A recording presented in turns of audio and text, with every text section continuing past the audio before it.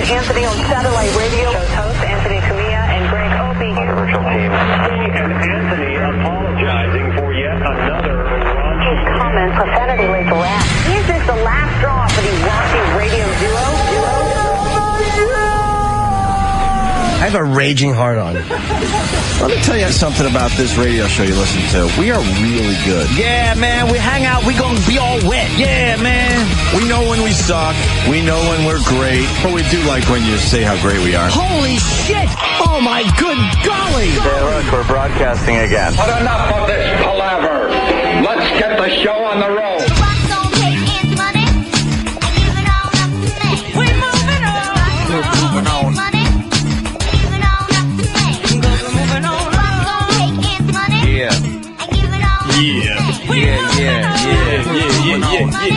Yeah. Oh, yes, what happened yesterday? Good morning. Welcome to the Opie and Anthony Show. On this historic... Well, they're calling it a very day. Historic day. Yes, Anthony. Oh, Opie. Historic day. Yeah.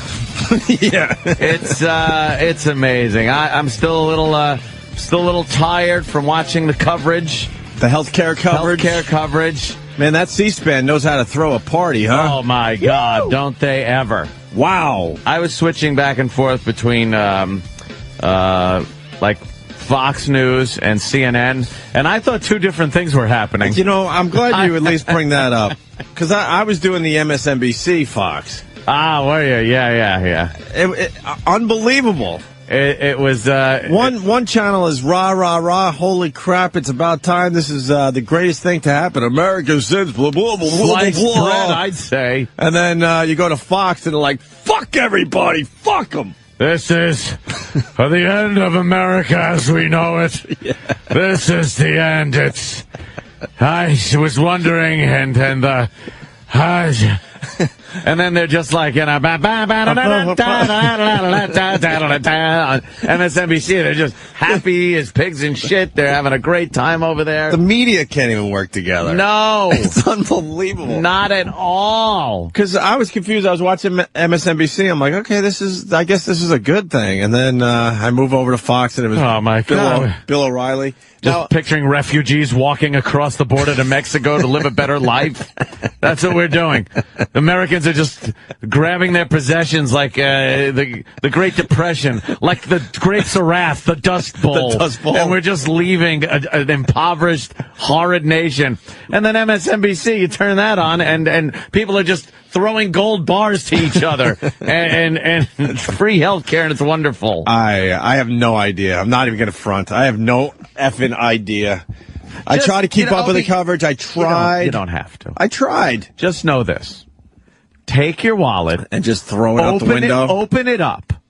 And whatever money is in there, and by wallet I figuratively mean that. I mean by wallet, you know, your bank accounts, any capital you have, anything like that. And just throw it to the government now. Just throw it to the government.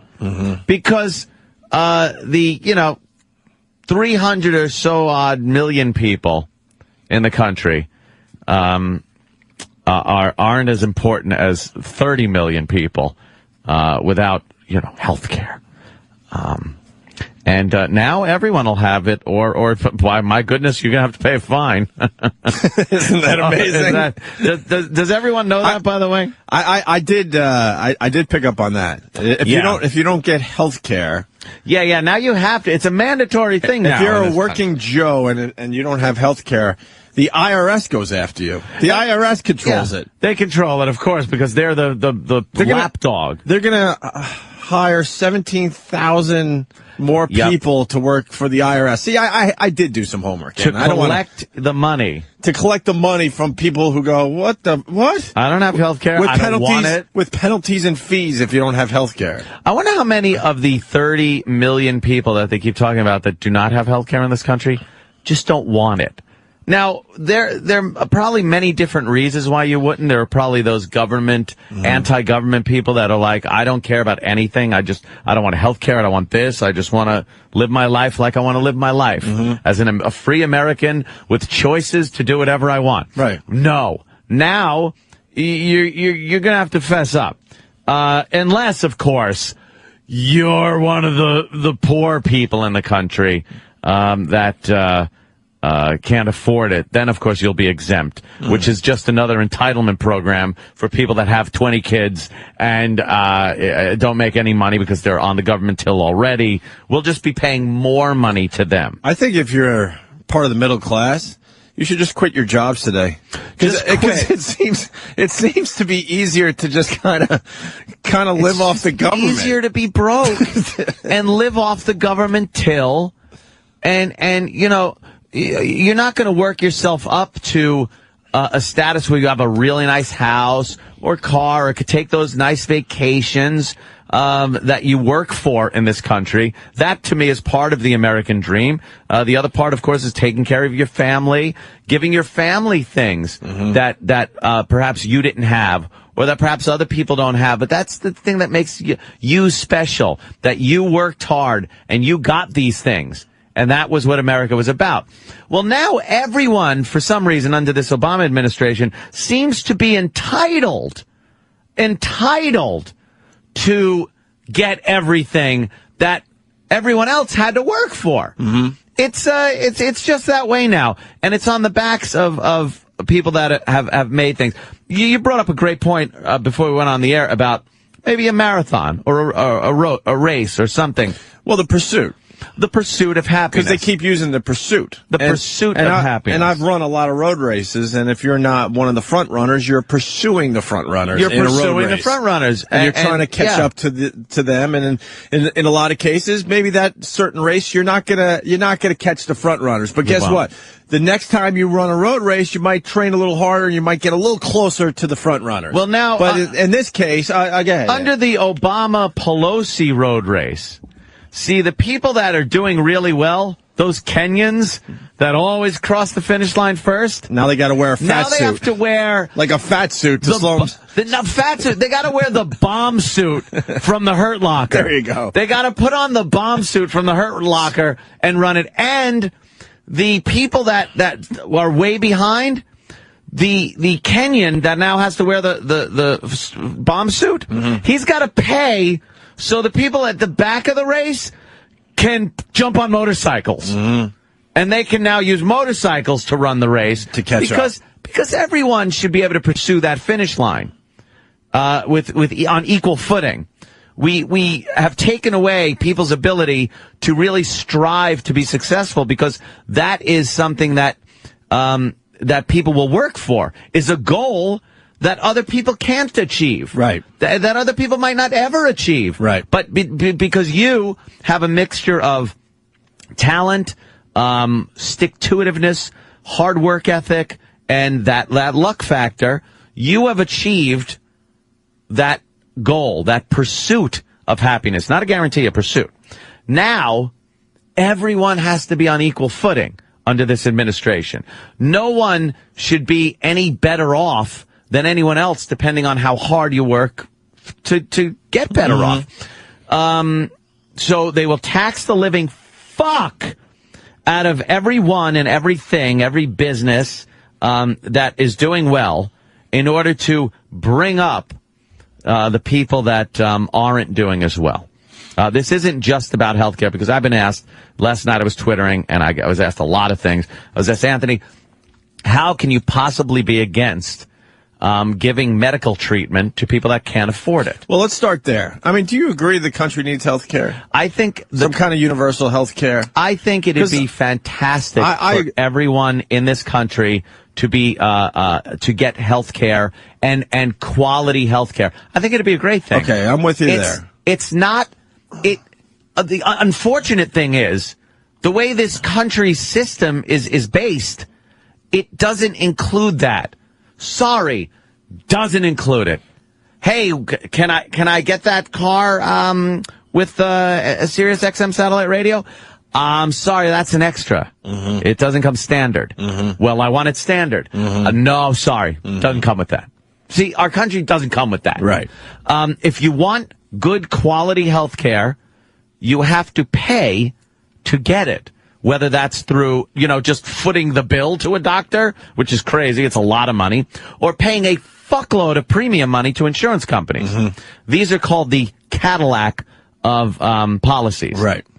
Which a lot of people can afford because they have achieved what is called the American dream. They have pursued life, liberty, and the pursuit of happiness. They have pursued it. They reached it. Now, those policies, by the way, if you want to keep, probably the policy you have is considered one of these. Mm-hmm. You're covered for anything, right? I think so. Yeah. Your wife is covered for everything. I think so. You pay a lot of money. I know because you probably have the same plan I do. Mm-hmm. When you get that bill, it's like, whoa, that's a lot of money. But you know what? I could walk into any fucking doctor and get any treatment I need on a fairly quickly basis. These will be taxed 40% Why? Excise tax. Why? On the Cadillac of policies. Why? You know why? Yeah. Because you don't deserve, Opie. You don't deserve to have that kind of good coverage because you have achieved some success in this country. You don't deserve it because some poor fuck can't afford his, so they will tax the fuck out of yours to pay for his. And we're in a weird position because this radio thing, you don't make money in radio. No. We've been lucky enough to make money in radio for the last, I don't know what, almost 10 years now? Yeah, by the way, that could stop tomorrow. Sure. But before that, it was many, many years of making average money. Making shit. And for most of my adult life, I didn't have health insurance. Mm-hmm. I'm trying to think when I started getting health insurance. Maybe when we moved to Boston. So maybe the last 15 years of my life I've had, not even 15, let's say 13, 14 years of my life I've had health insurance. Yeah. And I'm an older guy now. Yeah. I made it to 30 without health insurance. You didn't have it. I mean, is it a good like idea? Of course. And the way the Democrats and Obama and Pelosi, when they were giving their speeches last night after the vote, and how wonderful a thing this is, it sounded, utopian. It sounded great.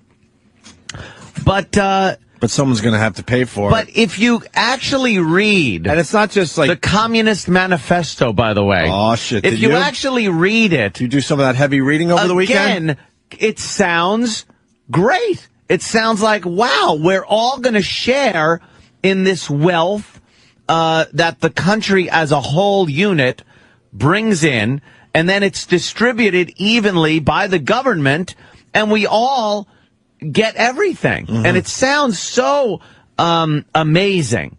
It sounds like such a great thing that no one's suffering, no one's really getting rich, but we're all in this pool of humanity that's surviving and doing great. Well, we all saw how that worked with the Soviet Union. It didn't. It just breeds contempt and corruption. There's no incentive, and that is what's happening in this country. The incentive to work hard and to use your talents to work yourself up and make something of yourself is being cut off at the knees. There's no incentive anymore because the only thing you get is penalized and you get villainized and you get things taken away from you to give to the people that didn't pursue the American dream. And how this whole thing went down is a little weird with the backroom dealings. Deals. And here's what happened. And again, I'm listening to CNN and Fox News and MSNBC. Did you go back and forth? Dude, I went back and forth like crazy. That's how I knew good. it. That's good. It looked crazy. Right. But the whole fact that, my God, what was your point with that? With the fuck. There's so many things coming in. Whoa. That the votes came in, that they got enough votes. Right. The backroom dealings and whatnot. Right. I twittered something last night that said this, the fact that they got enough votes, they didn't have enough votes. They didn't have enough votes just up to a couple of weeks ago and last week. Let me slow you down because I like to talk in way more general terms than you. Absolutely. Okay, so they're trying to do this healthcare reform. They don't have enough votes.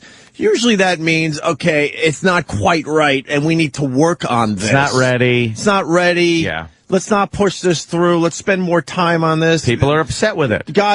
People are upset with it. God forbid, maybe we have to take another year to get this thing right. Right. That's sort of how America used to work. Yeah, whatever. But for the most part. But this time, no, fuck that. What is it going to take to shove it down our throats? Shove it down our throats. Get this done tonight. By the way, like you said before the show, Sunday night at midnight. Sunday at midnight is a great time to make history. If that doesn't say a lot. You know, I understand why Apollo 11 had to land on the moon at, I think, you know, or step out on the moon at 2 a.m. on a Saturday. Right. It was kind of logistics. They had to do that. Right. So when you say, where were you when you watched a man land on the moon? Most people it's another thing. It was very late. Most people have to say, well, I was sleeping. And some people dreaming. were sleeping. They watched it the next day, whatever. This is something like, look, why did you have to do this in the middle of the night on Sunday? Basically the middle of the night. Yeah.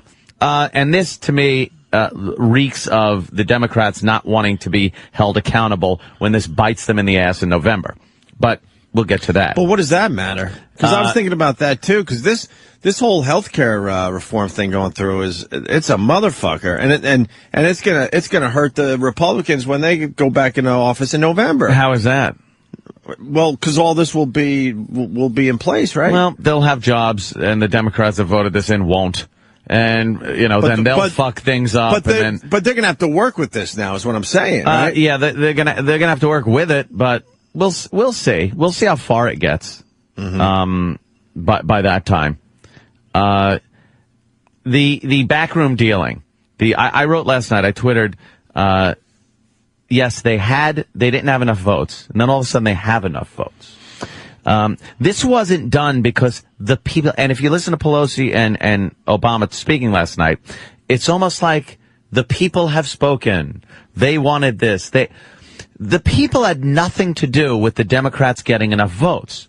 This was dealings. This was Obama flying around to different states and saying, what do you want to vote for this deal? What can I give you? What can I include in this bill to give you, so you vote for me, for this deal?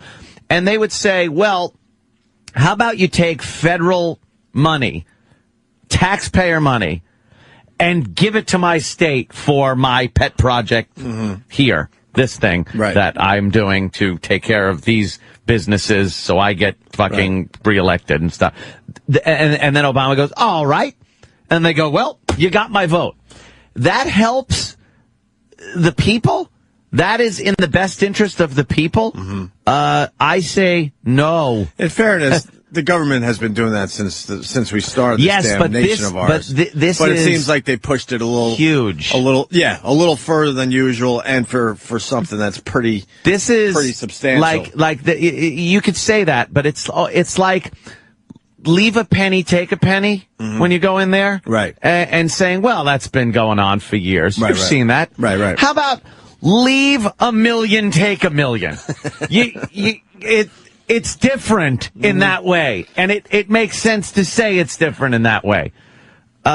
This is giant legislation, and it's going to cost a fuckload of money. And anyone who thinks it's not going to, just look at the timeline. There is no way they can even enact this quickly enough. They could pass the bill, but a lot of this shit ain't going to kick in until 2000, some of the shit until 2018. Really? After Obama's gone. This shit kicks in. Stuff immediately? Yeah, there's stuff that kicks in immediately. Of course, a lot of taxes kick in right away. I didn't know that. I thought everything just changed today. No, we have to start paying for this shit well before you start seeing any of it.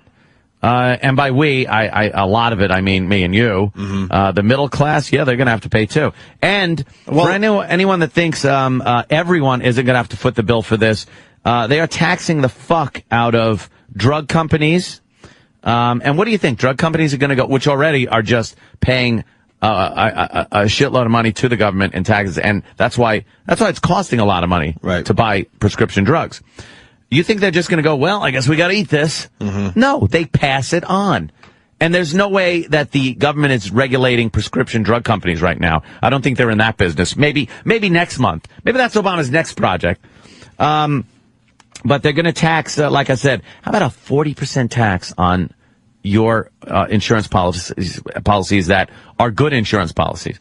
We've heard from Canadians, we've heard from Europeans, people in England that have socialized, state-run healthcare, and it isn't that good. I'm sorry. Yes, they can go into a doctor's office. Yes, they can get treatment, and yes, it doesn't cost them anything, or it costs them very little.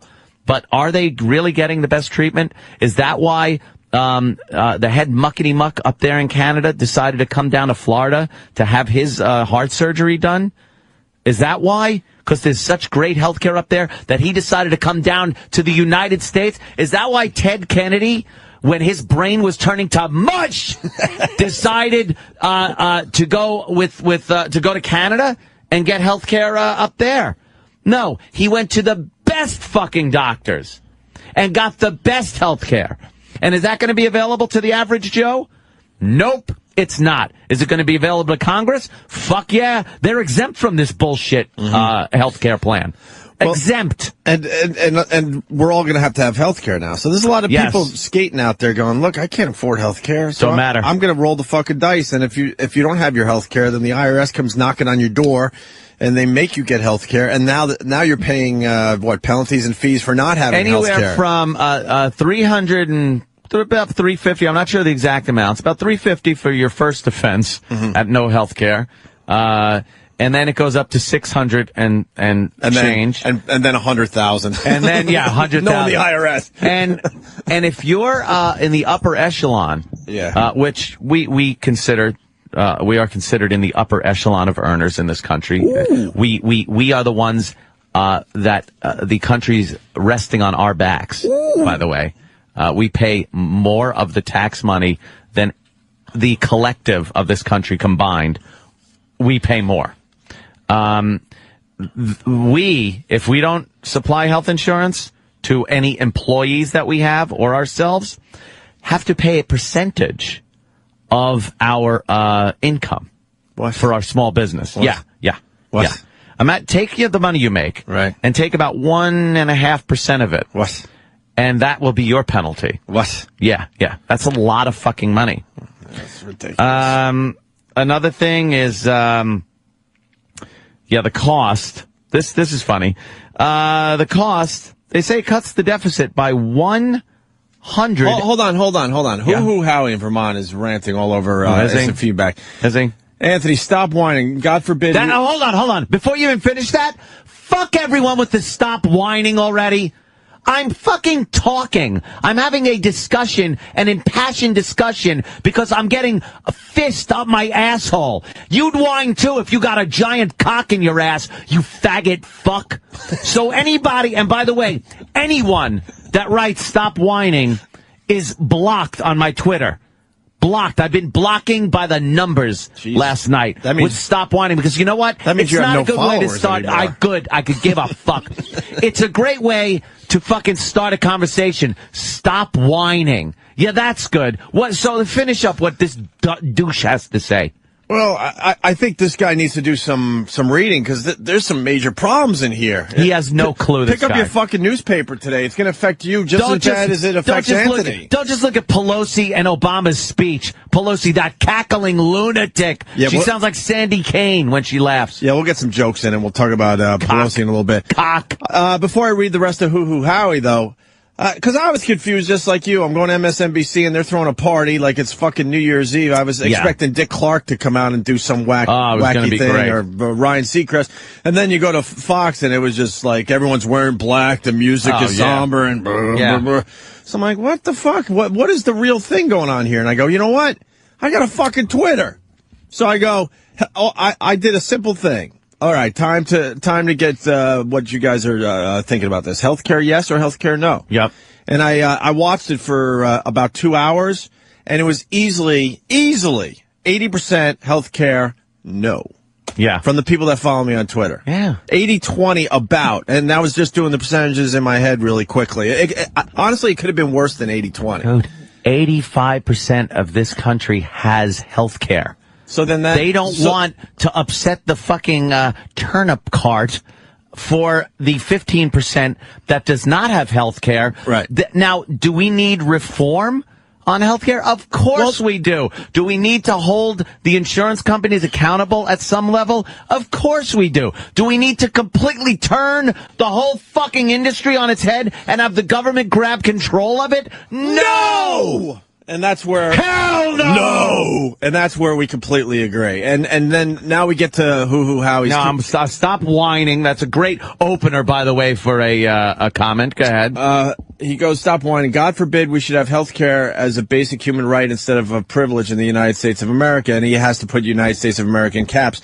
That's not what we've been saying this morning. You are an asshole. Fuck One of the you, first then. things I asked Anthony is, do you feel like we need health care in this country? And he basically said yes. Take the money out of the insurance companies' pockets. Yeah. Here's another one. God forbid you have to pay some of your precious gambling money to help some people. Cunt. That's Jared in Arkansas. You know what? Let me tell you something, Jared. If you were in my position, you wouldn't like it either. That's how it is. Wow. You wouldn't like it either. You know why? I worked for my fucking position in this country. Just like you were supposed to. Just like America says. You work, you fucking have the incentive to advance yourself, and you reap the rewards. Now you could sit on your fucking ass and reap the rewards on my back and on the backs of everyone else who, like you say, has enough money to maybe enjoy themselves. That seems to be the problem. And human rights, healthcare isn't a privilege or a right in this country. It is a privilege, dummy! And we lost a 10-year listener today. Good. Go fuck your mother's asshole and have her go to some fucking government-subsidized fucking meat clinic to sew up her fucking asshole. Go fuck yourself. There is a much bigger issue here. You guys got to read some of this stuff. They're basically changing how we do business in this country, first of all. Yeah. The government is now controlling way more than they should be controlling. By the way, you know what else is in this bill that no one knew about? And this isn't rich people yelling and screaming today. There's a lot of people yelling and screaming today. You wait. Look, in the end, it sucks if they take more money out of my pocket. It does, okay? But I'll be okay in the end. This is really going to affect a lot of people in that middle class area. Small business people are gonna feel this, right, Ant? They small already business owners are. I've pulled back with hiring people to work for me. Do you know I am a fucking corporate entity? Ooh. I hire people to work for me. I make jobs. Do you understand? I make jobs. Jared from Arkin shit.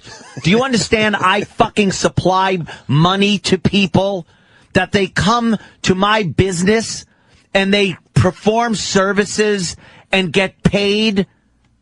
Do you understand? I can now look at my money and where it's going and decide I cannot do that now, that I have to do something else. I have to hold off on my hiring of other people. And then what do? What do you think happens to them down the line? They end up unemployed. They end up with less money because I am being taxed out of being able to hire people.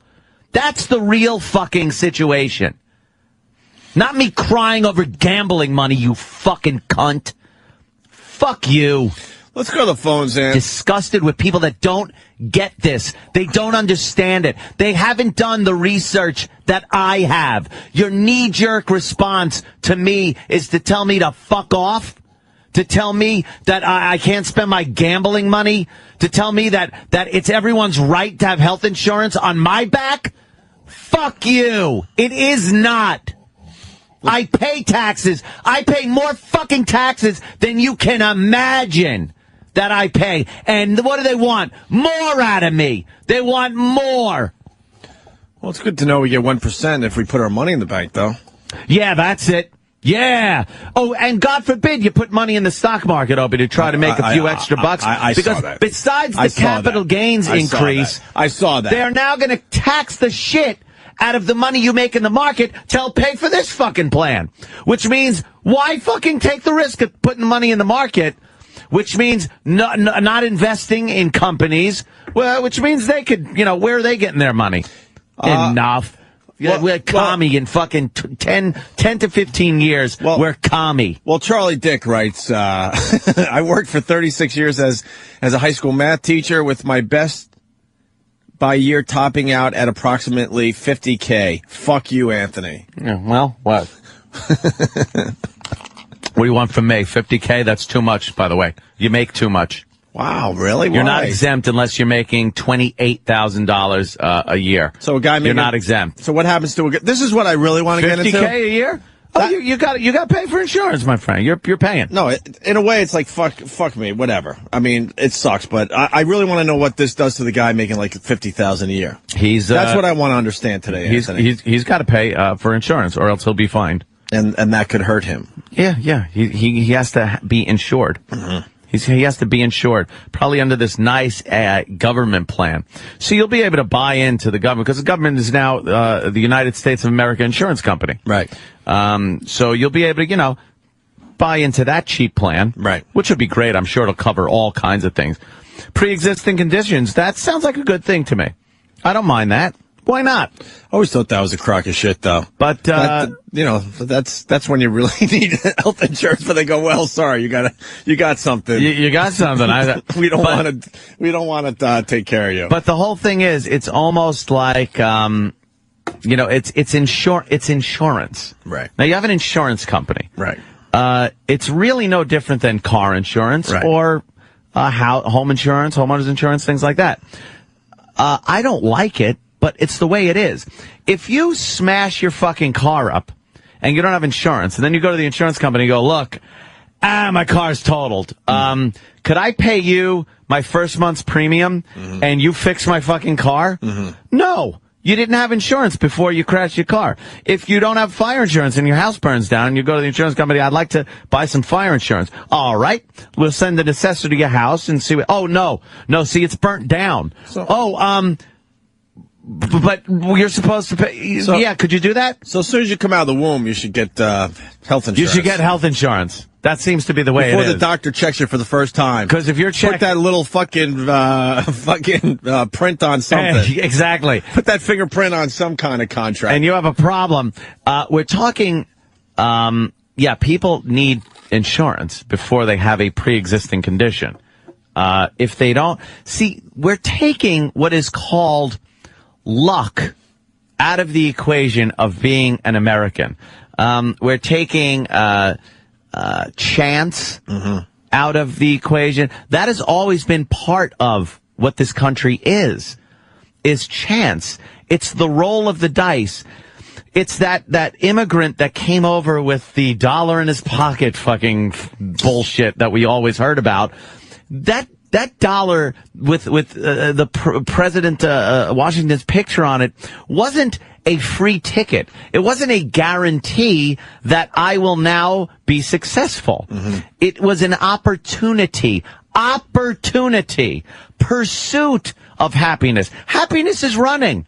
It's running away from you. You are pursuing. If you can figure out a way to catch happiness, then it's yours. If you can't, you will continue to pursue.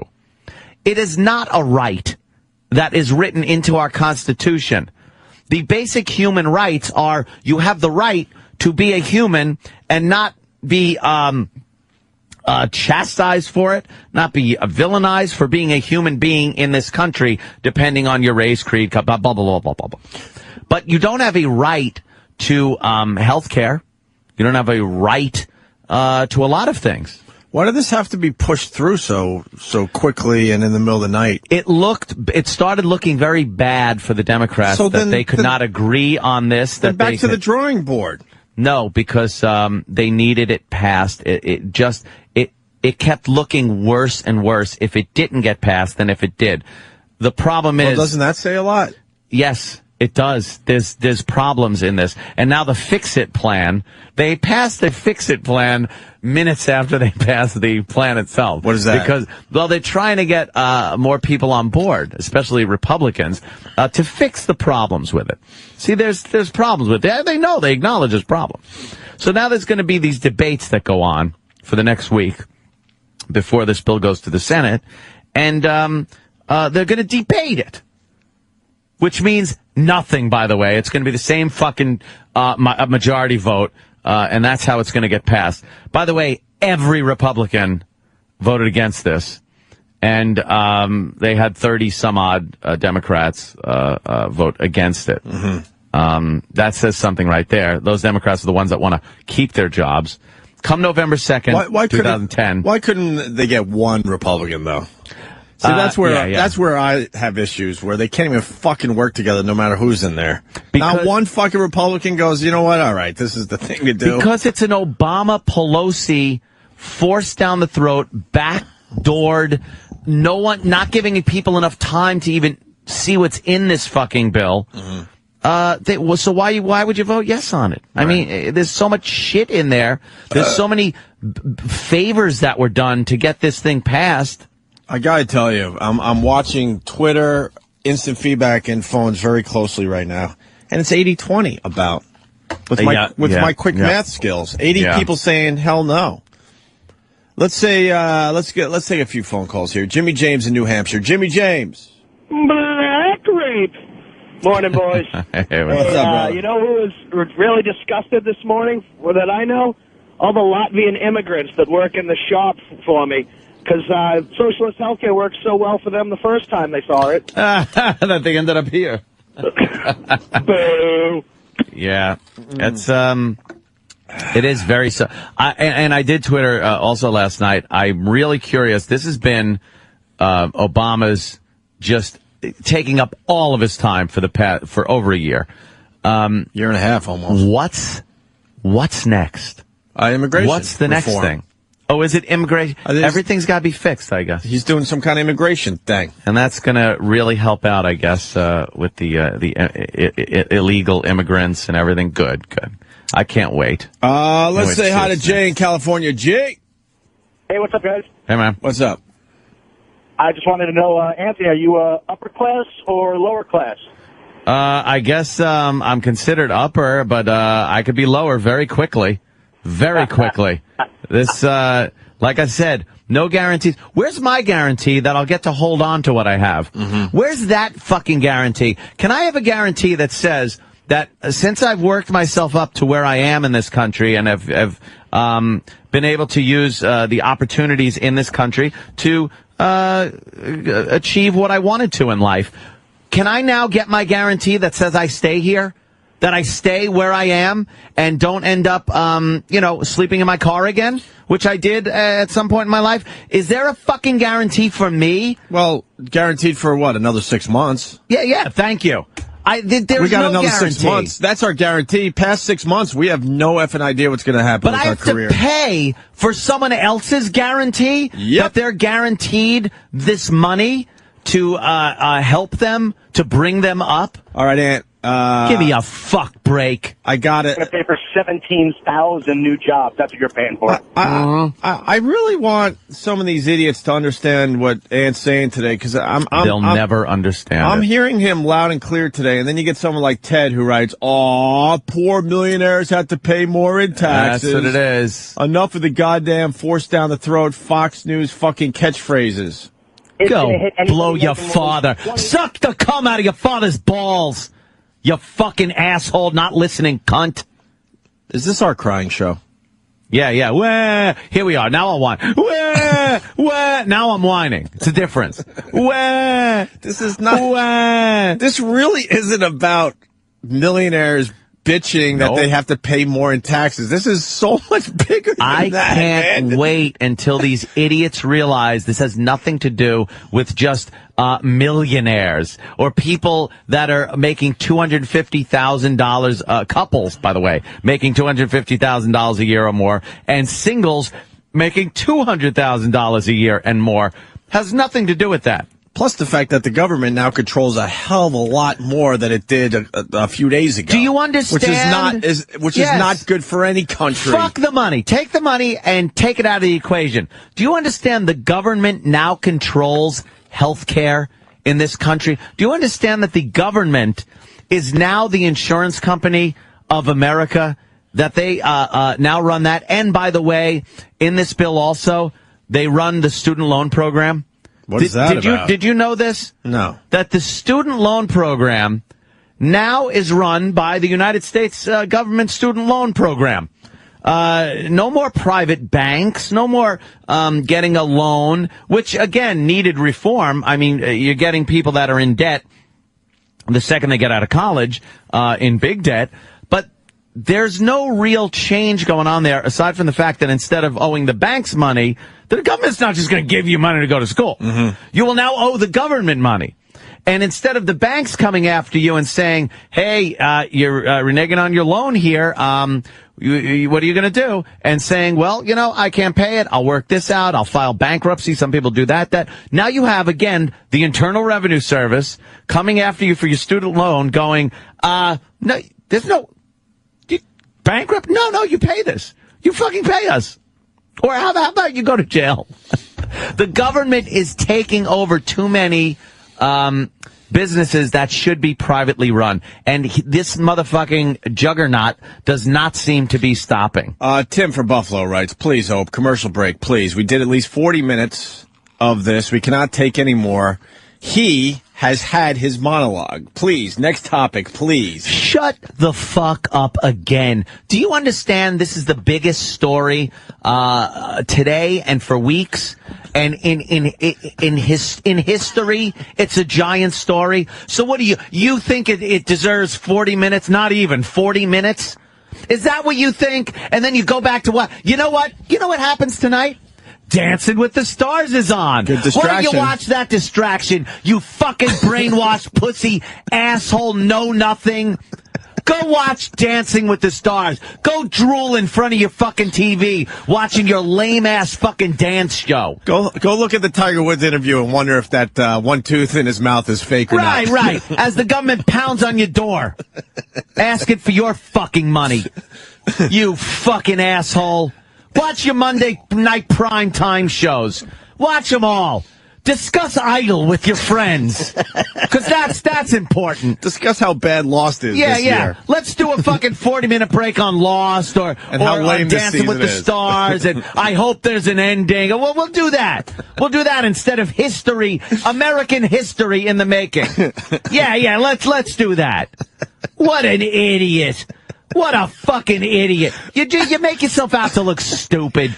Shut up. I've never seen more instant feedback. Every phone line is lit. As soon as I hang up on 10 new ones pop up.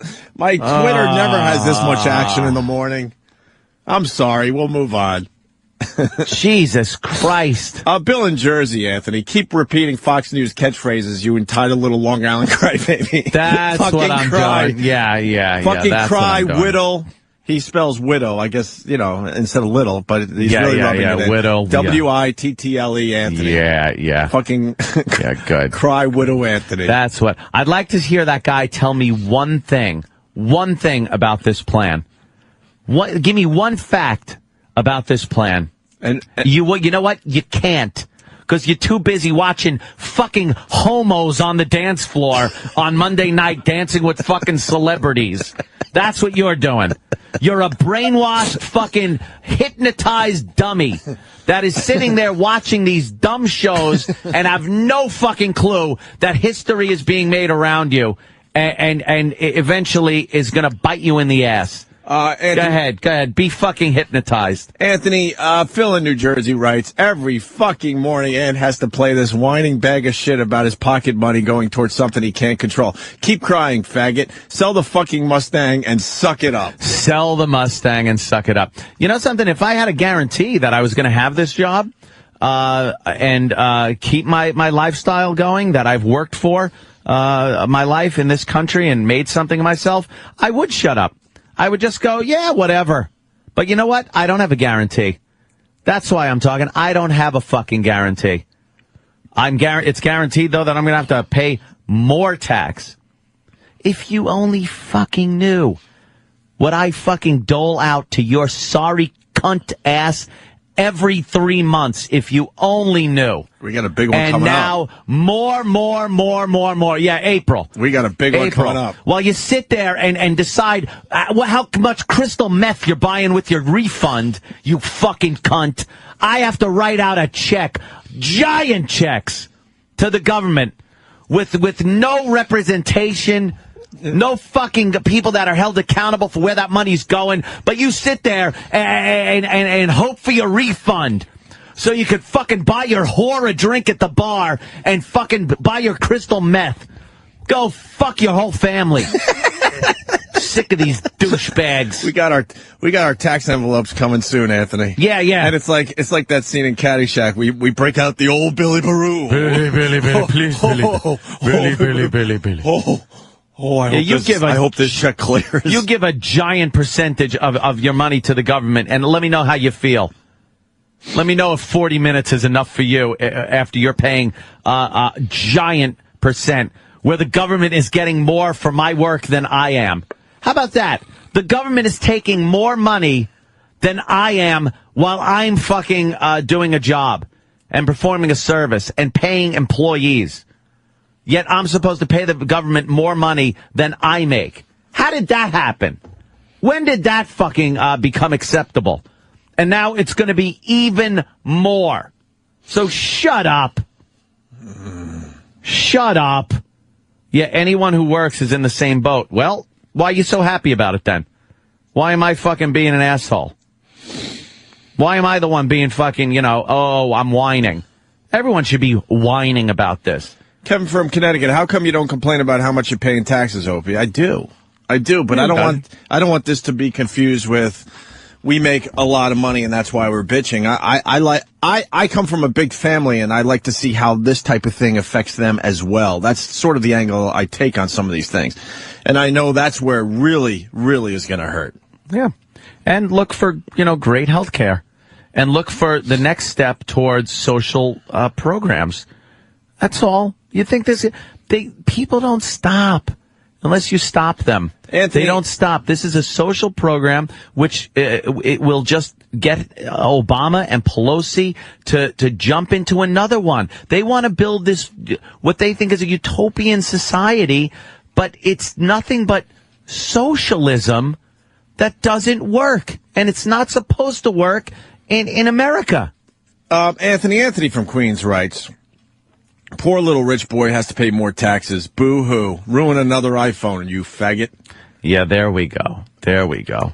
I, again, lived in my car. I worked my balls off. Most of your life you were poor. I figured out I had a talent. Yes, I was. Like dirt. I figured out I had talent. I got some luck. Things happened. And I was able to pursue what I wanted to pursue in this country. And now I'm being told that I have to give it back to the country because other people need to pursue that happiness and they need my money to do it. I wasn't given that choice when I was sleeping in my 79 Monza. Great car. It's not a right. It's not a right. It is a privilege. It's a charity. It's a redistribution of wealth. And not my wealth, everybody's wealth. You watch where programs like this go, please. Just watch. I'll shut up now. Well, now we'll fucking, all right, what do we got? Oh, Tiger. Oh, my God. Let's read about Tiger then. Let's do Tiger. Well, let me just go to the back of the paper and look at the TV section. Because, my God, let me see what happened. How's everyone's bracket doing? How's everyone March Madness bracket doing? Well, March doing? Madness, there was a few upsets there, Anthony. Who got oh, my God, by the way, who got thrown off of fucking Trump's show? Oh, I don't know. Oh, my God. We got to find out. I was too busy looking at that googly-eyed Nancy Pelosi last night. I didn't get to watch. Shut up. Don't talk about that. Opie, come on. We've already spent enough time. Wow, how's Nurse Jackie? Only 2.5 stars from Linda Stassi?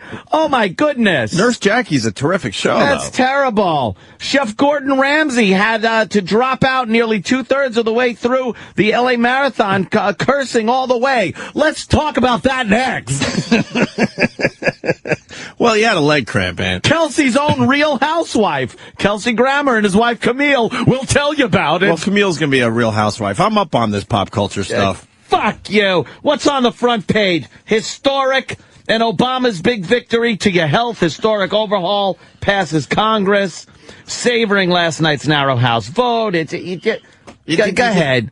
Go ahead. Just don't pay attention. You want to know what happened to Ramsey or not? His calf muscle tightened up, and he felt like he couldn't continue. I hope he's got health care. He could go to the doctor. And Let's say hi to Dan in Knoxville. Dan. Hey, what's going on, guys? Hey. Hi. Man, you gotta love Anthony. What a patriot. What a fucking patriot. Thank you. At least somebody sees it as being a patriot and not whining. Oh, I'm actually sick at my stomach that this health care passed, because I know where it's heading. And these douchebags calling in, these class envy idiots. What is the problem with Anthony and Opie being successful? I mean, what's the problem with that? You can be successful in this country, but not anymore you can't. Yeah. You're going to get taxed out your ass paying for this health care, and then the price of goods are going to go up. These little people who think that it's not going to affect them, that they're going to get free health care, it ain't going to be free. All the products on the planet are going to go up to pay for this health care. They're taxing the shit out of drug companies, and they're not just going to eat it. It's going to be like it has forever. You when you tax something, people raise the price to offset the tax. Exactly. So when, they put a tax on cigarettes, it's not like the store owner goes, oh, well, I got to eat this. It gets passed on to the consumer. Well, fuck the cigarette thing, because we all know that story pretty well. But it's everything. Like pizza tax. They're talking about pizza tax. Hey, guys, pizza tax. Soda tax. What? I called in a couple of weeks ago. You told me to call back. I've lost 13 pounds. I'm the one that called in. Oh, you're the fat Right, fuck trucker guy. Fuck. Yeah. But I went to the doctor just recently to get a clean bill of health. Do you think that I would be able to get into my doctor and have her set up a stress test for my heart this Friday? I'd be in line for like 3 months with this health care thing. I mean, I was able to get in, get a stress test set for this Friday. I lost 13 pounds. I remember you. You're the guy that went, water! Well, we suggested you drink water instead of, 20 sodas a day or whatever the hell it was. Yeah, and I heard you like twice last week going like, I hate water. Give me coffee or something like that. Well, no, we were kind of like quoting you, sir. Ever since you said water, we've been laughing our asses off. How'd you lose the 13 pounds? Just cutting down on potatoes, starch, foods, pasta, just snacks, like maybe just eating some sugar-free candy and sucking on it for a few hours and just not eating, chips and stuff. Look, man, losing weight. I haven't even exercised any, and I lost 13 pounds without even walking. Well, good. Hey, we should discuss how he lost the 13 pounds. This is way more important than the health care reform. He just stopped eating fatty shit and didn't even exercise. That's good. There you go. The guy does make. If I want to exercise, I'll probably start losing more. But not like a tuna salad and take pieces of like red pepper or green pepper, like slices, and dipping it in tuna salad and just all right. Don't worry, because soon they'll be legislated. Soon they already are legislating against bad food, so you won't even have to worry about that. The government will tell you what you can and cannot eat. And make it a luxury to eat something and drink something like soda. And what does a luxury mean? Does that mean there's a luxury tax? Yes, luxury tax. They'll tax the shit out of it and make it so it's more expensive for you to eat, because it's the government that should tell you not to eat too much, and not somebody like yourself who, by the way, we all in here sit here.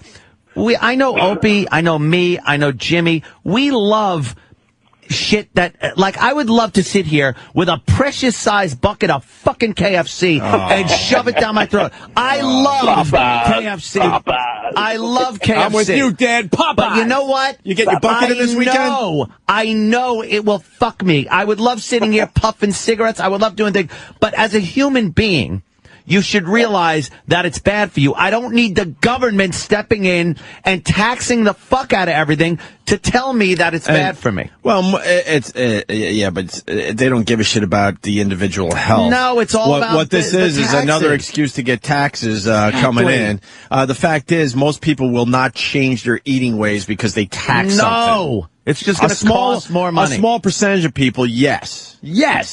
But the majority will not change their eating habits if something is taxed. No. Which makes this whole thing complete bullshit. The government doesn't care about the individual. No one I know, by the way, and I don't only know rich people, fuckos. No one I know, by the way, quit smoking because the cost of cigarettes got too high. No. Nobody. They just bitch more, which is going to lead them quicker to a heart attack because of the stress. The stress of having to pay so much for their fix. Everyone I know that quit for reasons of health. They said, I don't feel like smoking. I know it's bad for me. I can't walk up the stairs without huffing and puffing or whatever. Whatever the reason was, it wasn't that it cost too much. And they keep taxing the shit out of it because they know people are going to pay. Mm-hmm. All right, Dan. Congratulations on the 13 pounds, but let's be honest, you'll gain that back by the summer. And they're taxing your tanning boots, too. I don't think I have too. another chance. Remember, I had the triple bypass. I don't think I have another chance at life. And how old are you again? Son. 52. Remember, I had the triple bypass. Yeah, 52, triple bypass, overweight, trucker, doesn't like water, but he's turning it around a little bit. I think you'd have been dead under the socialized healthcare system. Right on, Dan. Right on. Yeah, but watch out for cap and trade. These people need to wake up, man. That's the next thing. Yeah, that's the next. That's the next thing that's hitting. All right, it's gonna be great. Dan knows some of his shit. Yeah. You want to just go down the line? Yeah, why not? Because I don't want people to think that we're picking and choosing. No, here. of course I'll not. go from line 1 all the way down to line 10. That's what we do today. Tom, Staten Island, what's up? Hey, what's going on? Hey, Tom. Hey, so Ed says that, health care is not a right, but how about the military? How about all the money we're pouring in the military? I don't hear you crying about that all the time. There's a purpose for the military. It's there to, protect the country. Well, there's a purpose for health care. It's there to protect the people, the taxpayers. Oh my God! From when they get sick and whatnot. The military is a right to be protected as an American citizen. Not healthcare and the military. You are way off base on this one. One has nothing to do with the other. I don't know. I don't even know what you mean by that. The tax money goes for both. You're a taxpayer. You have no say in what the military does. It can go after any country and spend all this money in the military. No, it can't. You have no say in where the money goes. I have no say in where the military goes.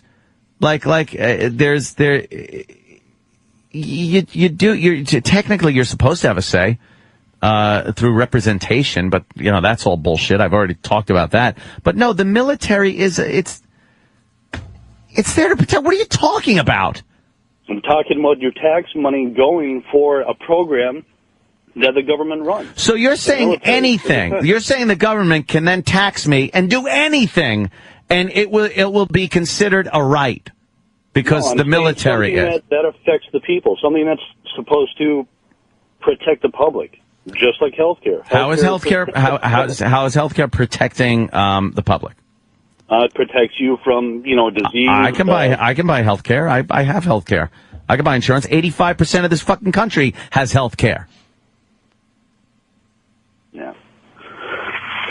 Yeah. Yeah. Okay. So Hello? 85% of the country has healthcare. Yes, but you don't necessarily have a say on the cost of drugs, cost of pharmaceuticals. No, because it's free enterprise.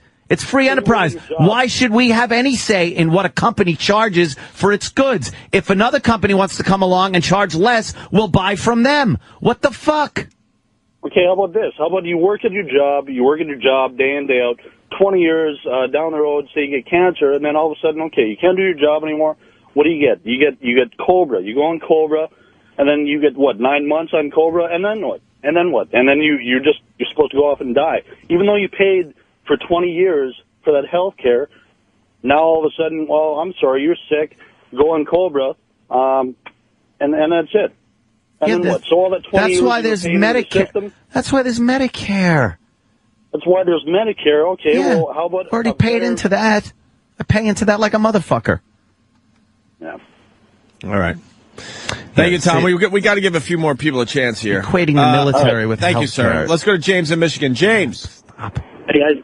Hey, what buddy. about the fact that the unions get to be exempt from this, and also that the Senate and the House aren't even affected by this plan because they have their own health care? They have fantastic health care, by the way. Why don't they lead by example, though? Why are they exempt from this? Why? Because you think Teddy Kennedy wanted his head drilled open by some fucking doctor, or have to wait in line like everybody else will have to wait? But if this thing is so great, why do they lead by example? Exactly, because it's not great. It's not. And what's up with the tanning bed thing you mentioned? Yeah, they're putting a big tax on your tanning beds. Oh, oh boy, I think tanning is stupid anyway. That's gonna affect Snooki. What is she gonna I know. do? What the fuck is she gonna do? All the Guidos, they're gonna have to go with spray-ons. She might have to start like fucking blowing guys or something to make money for her Exactly. tanning. Why don't we talk about how it affects Snooki? Oh, and the new season down in Florida, I hear. You fucking mindless twits. You're mindless fucking zombies just drooling in front of a television, watching crap. Do a little research. I'm an asshole, and the people that are calling me assholes, I'd love for them to call up and actually have one viable discussion about what the fuck is going on. Well, we're trying to get to 10, Ant. Right down the line instead of picking and choosing. So let's go to Brad in Atlanta, see what he wants. Brad, what do you got, buddy? Hey, I'm on board with you guys, and I think overall federal government's just really overstepping what they're, designed and put there for. Big problem with this is how about the fact that it takes 10 years of taxes to pay for it, but we only get 6 years of benefits.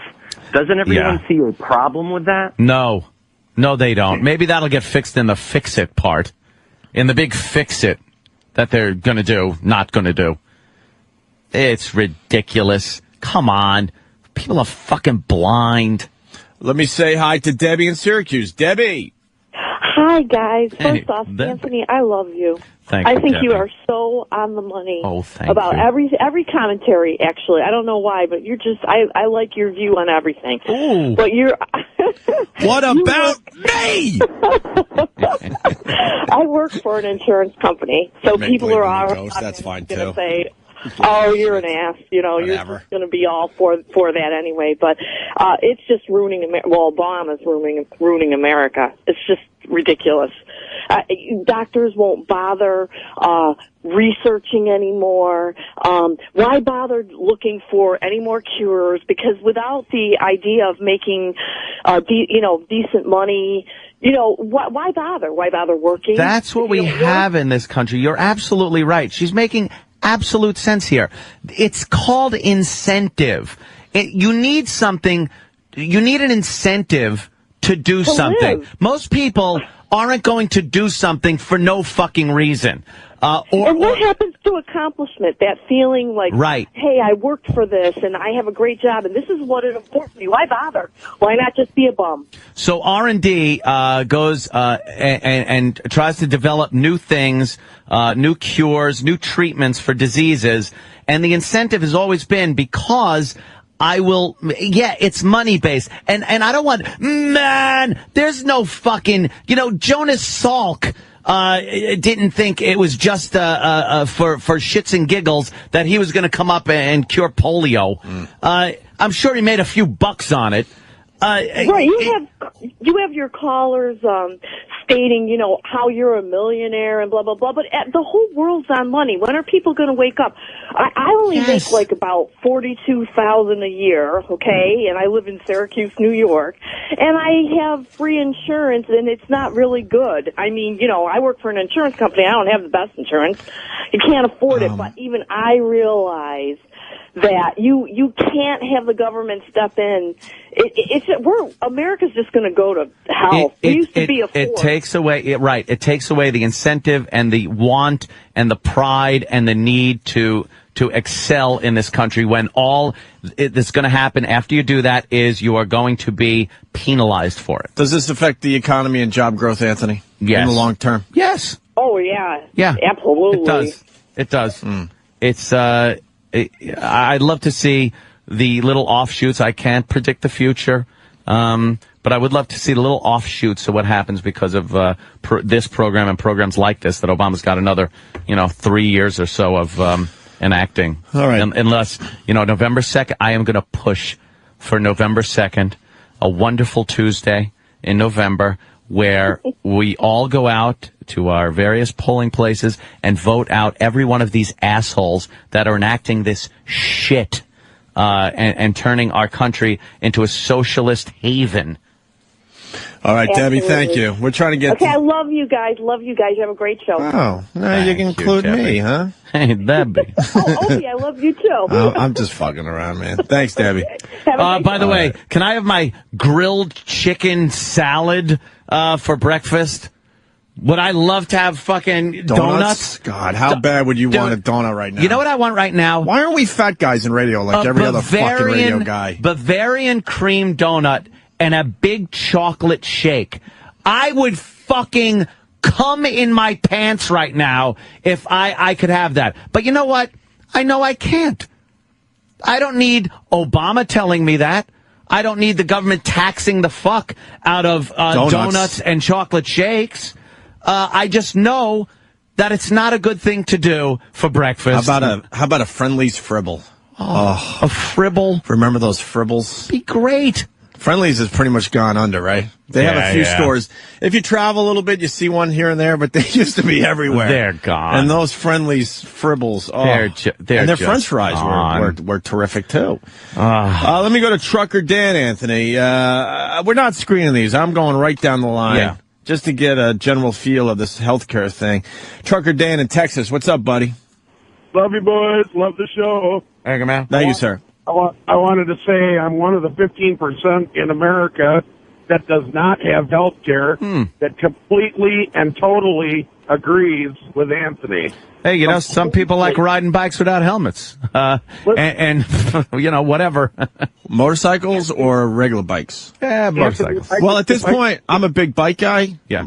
Pedal. The gay version. Yeah.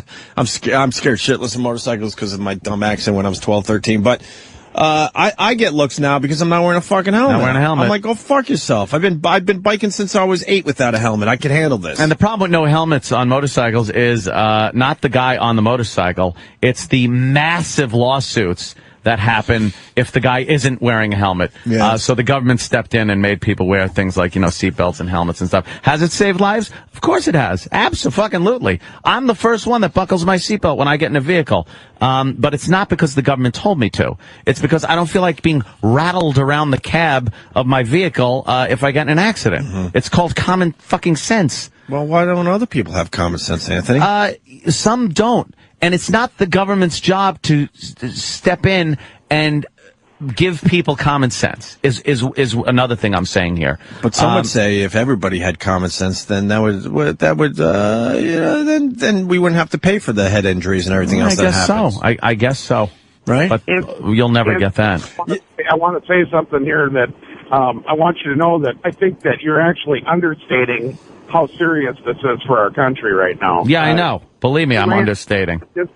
Your rant isn't even close to how bad we're going to get fucked by this thing. And I'm telling you that from a point of view of a guy who does not have insurance right now. And I'm looking for an employer where I can get onto a company insurance program, so on and so forth right now. The company I work for is a little small for that, but whatever, that's fine. But the country itself is going to be so screwed financially by this. And it's just the beginning. I mean, your rant is right on, but it's actually a little mild. Yeah, I know. Some people, some people like rolling the dice, and that's part of what this country's about too. You roll the dice. You go, something? I don't have health care, but I'm not paying out the money in premiums every month, so I have a little extra money to do this or get this or try to get to hear with the amount of money. And it is rolling the dice. You're taking a gamble that, you don't have some catastrophic illness that's going to cost you a shitload of money or whatnot. But again, that is, unfortunately for some, fortunately for others, the American way. You have choices. You're supposed to have choices. The government isn't supposed to step into every aspect of your life to and then tell you that it's a right, when indeed it's your choice. The people are getting very confused these days between rights and choices. You have rights to do certain things, and you have restrictions on certain things, and then you have choices to be stupid, to be smart, to maybe gamble with your own existence. You do have that choice, but it's being taken away by the day by the government. Anthony, the great Ben Franklin said, common sense is not so common. See? And That's Trucker very Dan, good. you're one of the 15% that doesn't have health care, and you agree with Anthony, right? Right, and You just said for the that? record, I've been riding motorcycles since 1978, and they take them helmets and shove them up their ass. I don't need no lid law to tell me.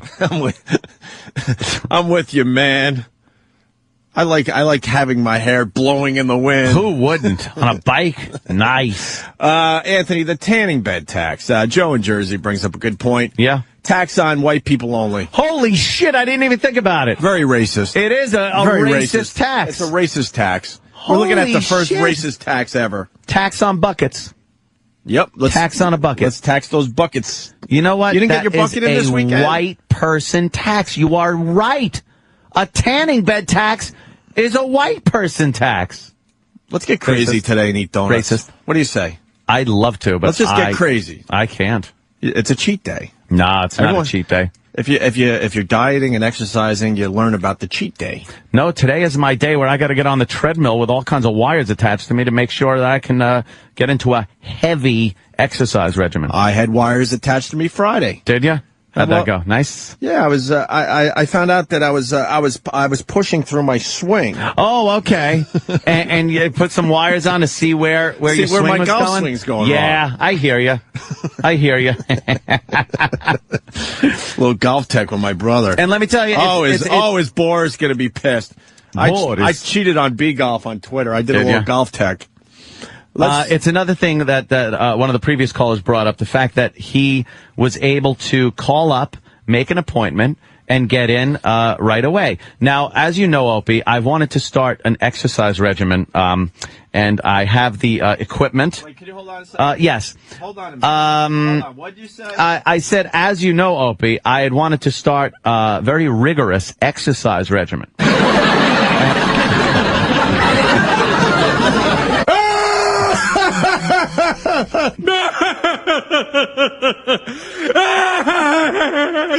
you see that jerk? Did he say, what are you, nuts? Get out of here. Exactly right. Well, I think something fell on your instant replay. Sorry about that. Some sounds came out of it. I want to apologize to the people. I got some donut crap on my board. Yeah, that must have been it. Yeah. So I want to study a very rigorous exercise regimen. I have a personal trainer. I have the equipment and the drive and motivation to do such. I did it before the holidays rolled around. Other things, unforeseen things in my life. I was just like, what holiday? Easter? Well, no, it was, fucking everywhere from Thanksgiving, Christmas, till after that. And then once you stop, you're just like, man, this really sucks. So, I wanted to get a clean bill of health. So I went to, the doctor last week, everything hunky-dory. And then today I go and, they hook up the electrodes to you. You get on the treadmill. And they take a look at that and make sure everything's great. And then I start my workout, next week. And, it's a stress test. And I was able to call up. And then it's like, so what's your insurance company? And I told them and stuff. And I get in. Now, can everyone do that? No. But I don't want to sacrifice what I've worked for to get to that point in my life, with the chance that I might not be able to do that in the future. I want the best doctors. I want to be able to make an appointment and not have to wait on a waiting list because fucking urethra had 20,000 kids and, all them are sitting in a fucking office getting free health care on my fucking bill. I don't want to do that. Mm-hmm. So I can't be for this healthcare system. It seems like the answer is somewhere in between, though. Yes, her name's Urethra. It's a good name. Seems like the answer is somewhere in between, though. The answer is basic health care for everybody without it breaking everybody else's backs. Yeah, the answer is why can't we figure that out as a nation? I kind of liked the idea of state to state competition between insurance companies. We pay a lot of money in certain states, other states not so much.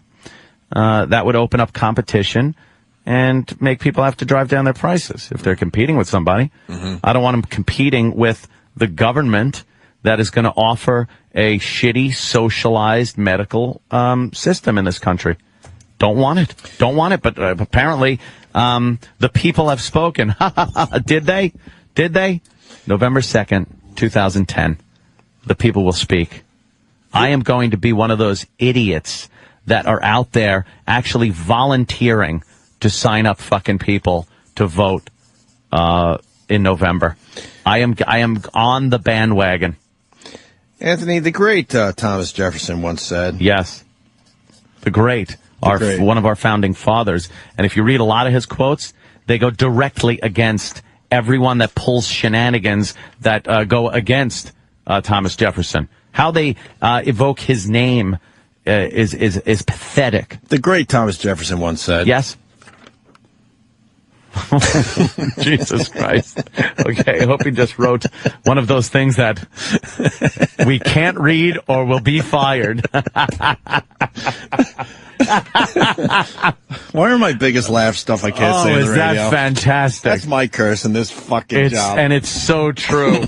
Oh my God, is that fucking great. That is exactly what our founding fathers would have said. All right. Should we take our first break? Yeah, let's take our break. Some dude just said that his balls just exploded. He had to take a leak so bad. Oh, shit. I hope he urine is just flying all over the fucking I hope he's got room. insurance. We'll go back to your phone calls in a minute. And I started this last night, but you know what? Everyone's awake and ready to roll today, so I'm going to do another poll on my dumb Twitter, Opie Radio. I want to do the healthcare, no healthcare yes thing again. Wait for me, though, because I want to hashtag it so we get a little action out there. But I also need a why. If you say healthcare yes, and then you give a little why in your 140 characters, okay? We have a backstage with E-Rock. Yeah. We'll do it after the break. E-Rock. Is this true? Is this breaking news? Is this breaking Opie and Anthony news? See, Anthony, we got our own distractions. We certainly do. Fuck the healthcare thing when we got Opie and Anthony breaking news. Sam? Remember those slick new shoes that E-Rock debuted on Wednesday? Oh yeah. How could what were they, the Jordans? Those? The shiny Jordans that look like... It looked like spats. His shiny Nike outlet Jordans. No, there was a better line than the spats thing. Somebody said, whatever. Yeah, he looked spats like was good tap dancing shoes from the Cotton Club. Bobby Soxer's patent leather shoes. Mm-hmm. Yeah. Well, on Friday, you guys didn't notice it. I believe D-Boy might have been the first to notice, but he pointed out the shoes were debuted on Wednesday. By Friday, E-Rock was back to wearing his old shoes. But there's more to the story. Very good. Should we play it going into break now? It's another 3 minutes, but fuck it. Fuck you guys that have to take a break. Yeah? Well, he set up the bit, so why don't we play it now? Yeah, and we might have to comment on it, though. Yeah, if you want to comment. I mean, that's a hell of a tease. All right, we'll do it. All right, we'll do it right after the break. They're going to be glued to their radios. All right, we'll do that after the break. And more of your phone calls on healthcare. We'll talk about Tiger Woods basically saying nothing once again, which is fine. That's his right. That's what he does. But we did notice a little something. Yeah, he doesn't owe us shit. And if he doesn't want to answer these questions, guess what? He doesn't have to. No. But everyone is so fucking pissed off he's not answering the questions. I want to know just out of morbid curiosity, but he ain't going to talk. And he doesn't have to talk. And he didn't smile much. He smiled once when he was talking about actually playing golf. Well, And people did notice there is one discolored tooth, front tooth, in his head there. That a lot of speculation as to whether that was knocked out the night of the big brawl. Yeah, but that's basic shit. If you're going to have a close-up on ESPN in a 5-minute interview, you'd make sure your teeth looked like they didn't look like they were knocked out. Yeah, I guess he got as close as he could, though. You know. All right, we'll figure it all out next. And Dancing with the Stars starts tonight or something. Oh, here we go, everyone. Distractions abound. Don't worry, people. When we come back, distractions. That's hey, Gosling's on the show. Oh, shit. Who the fuck is raising her goddamn kids? Well, maybe the nanny. See, this is the kind of stuff. I got one on the way, and I feel like I don't have time for anything anymore. This is what we need to address. She has how many? 8? Maybe she should go on Nanny 911 next. Oh, my God. Know what's even better about Dancing with the Stars? This Erin Andrews is on there, right? Yeah. Do you realize the only reason she's on Dance with the Stars, and I don't even want to listen to the other side of this argument, because this is really the real reason. She's on Dance with the Stars because we all became aware of her. A lot of people knew who she was in the sports world, but now mainstream media is aware of Erin Andrews. Why? Anybody? Because of the Peeping Tom. Right. So some Peeping Tom gets some video of her naked in a hotel room, right? That's the only fucking reason she's on Dancing with the Stars. That's the only fucking reason. And she's been bitching about this and saying that he didn't get enough time. He got a few months. He got 30 months, I think. Yeah. And she's been bitching that it's not enough time. But she's capitalizing on it. She's capitalizing on it, and I think the guy should not have to do jail time because he really just helped her career tremendously. Now she's a mainstream success, not just in the sports world. And that's the only reason she's on Dance with the Stars. She does realize that, right? She better. If we didn't see her naked with this voyeur video or whatever, this Peeping Tom video, she wouldn't be on Dance with the Stars. No way, Jose. That's right. Yes, we need a generation of super kids. You're so right, Stephen. Super kids have fixed this whole problem. Yeah, if we all had super kids, no one would be sick, and then we don't even give a shit about health care. You're so right. Yes. Distractions on the way. Stay there.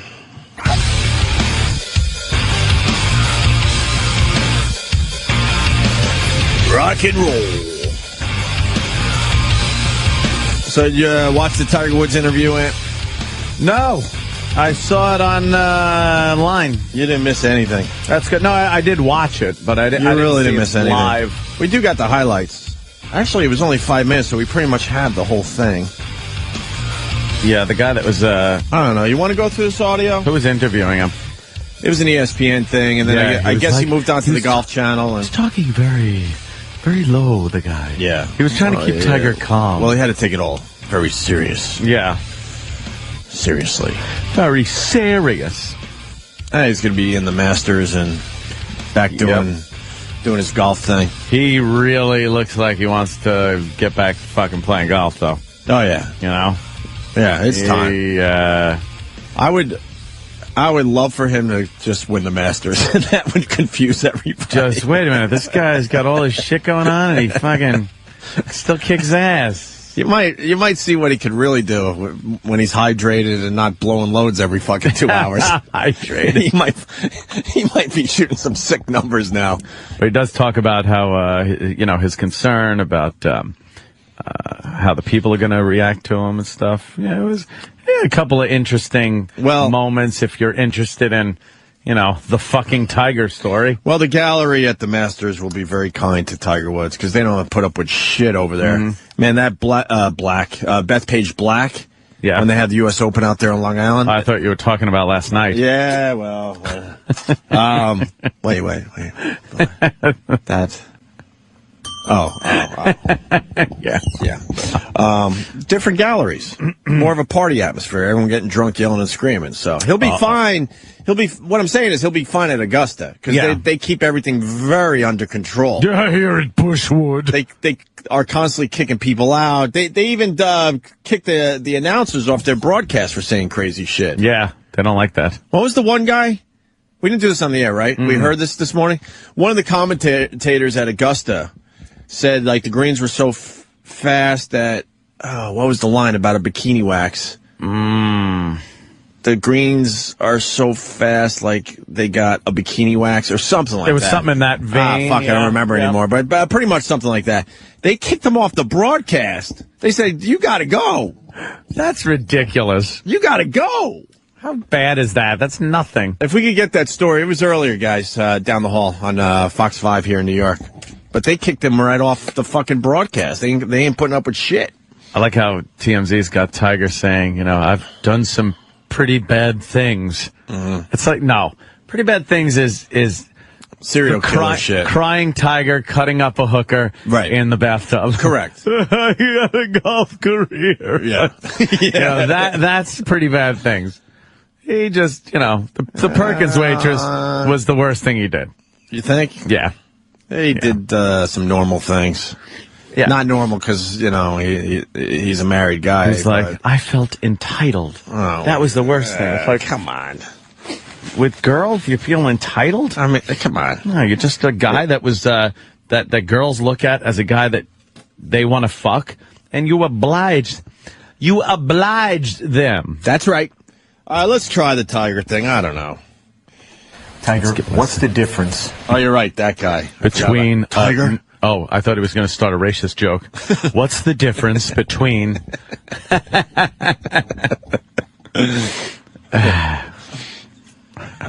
He just goes, what's the difference between a shaved pussy and a bald pussy? Tiger, comment? How great would that be, though? Tiger, what's the difference between a pizza and a black guy? Tiger, comment. That would be Tiger, what's the difference between a black man and a paperweight? Tiger, what's the difference? Okay, thank you to Kevin from Connecticut. Gary McCord, perched in the CBS Tower at 17th, quibbed on air that the greens at Augusta were so slick that the club must have used bikini wax on them. That's nothing. That's kind of, And that the bumpy terrain looked suspiciously like body bags. Yeah. Yeah, so they said, Gary, you got to go. Tiger, wow, it's nothing. Keith from Connecticut. Tiger, why no black chicks? Tiger, why? Why no black girls? Tiger, Perkins waitress, really? How great would that guy be if he just blew up his spot? Oh, Tiger's just like, what the fuck?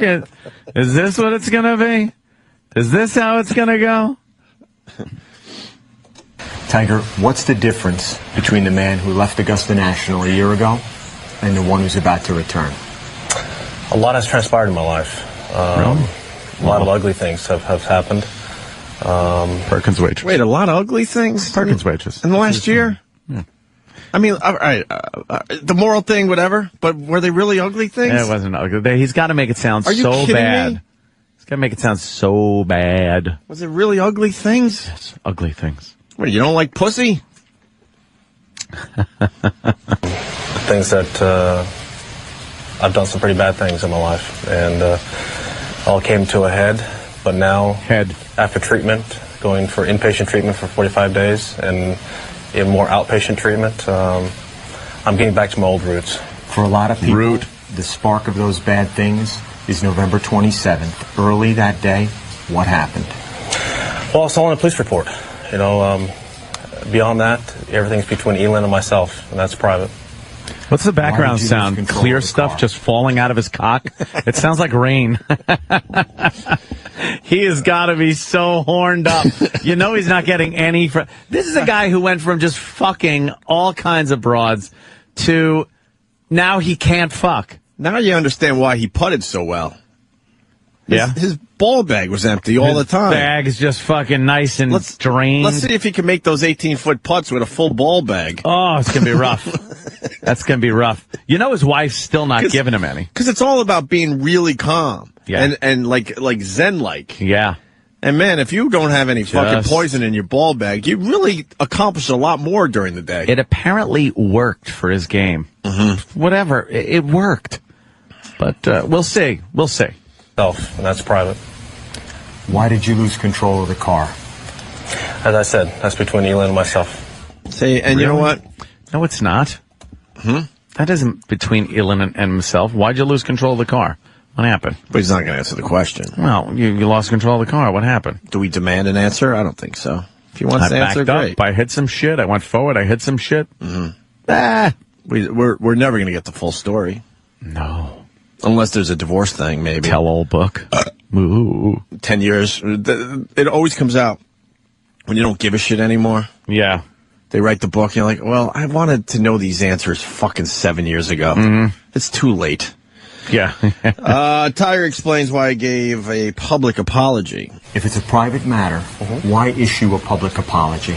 I owe a lot of people an apology. I hurt a lot of people, not just my wife, my friends, my colleagues, the public, kids who looked up to me. There were a lot of people that thought I was a different person, and my actions were not according to that, and that's why I had to apologize. I was so sorry for what I've done. Yeah, but that doesn't answer the question. Why a public apology if it's a private matter? If you're going to apologize to the people you hurt, you do that, and then maybe you release a statement on your website saying, I apologize to the people that need an apology. Right? Yes. But that was more to get his public image back rolling. Yeah, of course. It's all bullshit. Tiger does sound like... The whole world, this whole thing is bullshit.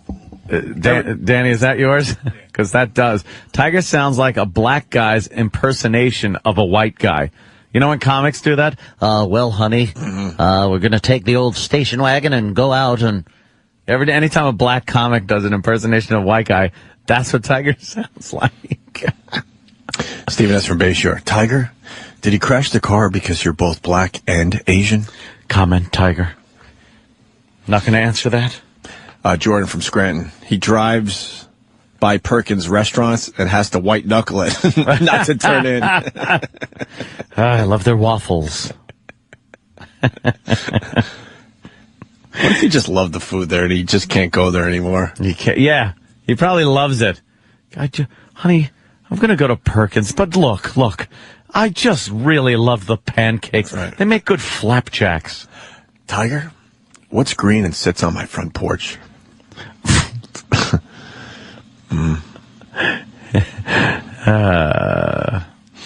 And the kids didn't know what happened. You're right, Ringo, from Ohio. Keith from Niagara Falls. Tiger, why no livestock? You said you were in treatment. The simple question is, for what? Well, that's a private matter as well. But I can tell you what, it was tough. It was really tough to look at yourself in a light that you never want to look at yourself. That's pretty brutal. What did you see? I saw a person that I never thought I would ever become. Who was that? See, this is all just bullshit. This is psychobabble. This is bullshit. Yeah. He knows the type of person he always was, and this was always in him, and he finally acted out on it. Yeah. Whether it's because he got married too young or never had a chance to have a real, childhood / adolescence. Yep. Where you are partying and trying to pick up women. Yeah, this is typical of somebody that It was always went into him. something very young and dedicated his life to it. He had a pretty overbearing father when it came to his golf game, and he excels at golf because he sacrificed those things that I think he kind of delved into later in life. So, Become. Who was that? Well, I got away from my core values, as I said earlier. I got away from my Buddhism. And I quit meditating. I quit doing all the things that my mom and dad had taught me. And as I said earlier in my statement, I felt entitled. And that is not how I was raised. Why not seek treatment before all of this came out? Well, I didn't know I was that bad. I didn't know I was that bad. I was living a life. How did you learn that? Stripping away denial, rationalization. You strip all that away and you find the truth. You strip away a Perkins waitress fucking uniform and you find the truth, the ugly truth too. It's got to be the ugly truth too. The ugly truth. He's so full of shit. The guy asked him, why didn't you do this before? It all came out, and he goes, I didn't know. You think the Perkins waitress had a sweat box after a 10-hour shift? God. You think he got right in there? You think that was something he was into? Right in there after a nice sweat box. Waiting tables. She pulled a double. Waiting tables, just bringing over people their flapjacks. And, as her flaps were going whoop, just whoop, whoop. stinking. She gets back to the room. She's like, I should really shower, though. I've been on my feet all day. And Tiger's just like, I don't care. Take your clothes off. Jesus. Let's see. Oh, God. She is. How can she be one of the Tiger girls? Danny pulled up a fucking, obviously, what is a Christmas card picture of her. That's the best she can do. Yeah, it doesn't get any better than that. Doesn't get any better. Let's go to Matt in Buffalo. Matt. Hey, boys. What's up, buddy? Hold on one sec. I got a police officer. Oh. I apologize. I just think it would be really cool if Tiger ended up figuring out that the whole reason he was really that great is because he was getting as much pussy as he possibly could. Yeah. The old Samson and his hair gag, right? Now, how about, let's say he comes back and he's just shanking everything and he just can't get anything going. Does he go back to the pussy? Because golf is everything to him. In the end, he cares more about golf than anything else in the world, including his wife and probably his kids. Yeah. So does he go back to pussy? Because now he's got to fucking get his game back. Not if he wants the wife and kids. That's for sure. Does he want the wife and kids? What does this guy want? I'm sorry. No, go ahead, Matt. I'm sorry. Yes, sir. Could you do an imitation of him just coming undone after shanking about, 30 balls? No. We'll have to actually wait to see him do that. What, do you got a bucket of fish in front of you? What's wrong with you? Am I a seal? Quack, quack. All right, Matt, thank you. Let's go back to this audio of this terrific 5-minute Who Gives a Shit interview that Tiger did yesterday. Given all that's happened, what's your measure of success at Augusta? 9 inches? Oh. Well, playing is one thing. I'm excited to get back and play. I'm excited to get to see the guys again. I really missed a lot of my friends out there. Guys. I miss competing. But still, I still have a lot more treatment to do. And just because I'm playing doesn't mean I'm going to stop going to treatment. What reception are you expecting from fans? I don't know. I am a little nervous about that, to be honest with you. That's, how much do you care? It would be nice to hear a couple claps here and there. But I also hope they'll also clap for birdies, too. He threw a little golf joke in there. I'll clap for birdies, too, which means, I'm doing well. He'll get a couple of claps out there. All the girls that fucked him just standing by the tee box. Yeah. The whores. You know, one of them will try to make an appearance. How distracting would that be for poor Tiger? One of them will do something stupid. That is going to be an interesting tee-off, I think. The first time he steps up there to the first tee and see what the reaction is like. It's going to be... What do you think? His first drive right down the middle, and then some stupid golf guy's going to go, it's like he never left. You think the announcers are like, and that's the Tiger Woods we've known for many years. It's obviously the scandal having nothing to do with his golf game here. He's doing a wonderful jab. But everybody will be watching. A lot of non-golf fans will be watching. Oh, yeah. What's up, Sam? I want to see a disaster, quite frankly. That's the thing you asked for. Well, I think we did it, but all right. Thank you. Yeah, I want to see a complete meltdown from the first fucking tee shot. I want to see him drive the ball like I do. That's what I want to see. I want to see Tiger play golf like me. A worm burner. A fucking elephant's ass. High and it stinks. Just one of those straight up, straight down. Doesn't go past the ladies' tee. I want Tiger to have to do a dick out. Dick out. Dick out. For you non-golf fans, if you tee the ball and hit it and it doesn't go past the ladies' tees, legend has it that you're supposed to walk to your ball with your dick out. With your dick out, yeah. I don't think anyone's actually done that. It's just called dick out. Hey, speak for yourself. We play that way when we're playing well. With our dicks out. And finally this from Tiger. In the last 4 months, Tiger, what's been the low point? The Perkins waitress. It's gotta be, right? The Perkins waitress. Very low. With her sweatbox. I don't know what I was thinking. I've had a lot of low points. Just when I didn't think I could get lower, it got lower. An example?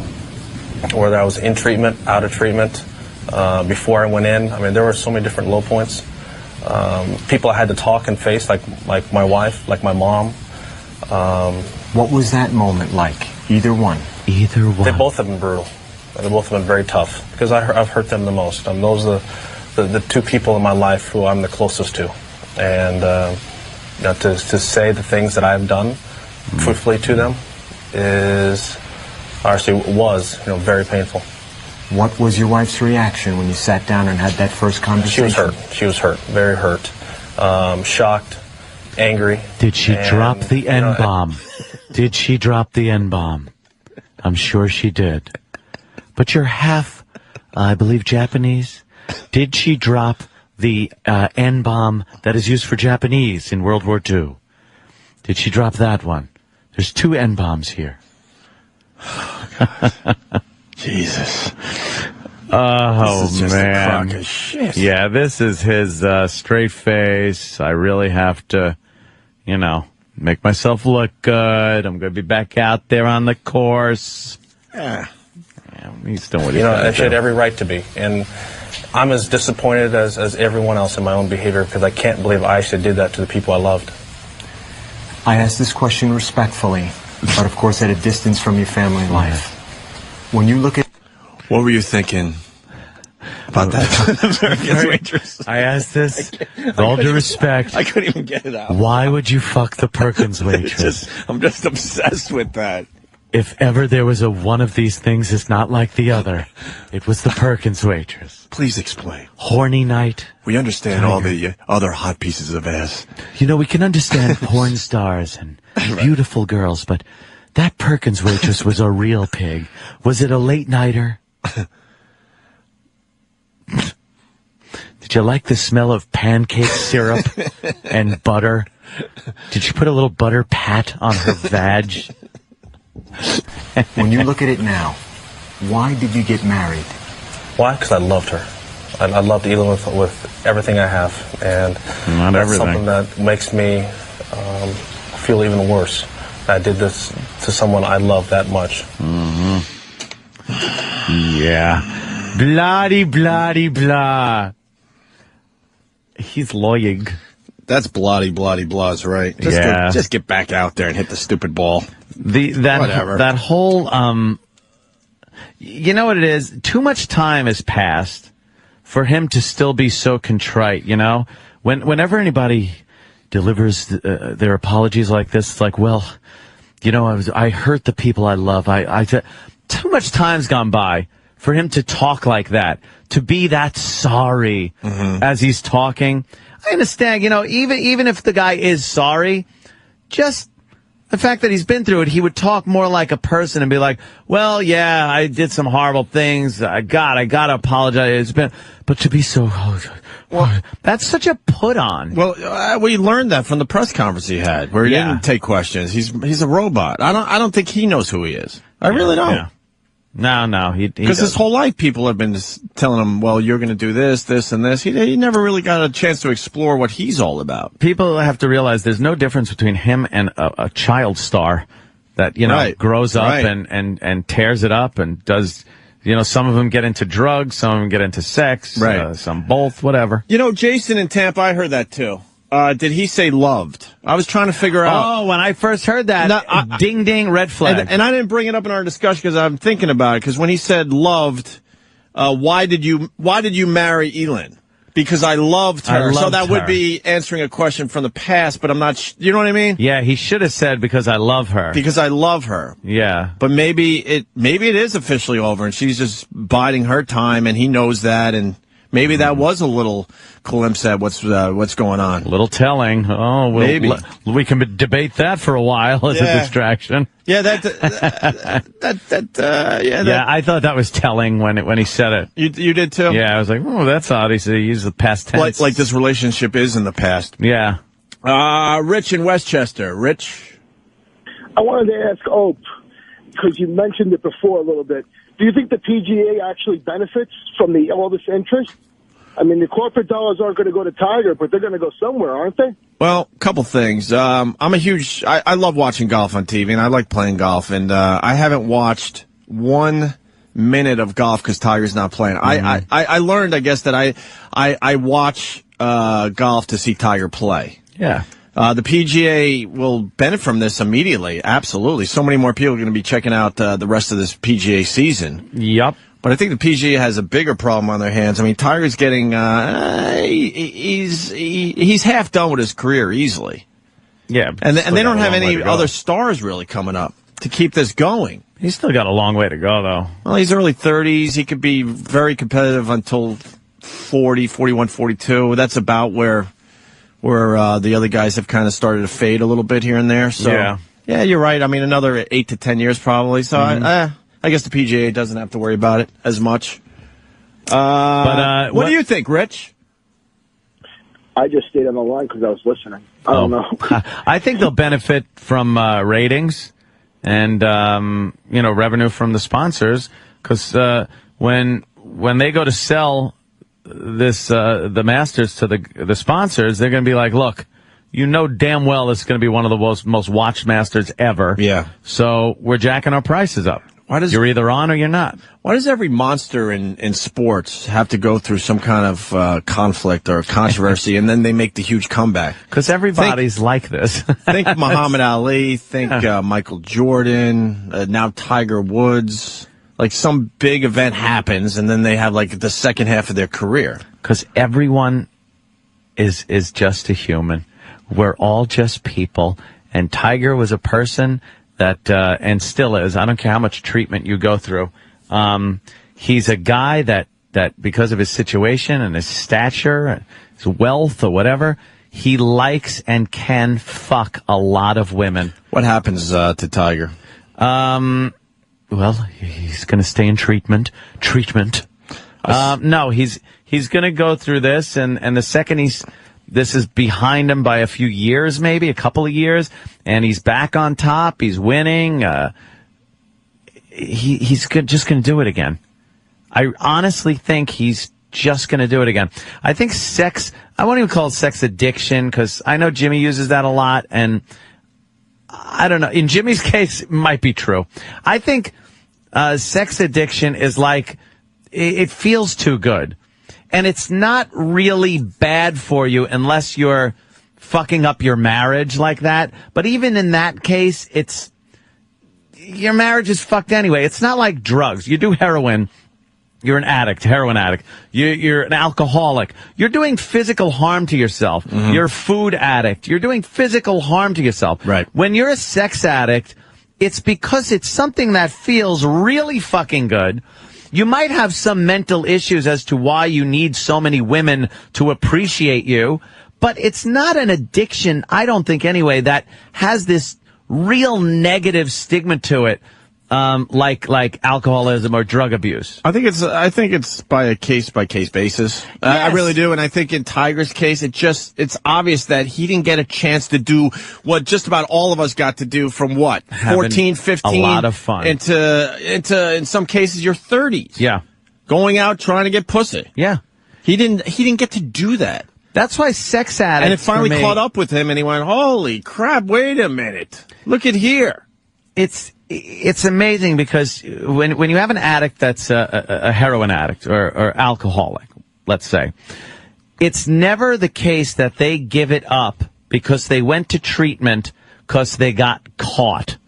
If you're doing heroin and you're in your room and a loved one walks in, whether it's a parent, a wife, or whatever, and goes, "Oh my God, you do heroin?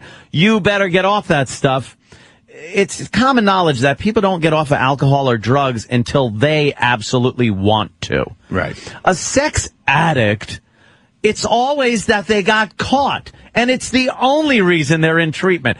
I've never heard of one motherfucker that's gone to a sex addict treatment center because they decided, oh, I hate pussy. Right. I hate fucking this many different women. I need help. Right. It's always they got caught by their wife or some shit. That's what makes me think it's a load of crap. You think Jesse James will go into some kind of sex addiction thing now to try to save his marriage? I think he'll just blast out of the marriage and be Jesse James. He's one of those, like, kind of tough guy, kind of fuck you, rugged. You think he just blasts through this and says, all right, fuck this. Yeah, hey, I fucked Sandra Bullock. Right. You know, he's one of those guys. From that. Yeah, and he'll be back to the tatted Nazi bitch. You like the Nazi bitch? No, she got too many tats. A lot of people asking me on my Twitter all weekend, man, this is Ant's dream girl. Because she's got that Nazi fucking theme going on with her tats. The Nazi thing is great, but too many tats, No.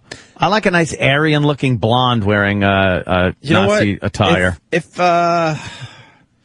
she didn't put the fucking tattoo on her forehead, then I'd give her a few more points. But she scares the living shit out of me. She's got a nice She's body. got a really nice body. But sometimes you can't tell. Where's this video, Danny, for the people out there? We're watching her sort of strip on YouTube. Yeah, as much as YouTube will allow. Yeah, let me see what the title of this actually is. Too many tats on it. Jesus. Oh, God. How about a short title? Fucking Sandra Bullock's blindsided into a Hurt Locker by Jesse James, mistress Michelle Bombshell McGee. If you could put that in YouTube, you could see the video we're looking at. I'm sure if you just put in I know, Michelle Bombshell stripper. Yeah. Fuck, dude. The too many tats. Here's why I don't like full body tats on girls. What about Kat? No, don't like her either.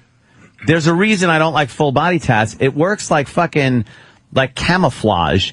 It breaks up the natural lines which are so attractive on a girl. Holy shit, is that a great fucking point? I want to see a girl's body. I want to see the hips. I want to see the waist, the tits, the shape of her ass, everything. And when there's too many tats, it works as camouflage, which is to break up the natural lineage of the object you're looking at, whether it's a tank, a battleship, or a hot bitch. That's a pretty good point. Yeah, I don't know what is the biggest turnoff is when the women get tats around their fucking boobs. Nips.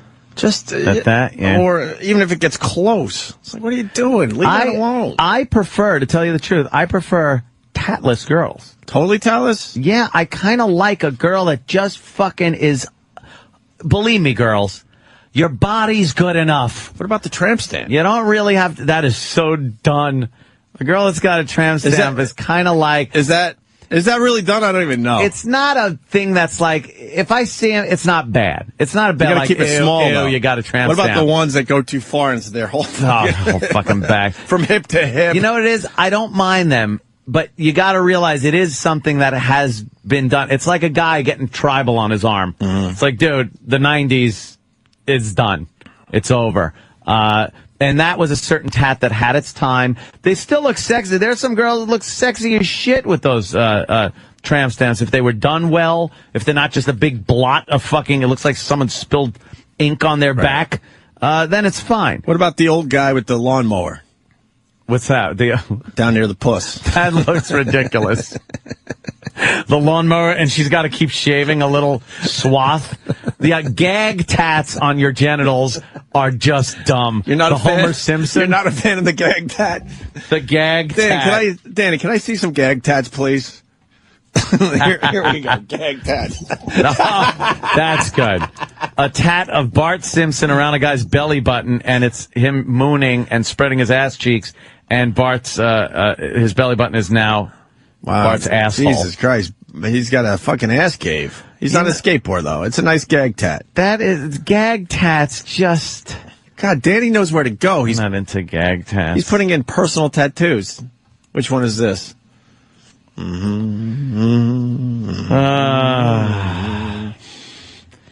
is that one, Ant? Oh, girl's got same concept. Same concept. It's a girl with a cat, and the cat's asshole is her. No, it's a guy. What? That's a guy's big gut. Yeah. Wait a minute. That's a guy's gut. He's wearing Budweiser fucking or something. It looks He's wearing boxer shorts. Are you? Oh yeah. You're sure it's not an out of fucking shape fucking girl? No, that's a fat guy. Are you sure though? Yeah. All right. And his belly button is the cat's asshole. That would be really gay if it was on a guy, though. The guy's probably really gay.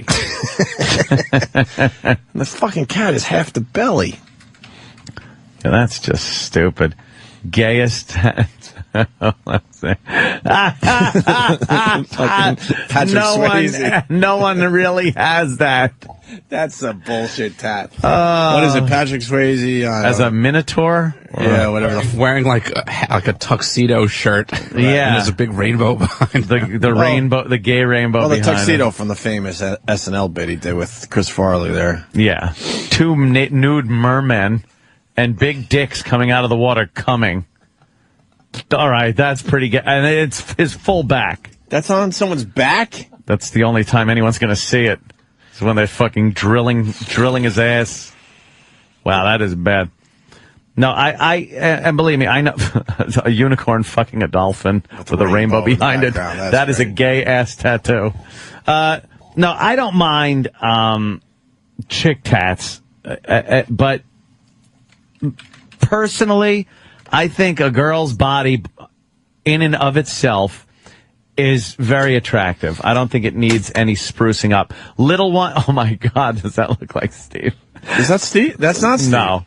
Little ones are fine. Like little ones that mean something, if there's a meaning to it. But other ones that are a little too big, a little too, they break up the line of the girl. They're in weird spots. Like I want to look at a girl's ass. I want to see a girl's ass. I don't want to see something on her ass cheek. I don't want to see a fucking, her fucking daughter's name on a fucking ass cheek or something like that. Just me, personal, preference. Before we finish with the Tiger Woods thing, this is the sports talk about the Masters tournament. Masters tournament that we were discussing. In this sportscaster's opinion, the Masters may be the most controlled sporting event in America. That's why I think he came back here. Fans will be respectful. Remember, every fan has to wear a badge. If they're not respectful, they'll be asked to leave the grounds. The broadcasters will not push the envelope. If they do, they could hear about it and be removed from Augusta National and the coverage. Remember, years ago, Gary McCord once said the greens are so fast they look like they had been bikini waxed. Taken off the broadcast. Yeah. That's bullshit. He wasn't going to miss an opportunity to win another fucking major. Yeah, he was coming back no matter what. I think you're right. To Augusta. I think he didn't want to miss another major. Yes. Yay. Yes. Because if he blew off Augusta, then he was going to blow off the whole year.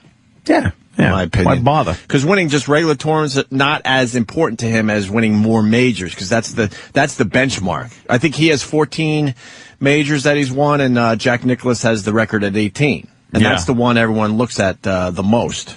Well, we'll have to be the top dog in golf. Have to see how Tiger holds up. For the people that don't really know much about golf, there's only 4 majors a year. So he wasn't going to blow off one of the majors. A lot of pressure on him. It's going to be interesting. Going to be fun to watch, I think. And that starts in a couple of weeks, I guess, right? Yeah. Early April, I believe. Mm-hmm. All right, guys, we're going to take a break. The fucking E-Rock thing. We never did that. Look at us. Backstage, E-Rock abandons his new shoes. We'll have Sam set up the whole bit again after the break. Is that supposed to be a Pats logo? That is the worst tattoo ever. Yeah, the hiking logo. Yeah. The hiking the ball Patriot guy logo. And it is horrendous. I don't know who the fuck did that.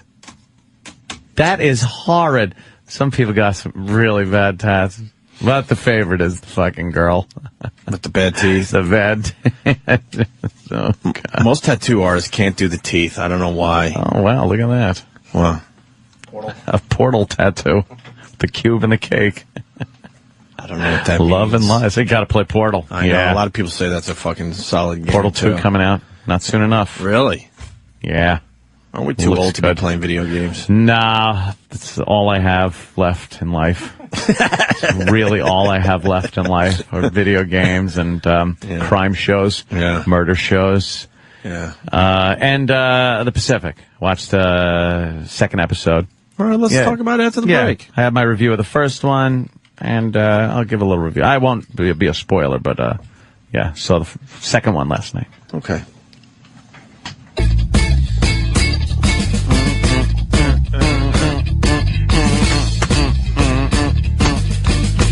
Yeah. It did. Every time, right? I know. Sublime, yes. Jim Norton. Jimmy. Was throwing up all night, and he's a sick fuck because so was I, by the way. Well, yeah, for different reasons. Yeah, I was puking between about 11:40 and 12 midnight. Wow, that's when I was really throwing up, projectile vomiting, watching. God bless you, man. I couldn't stay up for that horse shit. Yeah. They said, this should be done around midnight. I'm like, I got to go to bed. I had to watch. But Norton, he got his wake-up call from Kenny at 5:30. 5:30 on the nose. Yes. Every single time, Anthony. Exactly. Like clockwork. And then usually it's like a quick, okay, and then Kenny goes, all right, I'll see you in a bit. But this time there's a little chit-chat going on back and forth. I'm like, what's this about? A little chit-chat at 5:30 in the morning. Turns out that Norton was up all night puking his brains out. He's got an upset tummy there, and the AIDS. He was suffering. Yeah, what's he got? He was suffering. Bad meat in a can. And the rest of us, you're puking all night. You're just not coming into work. Done. This Norton doesn't understand how to just take care of himself and just and take a day and relax. Stay in bed. Fuck it. He goes to Kenny, call me in 45 minutes so I can see if I could do this. I'm like, you're puking all night. Just it's going to be okay. Stay home. Stay it's home. A sick day. Plus the fact we don't want him in here if he's been puking all night because I don't want to catch what he has. No. And then Kenny called him at 6:15, and then he's like, well, I'll try to make it in by 8. It's like, just don't worry about it. You could take a sick day. The rest of the world takes sick days. Stay home. So hopefully Jimmy will be back tomorrow. Yes, Kenny. I have an update. He's coming in? No, he'll be performing at the Stress Factory Wednesday night. Yeah. 8 o'clock. A big show with Norton, Florentine, Otto, and George. Wow. And a whole bunch of other comics. That's worth the price of admission right there. Yeah, so he'll make it up on Wednesday night at the Stress Factory. That's a huge show. A lot of great comedians. Thank you. And he's not coming in? He's finally realized he could just stay home? Norton who? Huh? I like how you think. Just fucking. You always say, you never know. He might drop in. You never know with him. That's him. I never understood how Norton, he's and we love him for this, don't get me wrong, but he'll fly out to L.A. to do Leno and then take a red eye just to do the radio show the next day. When no one would beat him up if he took a day. He actually likes the show. Yeah, but I mean, I like the show, but if I could take a day here and there, I'm going to take a day. Believe me. But he's just a different animal when it comes to that stuff. Yes. William Shatner, 79 today. Wow. Happy birthday, Captain Kirk. Wow, 79. We were looking at a 79-year-old man when he was in here last. He'll be 80 years old in a year. How about that? He doesn't. Oh, boy. And Pat Cooper's 80. Yeah, wow. Yeah, think about that. He does not look 80. No. He's a lunatic. I wonder how that show went on Friday. The Italian show with Tammy and Dom. Hey, I don't know. Huh? Pat Cooper. I hope they did well. I wasn't there. I was thinking of going, and then I just got fucking lit. I was talking about the Pacific. Right. I was twittering last night. I tweeted about the Pacific a little bit. I think maybe just once. But, my biggest complaint was it's the same people that put out the Band of Brothers, DreamWorks, and Tom Hanks involved with that. And Band of Brothers loved it. Very good. Thank you for that picture, Danny. Oh, it is his Captain birthday. Kirk in his tight spandex captain pants with a little dick showing. Captain Kirk not too well hung. Hung like an acorn. Yeah, not too much going on in those. Why would you allow that unless you had something going on? Yeah, that's bad. God damn, we should save that picture for the next time Shatner's in here. He's saying that. We're going to torture him. The Band of Brothers I kind of liked because you really got to know the people before they went into combat and kind of had this connection. But I think the show in itself was different because it followed the guys from one company, like Easy Company, and you really could kind of figure out who was who and everything. With the Pacific, I'm having a hard time keeping track of who the fuck is who. Right. Which guy was this? Someone gets killed and you're like, was that guy or the other guy? Like, you really don't know the people yet. So when people get killed, you're just like, either you don't know who they are, or even if you do, you really kind of don't give a shit. So you're not invested in the characters? Yeah, you're not invested in the characters. And still, last night... That's really important when you're... I think with these type of shows it is, and that's why Band of Brothers was so good. I think Band of Brothers put a little more into the people than they did the combat. There were certain...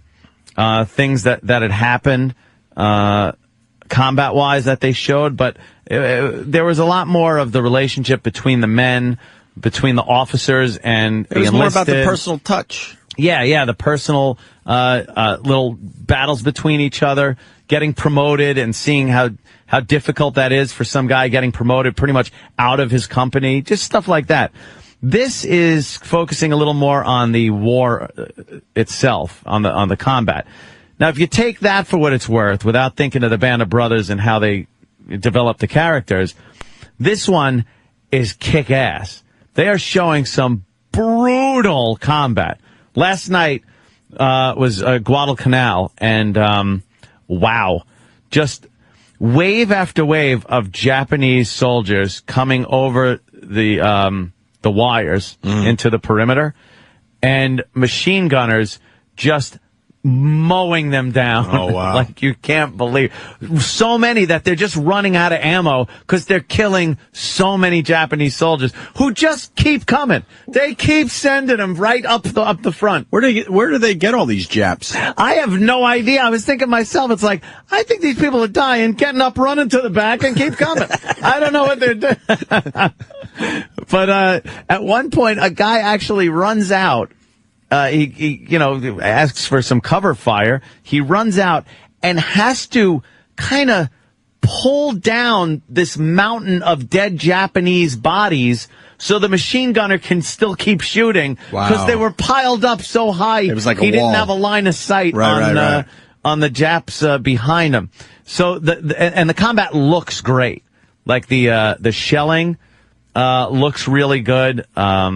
The volume of fire, the muzzle flashes, they go like with long shots, and a flare will pop and light up, and you will just see muzzle flashes coming out of these jungles and off the beaches. So they're doing an amazing job with the battle footage. But again, I'm not feeling it so much because one of the kind of known characters bit it last night. I won't say who or anything. I won't spoil anything. But I kind of was like looking, going, but you just spoiled it. Is that the guy? Is that one of the guys? Well, main characters kind of get it. Yeah. Every so often. And I wasn't even sure if he was a main character, to tell you the truth. I'm like, I saw him in this episode. You just assume he was supposed to be one of the main characters? Yeah, he said something. Well, let me go to Josh in Buffalo. Josh, what do you got on this Pacific? Hey, what's up, boys? Hey, man.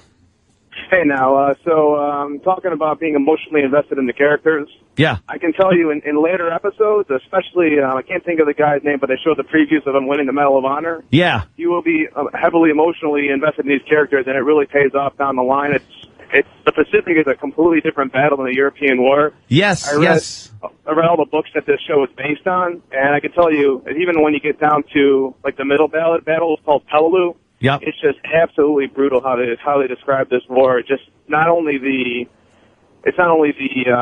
killing that's the bad part, but it's also the elements fighting in 120-degree weather. I mean, I bitch about just being outside in 80-degree weather, and these guys had to fight for 4 weeks outside in tropical humidity, and it'll get a lot better down the line. Yeah, I'm thinking that from what I see, because when I watch the at the end of the show, they have kind of a preview of upcoming episodes and stuff. Yeah. And you could see, I think what they did is they kind of are doing it in reverse of Band of Brothers, where they're showing some of the battles at first, and then you're kind of getting to know the people a little better, because they did show some conflict between some of the characters, and I know that kid, I can never remember his name, but the kid from Jurassic Park, the boy. Yeah, he played Eugene Sledge. Yeah, he's finally in. He had a heart murmur, so he wasn't able to enlist, and his father's a doctor and kept checking him out, and finally it went away, and this guy really badly wants to go. Wow. So he's like, that's not going to work out I don't give a shit. I'm going. And I think when his character's introduced, like, he's one of the guys that you're really going to be able to know and follow. And again, the other guy that wins the Medal of Honor, he seems to be having some emotional difficulties later on in some of the episodes. So I understand what you're saying. I just, I enjoy it. I'm not missing an episode. I'm there. I'm in for the haul.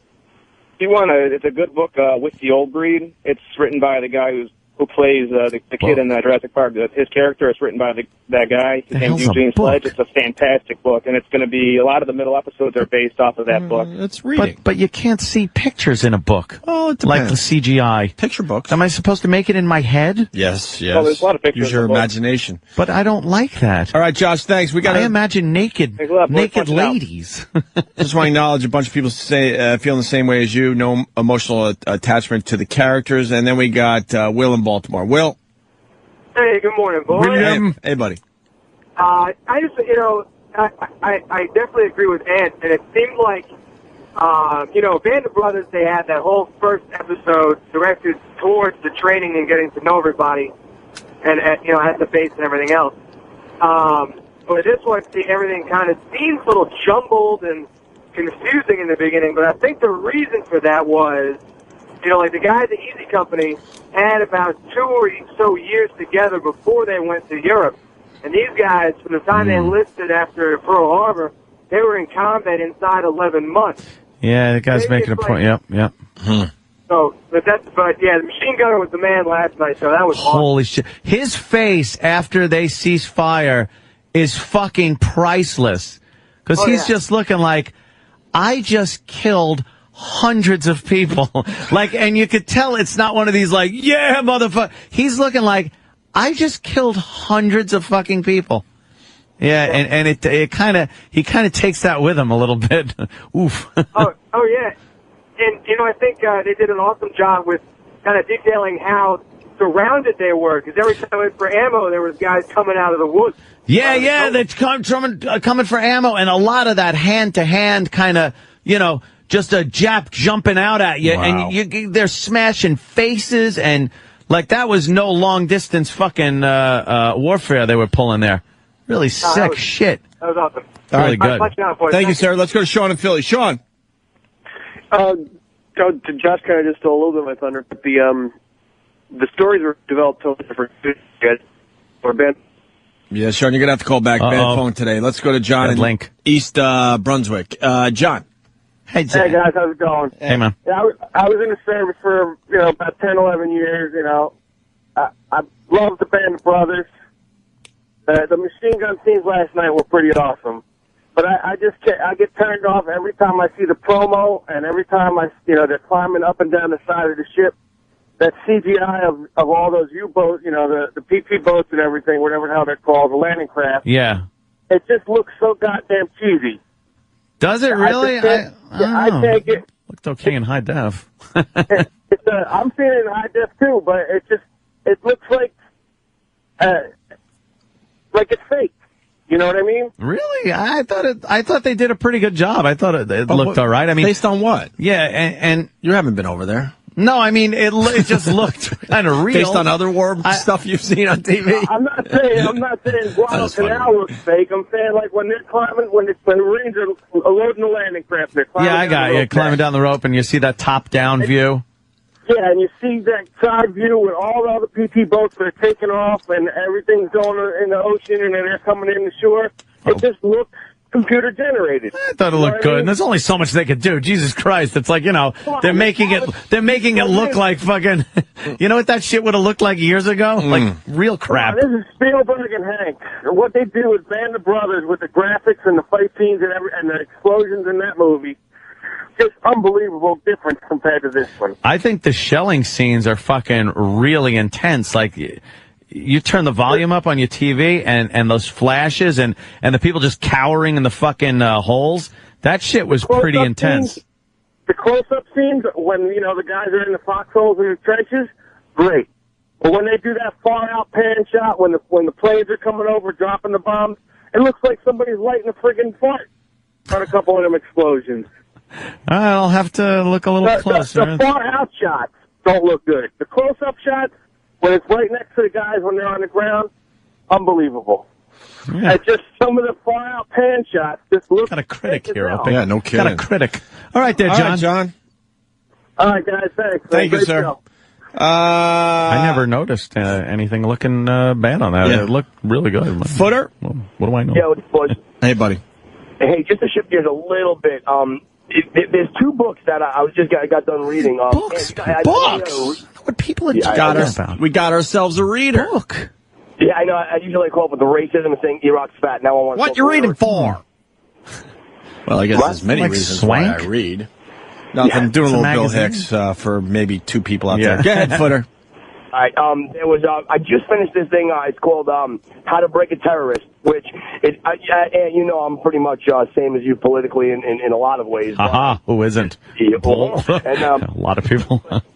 But there's a little bit. It's more of a liberal fucking viewpoint in the book. The guy that's doing it is more of the new school techniques of how to break these terrorists. And it was about Zarqawi. Yeah, that was the guy. That's how they kind of got to him, and it was the men underneath him that they were interrogating to get to him. And you really got to pick it up. It's fucking so interesting, and it breaks down to you kind of like the mental aspect of what they're trying to do. You know, these guys. Yeah, any movie of this coming out? Because I just like burning discs and watching movies. That's what I like doing. But if you are interested in picking up, definitely try that. And then Opie, you need to pick up, because I know you're a fucking reader. It's called The Lone Survivor, and I said it before on the air. I mean, there's so many things in that. What the hell's The Lone Survivor about?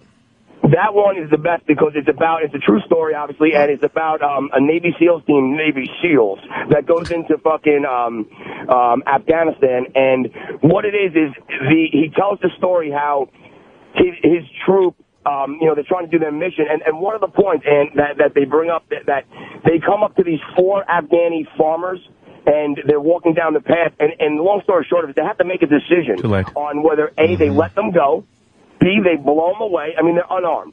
So then they're actually going through in their head, okay, well, if we blow them away right now, we can be charged with fucking murder. How did this get here? How did we get here? Are we doing an Oprah's book club? What the fuck is going on?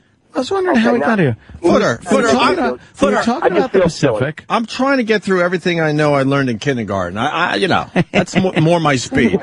I got to be honest with you. Let me stick to what I know. Honestly, Obama, he sucks. But we were talking about what happened? Brothers in the Pacific. And our phones are all lit with people that wanted to comment on Band of Brothers in the Pacific.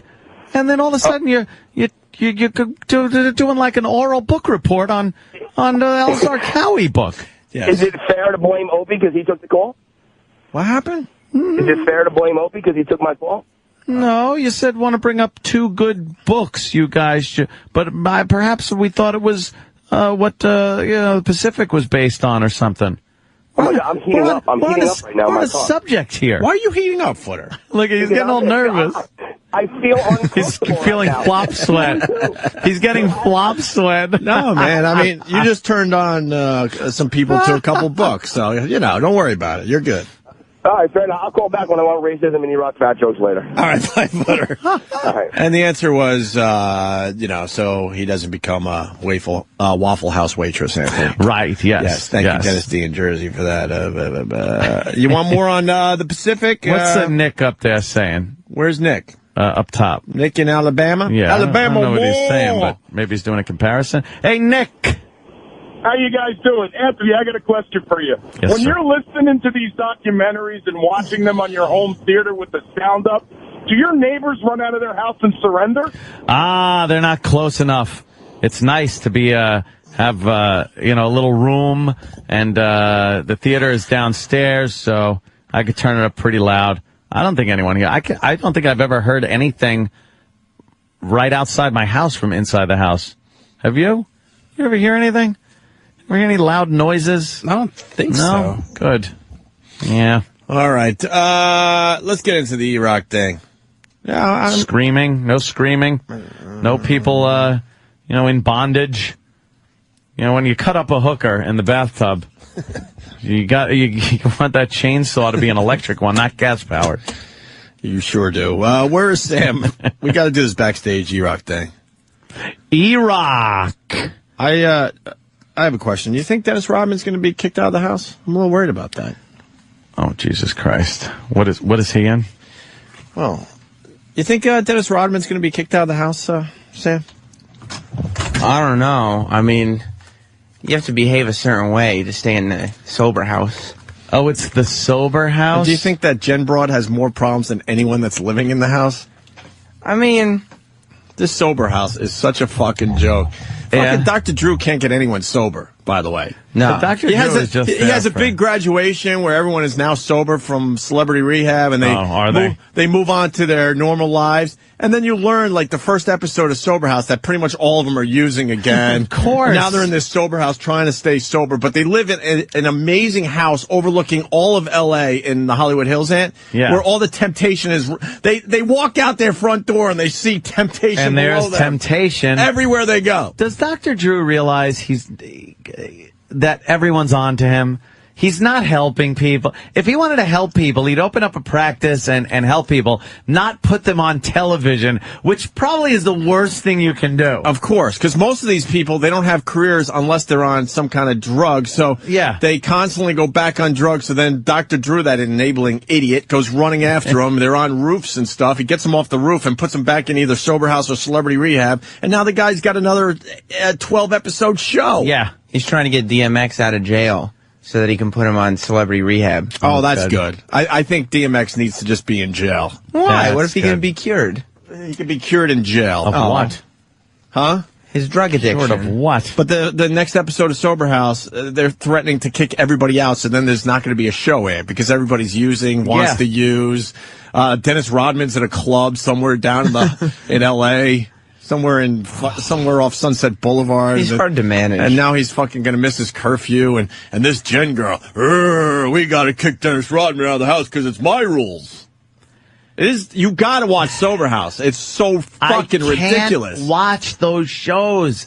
I cannot watch reality television that is like that type of gag, wacky fucking shit. It's a huge show, though. And what's great is the way the reality shows are kind of, the storyline is building on like on the Celebrity Apprentice, Dennis Rodman was drinking all the time. So then he shows up on Celebrity Rehab because we saw him drinking on Celebrity Apprentice, which leads to Celebrity Sober House. I can't fucking do. I can't do it. And where do they go after Sober House? Back to drinking so they can get another season of Rehab. Hopefully the morgue. Yeah. Why don't they have a reality Celebrity show based morgue. on all these fucking zeros dying of their addiction? Here's Celebrity Morgue with Corey Haim is our latest one. Here comes Corey Haim. Oh, man. But they have an ex-addict. I think her name's Jen. Yeah, I think she used to be a hot piece of ass. She gained a little weight, but now she's lost a little bit. But they still call her a fat pig, which is awesome because she's really still trying to deal with her addiction. And she's got fucking D-list celebrities calling her a fat pig. You know what? And that makes her like this much closer to doing fucking Smack again or whatever she was on. And she runs the house, and it's her rules, Anthony. You know what it is? It's the reality shows that have this phony drama to it, and it's edited, and the music is done in a way where they're trying to make stuff of something never happened. Reaction shots from people during conflicts that were taken during like a time where they were like, "What do you want for dinner today?" Mm-hmm. And they have the camera on the guy, and he's just thinking and looking and before he goes like, I don't know, steak. Like they just take that puzzled face and add it into somebody in a conflict, like he's having a fight. Yeah. Or it's fake. They'll shoot somebody while someone else is talking and just dump out the audio so it looks like they're just silent. They're silent, just like talking at him. Exactly. It's all fucking fake reality. They know they're on TV, so they're playing up to the cameras. They're acting. Someone wants to be the asshole of the house. They can do that. Someone, that would be Miss Teen America. Oh yeah, she is a problem. She's famous for being in a stupid pageant many years ago, and now she's done nothing with her life except be a fucking mess. Now she's famous for being on Sex Rehab and then Celebrity Rehab and now Sober House. Yelling and screaming at everybody, and now she left the house. She'll never get out of bed. Rounds. But of course, Dr. Drew will come and call, and oh, come on back, because I'm an enabling idiot. He'll give her that sad face where he purses his lips and says that he's sorry about what's happened. Sorry about who did he just give another chance to? But he said, but this time, Dr. Drew's always about, but this time I mean it. This is your last he's hard-nosed. Opportunity. He's really tough with these guys. Actually, he needed another loser celebrity for his show because the other one, bailed. I like the first season of Sober House when celebrities started bailing, so they just brought in Andy Dick out of nowhere. Oh, of course. Yeah. Oh, and how many of those shows has Andy Dick just been running in as like some fucking wacky, out-of-control homo guest? Enough of those shows. And like you've said, they've been on so many of them. Yeah. They know the fucking way these shows work. Well, it's like there's a fucking rotating cast of drunks and fat people that they just keep putting on these shows. Great. No, it's not. It really is great. Tom Sizemore's on it. Yeah, that guy. yeah. That guy, Seth Shifty. Yeah. Oh, Shifty from Crazy Shifty's Town. back. Yeah.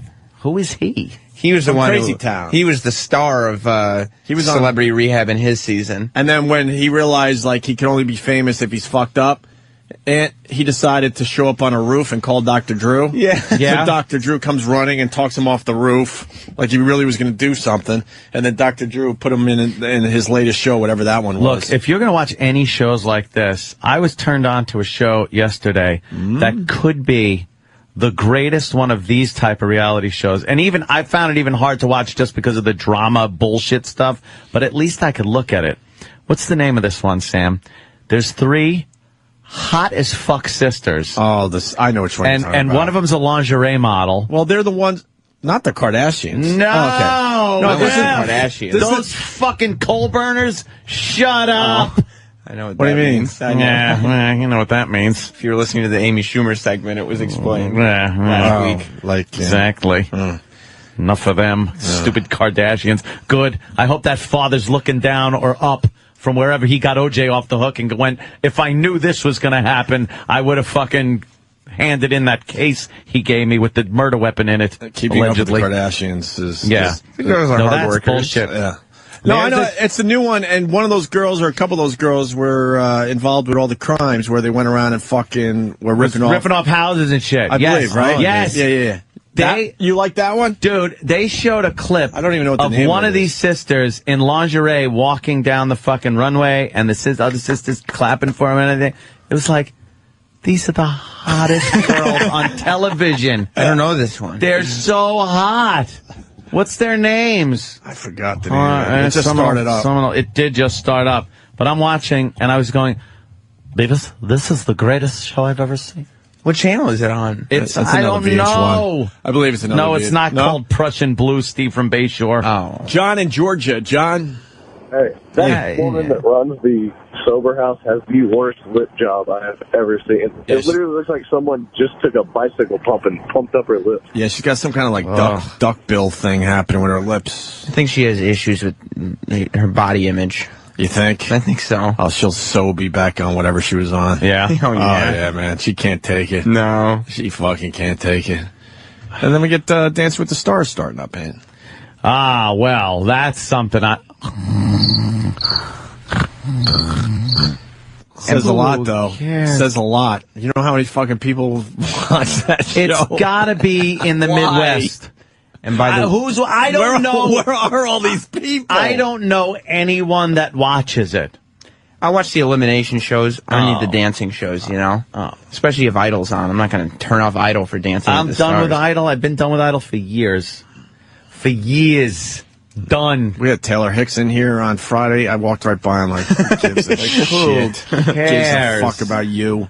Who And he's a nice enough guy, too. He's really nice, but He better be. who cares? What? He better be. Why? He's got no career. Oh, really? No. His record label dropped him? I mean, yeah, he's selling nothing. But to answer your question from earlier, when you were talking about whatever the politics thing was, Sinbad was voted off Celebrity Apprentice. Oh, what a shame. So the fact that Sinbad is on it would make it so I would not even watch it. It was it's between on him and- E, that show I was talking about, by the way. It's on E. And it's called, well, let Sammy get a little is it? airtime today. Sammy and Queen. Sammy! Good morning, boys. Good morning, Hi, Sammy. Anthony, that great show is called Pretty Wild on the E channel. Pretty Wild. 16, 18, and 19. All right, Fuck that's the Kardashians. That's the age of these sisters. They're 16, 18, and 19, and they're all incredibly hot. And her ass is sticking out in that lingerie thing. Dude, when she walked down that runway with the lingerie, and they showed her ass, it was like I said, like a snare drum. Holy shit, Dude, they're way hotter than the Kardashians. They are so hot. This is going to knock the Kardashians off TV. It's better. It's 3 sisters, younger, and they got the same look, the brunettes. Yeah, 3 brunettes. They're like... Sunday nights, Aunt. Sunday nights. Sammy knows. Right on, Sammy. There's the 3 sisters and the stupid mother. All right. The mother, I think, was in Playboy once. She had to be. And but there they are, the 19-year-old, the 16-year-old, and they're all... Which one's the 16? You can't even tell. That one right there. Oh, okay. What do you mean? Where's You the can't mom? tell? The mom's right there. That's the mom? Yes, that's How the old mom. is she? And then the lingerie Look that model. old. That fucking lingerie model scene was just... She has... And what had a tits on her and everything. My God, it was just a fantastic show. I don't know what was going on. But all I know is they showed previews from upcoming shows, and 90% of the time, they're crying. They're all upset about something. Well, wasn't there... They're making out with guys, and I'm just like, please, don't be. And I was like, okay, good. So far, so good? They made it through the make-out montage, and I went... Whew. You were happy with the selections? Yes, I was a lot happier with the selections than I have been with the Kardashian ladies. You're really the worst. Oh, I certainly Wasn't am. there a clip where the mother gives them some kind of fucking Ritalin or something in the morning, or Adderall or something? Oh, how great is they that? all have to take their Adderall? Just I remember drug seeing a your clip kids. like that. Drug your kids! I haven't seen this Pretty Wild show, but I will be watching. You see crap, dude. Dance with the Stars. What's wrong with you? Just for the results. What the hell, man? Watch children's shows. Sober House rules, though.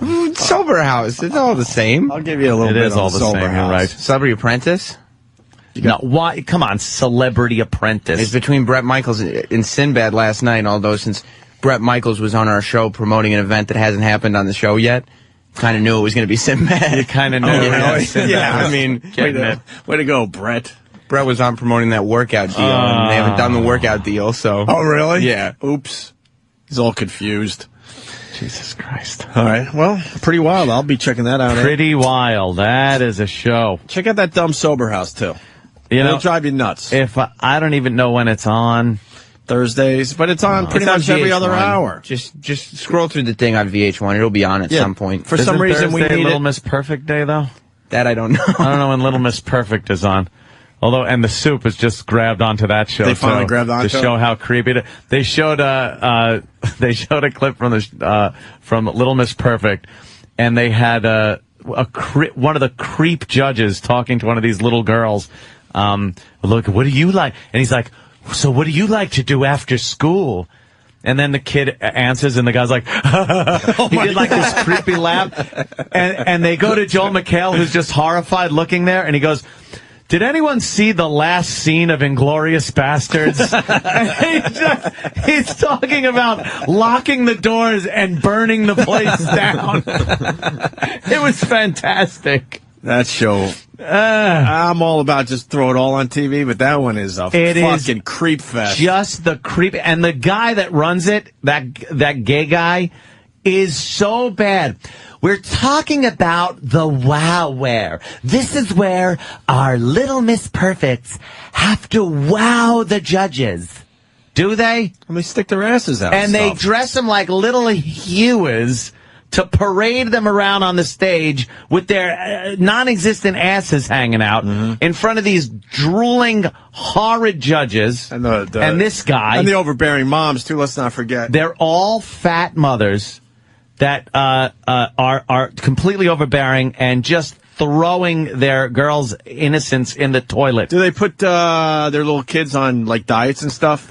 Oh, yeah, they don't want them to get fat. They put them on diets. They make them dance. They raise them like veal? Raise them like veal. While the mother's just sitting eating whatever the fuck They're in wants. these hotel rooms, and they're brushing their hair, and the kids are like, they're literally crying, going, ow, ow, and they're going, oh, stop it, we've been through this before, you cry every time. And they're puffing up their big JonBenet Ramsey curls, just wah, wah. And the guy that runs it, the biggest creep I've ever seen. Ever! Little Miss Perfect. I can't even There watch are that show. citrus colored rainbows on the other side. He sings to these girls, and he looks right at them, and they're horrified, but they're smiling like, Mommy told me I have to smile to win this. Keep smiling. I'll check out the clips on, Soup and all that, but the show is just such a fuck. It is just creepy. It is so creepy.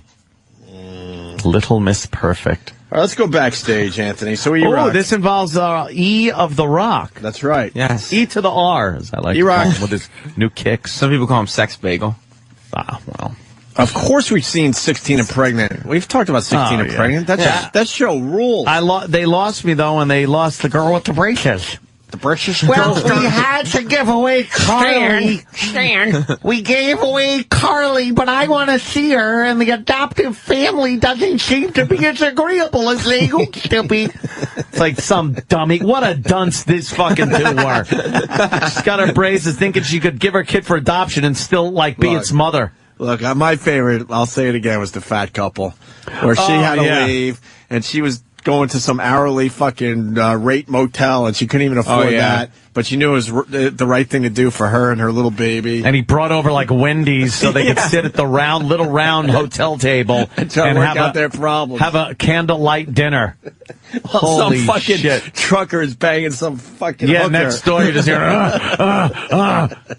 the baby's in the room. Sorry to the trucker, that was a bit stereotype right there. Yeah, of course he'd do it in a sleeper. He's not going to pay for a fucking hotel. Of course, and then you dig the shallow grave. We all know that. Yes. Yeah. Sorry that I misrepresent you. Actually, truckers aren't the shallow grave type. They're more like on a deserted piece of highway. You leave them and pose them in a provocative position. That's the trucker? Yeah. They pose them in those provocative positions. I think they would argue that point. Where homicide pulls up and the profiler takes one look at the provocative position the body's in and goes, trucker. It was a trucker. Trucker? He's a white male between 35 and 50 years old.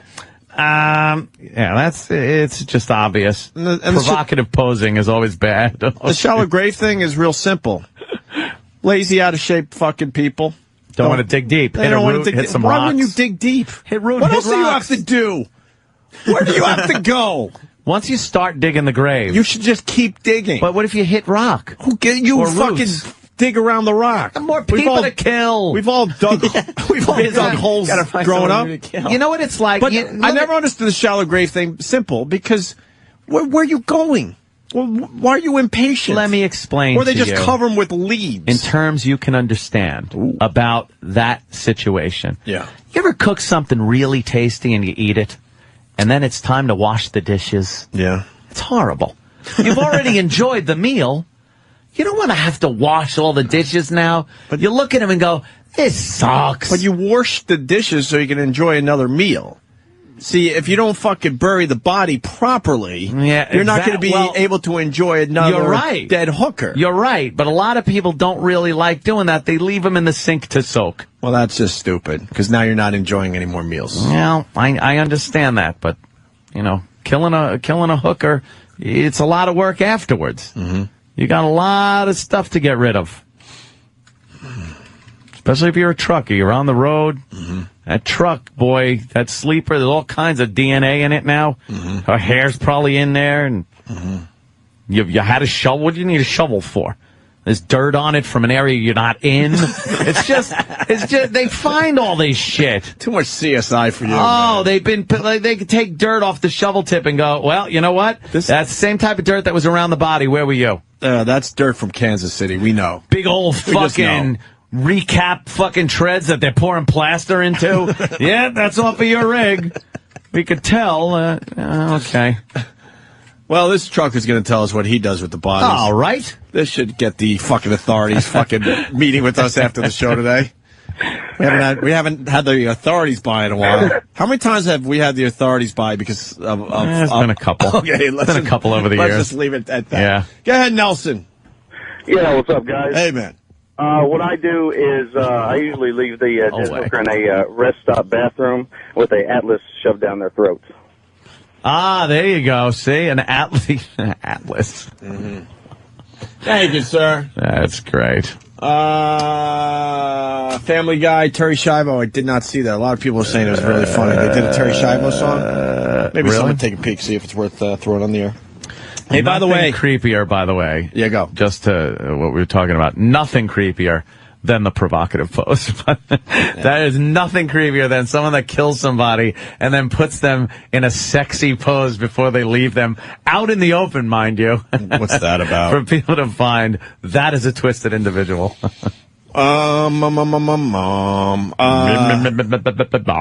We didn't even mention that Jimmy was outraged about this. He'll be in tomorrow, hopefully. Outraged! They fucking found the Kmart guy, huh? Yeah, apparently some 16-year-old Just kid. a 16-year-old kid just fucking being fucking off. Just being a dummy. He's Not the even guy a dummy, that was in just, the Walmart. just fucking off. Just trying to fucking impress his friends. Now they're calling it, what, a hate bias / fucking... Oh, it might as well be murder for what this kid did. He said he got on the loudspeaker and said, all black people, please leave the store. And then probably giggled his little white ass off as he, ran out. And they found him, and he was arrested.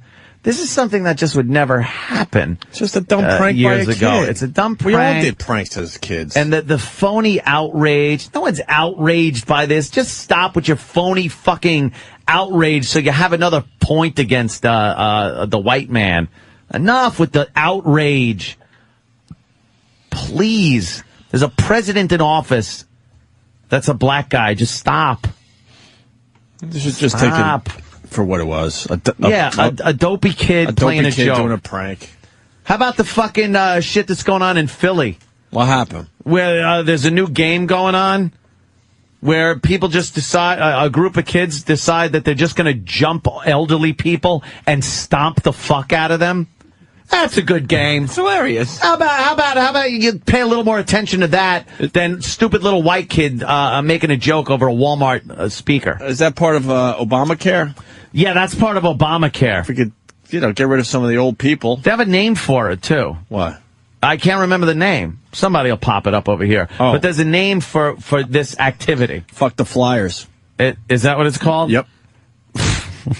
No, it's not Thug Goose. It's not Singing in the Rain. Singing in the Rain. It's something like whacking Clockwork fucking Action. Something. All right, we'll I know if I go on a certain website, I'll find it in a second. Because they were talking about it. Scott in Wisconsin. Scott. Morning, boys. What up? You guys are cock-blocking truckers out here. Why is that, sir? Why is that? There's a lot of women like to fuck truck drivers, and you're talking about us murdering and leaving them on the road. On the road. There have been a couple of cases. Catch and wreck. Thank you. It's called catch and wreck. Catch and wreck. Let's do some catch and wreck. Well, we don't need to be broadcasted. We all know it happens. But, Yeah, we love our truckers. Well, hopefully there's women out there that wow us. Ever since I first saw Large Marge on Pee-wee's movie, Pee-wee's Big Adventure, or whatever the fuck. What the fuck? Yeah, always Pee-wee, always whatever loved that the was truckers. called. Yeah. All right, sir. We'll try to tone that down for you. All right. Have a good day, boys. Are you Cheesehead? Tell him Large Marge sent you. And she laughs like Pelosi. Yeah, so I guess they had to fucking arrest somebody. And why? I don't. Why couldn't they That's just how society is. You know what you do? You take the kid to his parents. And go, don't be stupid. And then you tell the parents what he did. And then the parents administer a home justice, which could be anything because it's up to the parents. They could say, what were you thinking? They could laugh when the, cops shut the door and they go away and go, ha, good job. Or they could beat the fucking piss out of them if they want to. The police getting involved in a stupid prank like this is a waste. Just a waste of time and resources and energy. Just stop. If a black kid was in a store and said something about white people, it would not even have made the news that it happened. Never mind them looking for him or catching him or whatever. We're being called morons. It's called wilding. Well, that's what they called it up here in New York. That was back in the 80s. Wilding hasn't gone on since the fucking Central Park Wilding incident. Shut up, Wilding. Just enough. Wilding. No, it's catch and grab. Catch and not release. Yeah, catch and not release until they're fucking bloodied. One guy's 79 years old. It's supposed to only be done to homeless people, like that's their gag. But apparently the last two people they got were not homeless. They were just elderly people. And these are like fucking 16, 17-year-olds. Just good. A little bored, I guess, so they got to act like savages and pound the fuck out of people with their boot heels, just stomping. There was a boot print or a shoe print on the old guy's face. He had a heart attack afterwards. Oh, that's great. Critical condition. It seems to be the fun that they're having in Philly, in the inner city. Enough. I'm so disgusted with the stupid double standard, political correctness, and bullshit that's going on in this country. No one wants to talk about it or open their eyes and look at it. There's still, right now we're at a point, I don't give a fuck what the fuck happened in the past. Look at the now and fucking assimilate to our society. Assimilate to American society. You're not saying society, right? Society. Right. Don't act like fucking beasts. Don't fucking act like you have no responsibility in what you're doing, and somebody else's it's somebody else's fault. Just knock it off. Go to school. Fucking do what you got to do, or don't. But don't be a burden. For fuck's sake. Let me say Look how far you can go in this country. You could be a president. Let me say hi to Bruce in Savannah. Bruce. Yeah, how you doing? We're doing all right, Bruce. Steve. Hey, the newspaper article here in town said that his race wasn't important. They wouldn't say whether he was black, white, or Hispanic. Oh, really? Make sure that he was a white guy. I think his race was very important. If he was a black guy, it doesn't matter. If he was white, he's fucking a hate crime. Well, they wouldn't tell us in the paper here. They usually don't. Race Lead you is to something. believe that perhaps he wasn't white. Race is something that just is not fucking discussed or dealt with. I bring it up all the time when a crime is committed and they say, if you have any information on this suspect, and they give you a description of his height and what he was wearing, and cut out a fuckload of people. You could cut out a fuckload of people by saying what the guy's race was. You know? If a black guy committed the crime, then you don't have to look for white people as far as if he's, 6 feet tall and wearing a hoodie. Mm-hmm. All right, let's go to Vince in Michigan. Vince. Hey, how you guys doing? Hey. My wife works for Walmart, and they took all the what is it called? Intercoms or whatever? Yeah. Intercoms, yep. They took it all out. Now they have to run around trying to find people that they're looking that's for. brilliant. That's a good solution. That's what they do with everything. Like this was an epidemic and not one of those things that just happen to happen. So now they make it make everyone's jobs tougher. Rip it out! We can't have this. Holy shit, if it happens again. Yeah, and the reason they got is because they got mad at Walmart. Society in general sucks at solving problems. You know what I mean? Knee-jerk reaction. One guy does it so well. Fuck. You know how many intercoms are out there and no one's jumping on them? No one's done it. Or they have and no one gave a shit. Right. It's like, so what? There used to be a gag that you would just pull. You'd get on the intercom and say something stupid or sexual. So something about aisle 3. They got the breakage. Kid, which, whatever. All right, Ed, backstage with E-Rock. Oh, yeah. And then we go to break, and then Pete Dominic stopping by to say hi. Oh, cool. He likes to talk about healthcare. Yeah, we'll give him we'll hear his side. Yeah, we'll see what he thinks. What do you think he's going to say? I have no idea. We'll find out. But first, E-Rock, so he had these bad fucking sneakers he brought back from Florida. He thought they were great. Horrible. He loved them. Some old Nikes, Air Brand Jordans. new, shiny new Nikes. He couldn't say enough about him when we called him out on it. He was defending himself to the hilt because he saw them, got a good price on them apparently because that was his first line of defense. $40. How cheap they were. That's always a good sign. Mm-hmm. And he said they're good. They're comfy. They're new, stylish. So, what will we do? What could we possibly say? That it looked like he had sneakers, black, shiny sneakers with spats. Were those, Jesus. Were those them? They were close to those. And plus, he didn't spend much money on them, which means, the black community basically he got them said no to that Nike brand of sneakers. Yeah. So those sneakers were a few seasons old, and they weren't hot items when they came out. They were just your run-of-the-mill. Right. And they're shiny, glossy, like he's got to go to the shoe shine place to get them shined up. Mm-hmm. Yeah. Ugh. So he got rid of the sneakers and he went backstage to talk to them about it? Well, I mean, he claimed to us that he would not succumb to the bullying. Yeah, he did. And then after 2 days, we noticed the staff that there were no sneakers on. He was back to wearing his old Vans. So you got to the bottom of it. Oh. And now, backstage with O&A. Here is Primetime Sam Roberts. I'm Primetime Sam Roberts.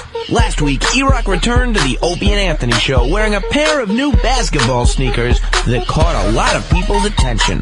After only 2 days of wearing them, E-Rock was back to being at work with his old sneakers on.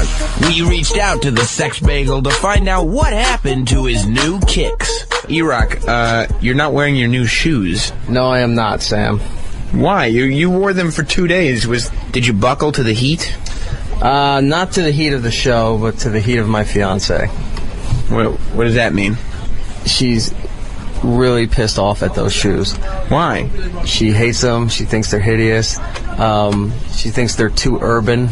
And I was informed that she's buying me new shoes to wear because she won't be seen with me wearing those shoes. So you're at work, though, not with her. Where are the old shoes? Where are the shoes? Where are the Jordans? They're somewhere in my apartment. She hid your shoes? She pretty much took them. Are you ashamed? That I let her take my shoes, yes. Your fiance dictates your wardrobe? A bit, yeah. Such a liar. Come on. Are you going to get to the bottom of this? Well, I talked to his fiance. Oh, you did? Yeah. And that's going to be in here? Oh, yeah. I did not hear this ahead of time. He's fucking lying. There's a lot of theories on this. Okay, I think he took a beating from everybody around here and said he can't take it. He can't be defiant, so he got rid of the sneakers. But now he needs a reason because he doesn't want to admit to you guys that you got to him. And if she was the one that took the shoes, why wouldn't she just throw them in a fucking garbage pail somewhere? Why hide them in the apartment still? Good question. Okay, you're gonna get to the bottom of all this. Oh, this is such bullshit, E-Rock. A bit, yeah. Hey, whose idea was it for you to start seeing the personal trainer? That would be her as well. Okay. She cut your hair for you, too? No. Well, maybe she should. We next met up with E-Rock's fiance at an undisclosed location to get her side of the shoe story. So E-Rock's fiance, E-Rock tells us that you hid his shoes. I didn't really hide them, but I put them in a place where he wouldn't necessarily find them in the morning because they're the vegetable drawer in the fridge? Maybe. So what was your first reaction when he came home from Florida wearing those shoes? Well, he wasn't wearing them, but he pulled them out of his suitcase and said, "Wait till you see my new sneakers. I'm so excited." He thought you were going to be very impressed? Yeah. He was very excited? Really excited. And my reaction was, "Oh my God, those are very urban for you." That's a nice way of putting it. I was trying to be polite. Yeah. So you think they weren't cool? No. No. He came a long way from wearing his Ringer t-shirts and jeans to Lucky t-shirts and Lucky brand jeans and... Are you trying to kind of sculpt a new E-Rock? Help E-Rock evolve. They were obviously basketball shoes. They're Jordans. How often does he hit the court? Sorry, I was thrown off when you said court because I wasn't sure what court you meant. Court of whole milk. I've never seen him play basketball ever. How about compete in any type of sport or? Does Mario Kart count? No, it doesn't. Our hat goes off to Sex Bagel's fiance as the reinvention of E-Rock is a task that would be too big for most. Then again, E-Rock as a person is too big for most. I'm Primetime Sam Roberts, and this has been Backstage with O&A. So I was wrong? No, a lot of... I think I was wrong, huh? The people who have heard that report are theorizing that E-Rock's fiance was coached. Conspiracy. Oh, really? And the undisclosed location? Yeah, I was downstairs. The lobby of... Oh, I was setting myself up for a joke. Oh. Fuck it. I had an eHarmony joke. I was going to say the lobby of eHarmony. No, I'm also reading on the court. When was the last time I was on the court? People bring up the food court. The food court, yeah. It could possibly be. He last time I was on the food court. Yeah. But yeah, most E-Rock, people... where does this bad taste come from that you have? I still think they're great. Those shoes were horrendous. They were awful. Really bad. I don't think I've ever seen anyone wearing sneakers like that. No, now that I think about it. Not even the homies. You've seen one. Who? Roland. Yes. What's your name? Big and Stupid. Hi, Big and Stupid. How are you today? Did you notice Voss had the same sneakers on last week when he was here, but they were black on black, not white and black. Oh, really? Yeah, with a red trim. Because you Vosh noticed. shops at the outlets because he likes a deal, He not also- knowing that yeah. his clothes are out of style. He also bought a car off of eBay or E-Trade or wherever the fuck he was buying it from. No, it was I've never eBay. seen more food court jokes in my life coming in on Sniffy know. Back, and I know you mentioned it, but wow, everyone's Sauerkraut on in the the same trunk. page. Huh? Sauerkraut in his trunk. Yeah. And then he bought a fucking chick's bag, a girl bag, Louis Vuitton. But yeah, I mean, even E-Rock is still wearing his old Vans today. He's given up. If he really wanted those shoes back, he could have searched his apartment and found the shoes. Yeah, if you still like them, then you should wear them. Yeah, I got them. I think I might tomorrow. But I was taking shoe shopping this weekend. Oh, you were? Yeah. That must have been thrilling. It was nothing better to do on a nice 75-degree day. Go shoe shopping. And go shoe shopping. What kind of because shoes you get? That's fantastic. Didn't get any yet, but a lot of black they didn't leather have extra shoes. wide feet. After a brutal fucking winter, that's what you want to do on your first really nice weekend. Is go get shoes. Have your girl take you shoe shopping. Steve from Bayshore wants to know where there is a blacksmith. See, because like that would be your shoes would I be get it, yeah. shaped like, you know, like horse feet. Yeah, horses, shoes things, type. hooves, Yeah. hooves. A hoove. Sam, also, we never got to your St. Patty's Day stuff. Is this worth playing, or should we move on from this? If you want to. I mean, there were a lot of drunk people out. Sam went and did a little What's the Haps. It's been a while at the St. Patrick's nice. Day Parade. We might as well do a little Sam Twofer here. Okay. Get all his material out of the What's way. the Haps from St. Patty's Day? St. Patrick's Day Parade in New York City. I just talked to a few Sam was people. trying a little angle on this, so we meet Megan. We're at St. Patrick's Day with Megan. Megan, what's the haps? What's the haps? The haps is I'm wasted, they're wasted, and we love each other. That's so sweet. You're here at St. Patrick's Day. What's your plan of the day? My plan of the day is someone just found. Oh my God! What the fuck is this broad, man? Well, the best part is like her tongue her tongue doesn't work or something. How old is she? Drunk. I don't know. There were tons of girls because it was a warm St. Patrick's Day, so there were tons of girls that were out there shouting out their senior high school class, cheering that they were getting into college next year, and then going on about how drunk they were. And now tell me about it. Same thing I heard the whole time, the whole drive home. Really?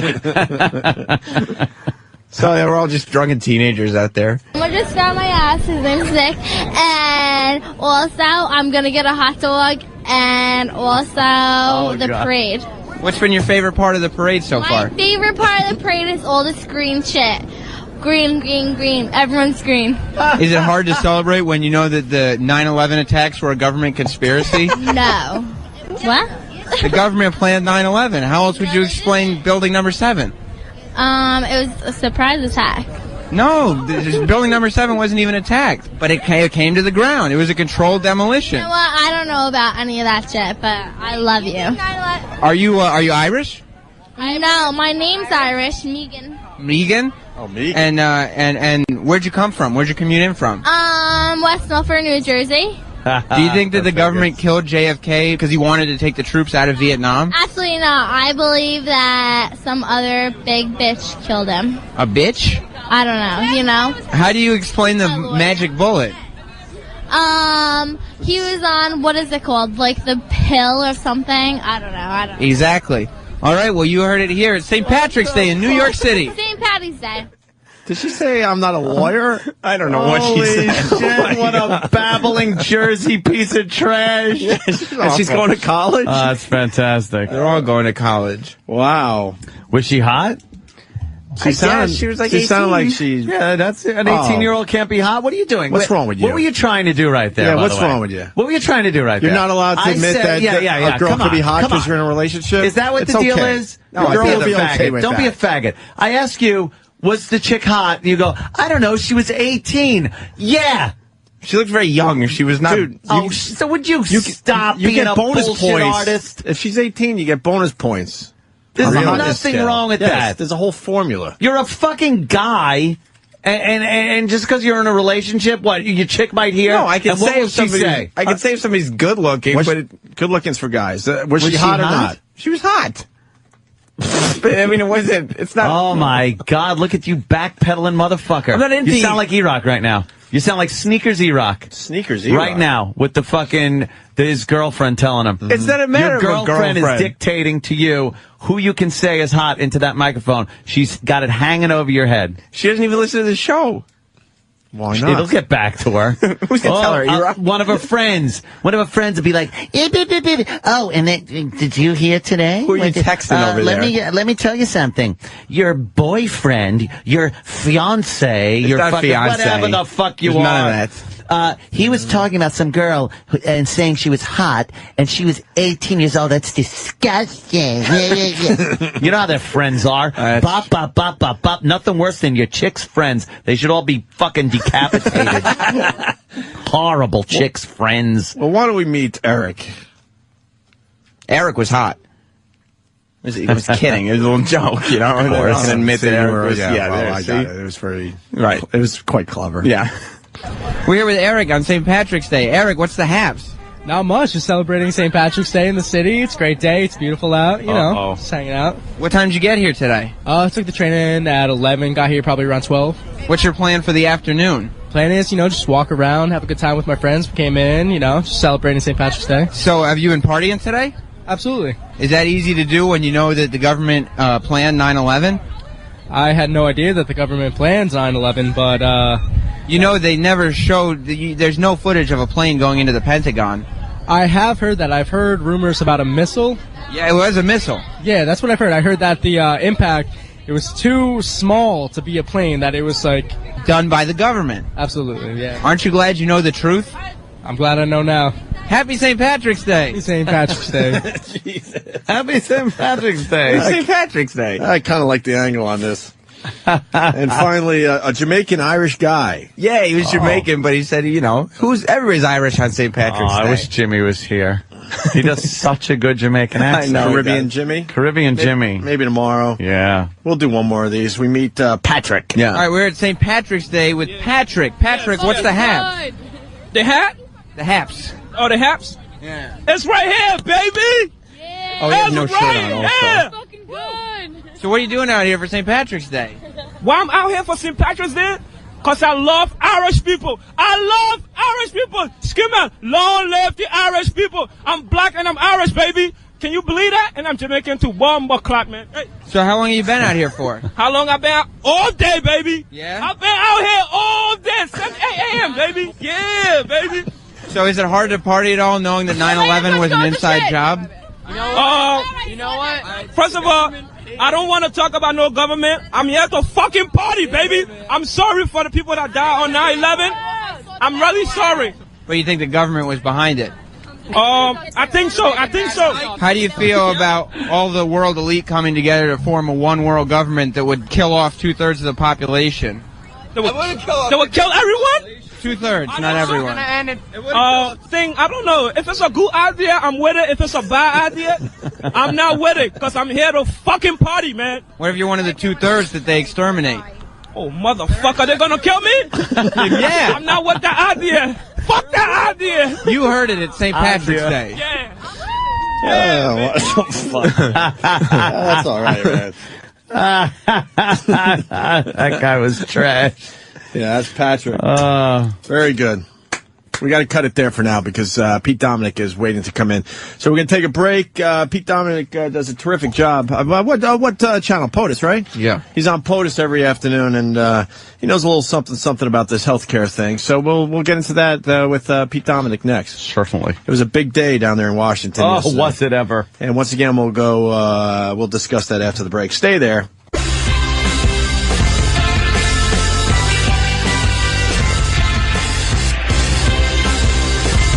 Let's say hi to Pete Dominic in studio. Pete has a lot going on. He likes talking politics, but he does it in... I like listening to Pete because he does it in a way where he keeps it entertaining. He understands there's an entertainment value to this whole fucking thing. That's what you got to do, Jesus. Yeah, you get some laughs in there, and you're not so fucking dry and, like you were just saying, monotone. You know how to move your voice around a little bit. Yeah, you got to try to have fun with it. I mean, if you're talking about healthcare for 13 months, that can get pretty. You have to take take a shot at funny any possible time. But it's not easy every day. But it's time to talk about healthcare. You got something going on because you're a stand-up comic, and you also know a lot about politics. So it really is a nice combination. And Pete was telling us just before he got on air that he's got a big new gig with CNN. That's huge. Yeah, starting this evening, I am Pete on the Street on John King USA, 7 p.m. every night.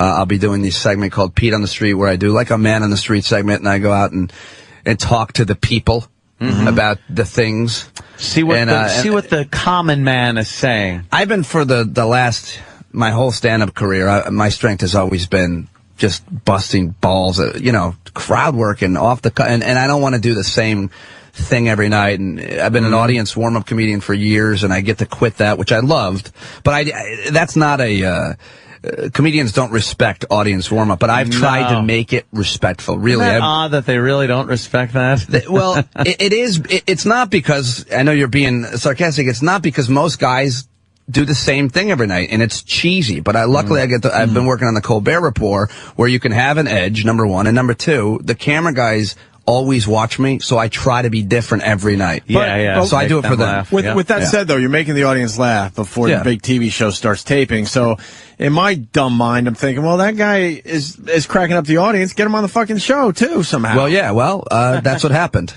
I mean, not on that show, but another one. I took that scale, and I'm bringing it on CNN. Why couldn't they figure out a way to work you into the show you're warming up for? I never understood that when I went to see these tapings where you get a guy who's just fucking killing. And it's not the basic stand-up material, because you could get a formula and get him laughing every night with the same jokes. It's topical humor, and you're cracking up the audience. So it's like, okay, this is some of the stuff that Colbert we'll be talking about on this show. Why not somehow figure out a spot for Pete Dominic? Well, I don't think it would have ever really worked on Colbert. It might work now that I'm doing this other. Ironically enough, I'm doing another show on CNN. It might work to bring me back now and talk about that. But he never has correspondence. He doesn't, his guests are all authors and experts. And so I don't know. I never really thought about that. For me, and I know that you're having a kid. Congratulations. That's awesome. But for me, I have 2 kids, and I always just wanted to work and do a good job, and that continues with the radio and stand up and this new TV show. So CNN. Yeah. That's huge. Exciting. So we'll be checking that out tonight. Pete on the Street on CNN tonight. You won't be, will you? Oh. I'll check it out. You will? Yeah, I'll definitely check it out tonight. Awesome. It's on at the end of the hour every night. Because I watch CNN and Ant watches Fox News. I watch both of them. I'm kidding. I watch everything. You got to flip around a little bit. I am have to. Click. Because the media can't work together anymore. It depends on what you're looking for. It depends on what kind of mood you're in, too. And what kind of mood am I in? Well, that leads to what we were talking about about the first hour or so of the show today, the healthcare thing, Obamacare. And Ant said it very well this morning, where you tune in CNN and they were throwing a party. Like it was New Year's. Yeah. And then you go to Fox and it was a somber tone. It was a funeral. So you're like, what the fuck is really going on here? Because this is complete opposite ends of the spectrum. Well, the thing is, political talk, radio and television, it exists to have ratings, right? Yeah, I mean, you have to get absolutely, ratings. So Fox's ratings have skyrocketed since Obama got elected. So is Rush Limbaugh's and all the right-wing talkers. Whereas all the liberal MSNBC and whatever liberal radio there is, if there is any, has tanked.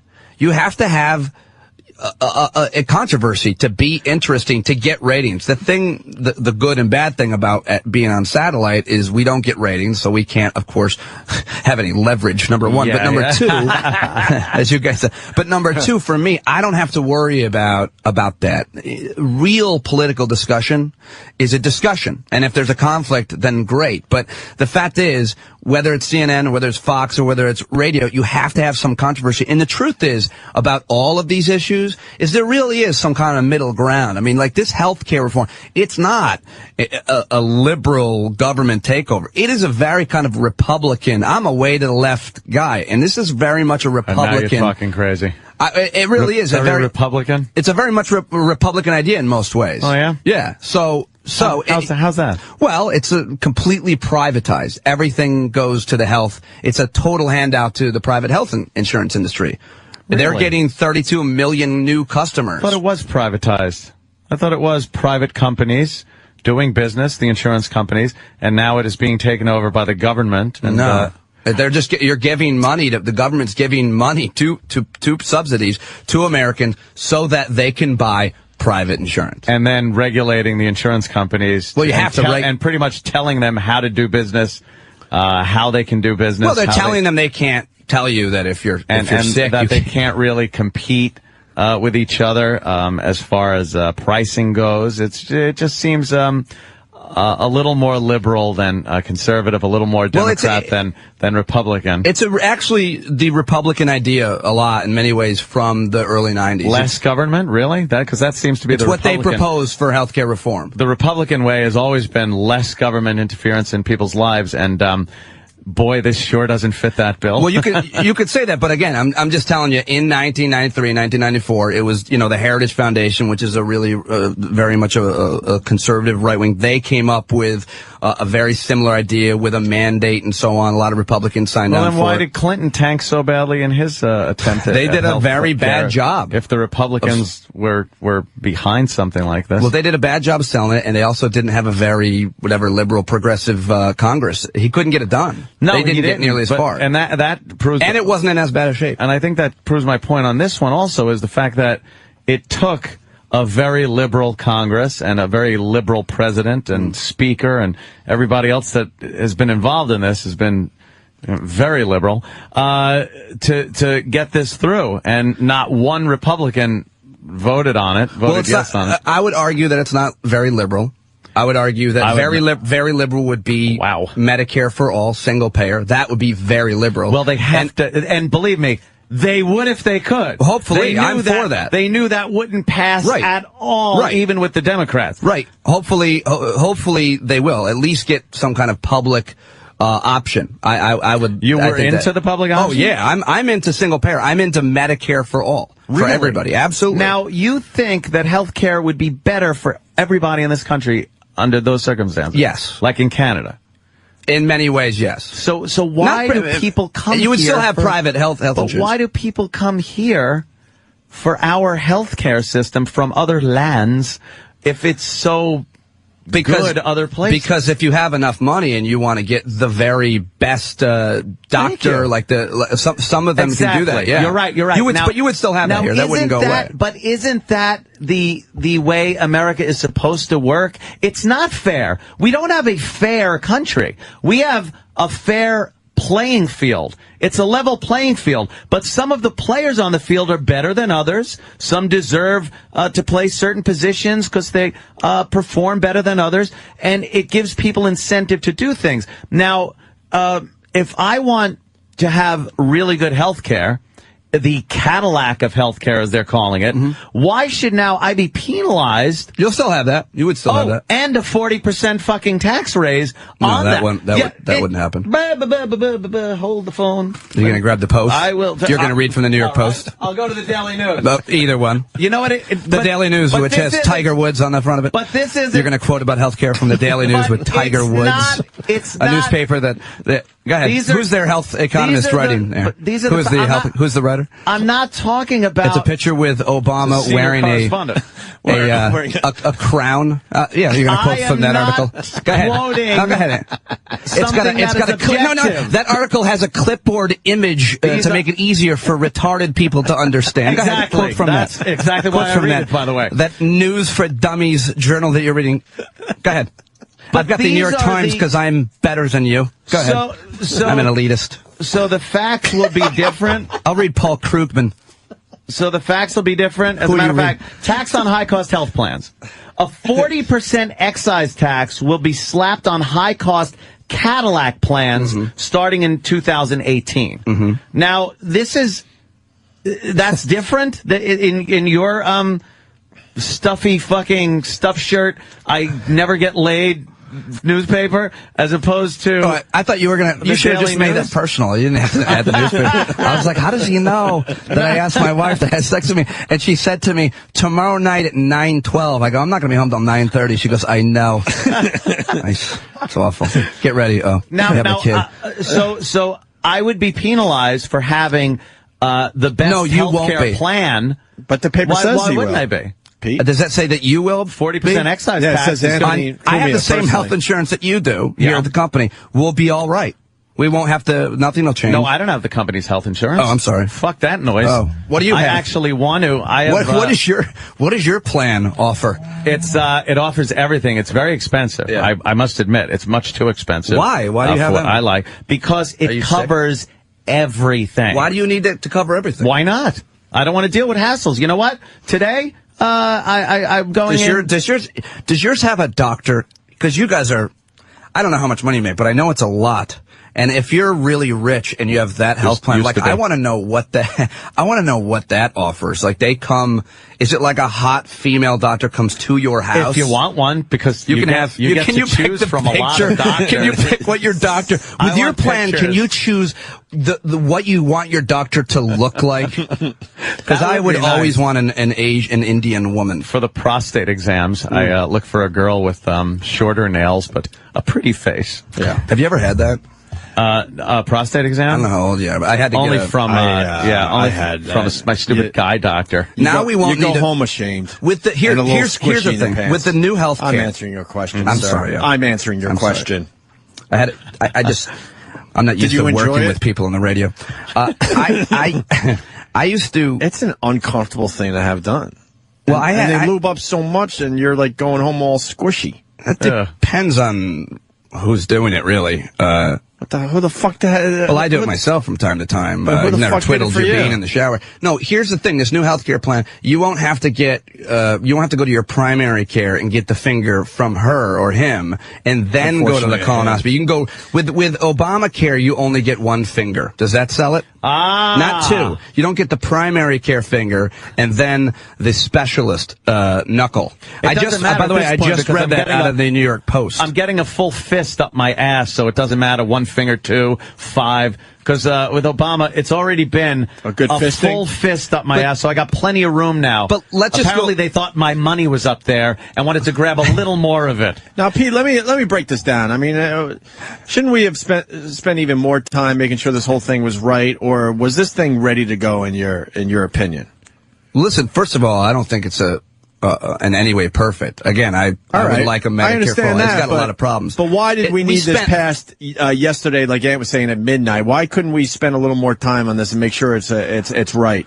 Or as right as it could be. I think it was as right as it could be. You do? Yeah, it ended up being just Democrats working on it, right? Because Republicans clearly weren't going to do had had it. Well, it's nice when they shut the door on the Republicans' faces, too, and don't let them into well, you some can of the believe meetings that's the case because they told you, but they were at the table at every committee. They were at the table on every committee. Closed-door meetings that only involved Democrats. After the Republicans said we would never, ever do any of that, Democrats said, fine, we'll meet amongst each other to hammer it out because you're not on board. It really that's what you heard.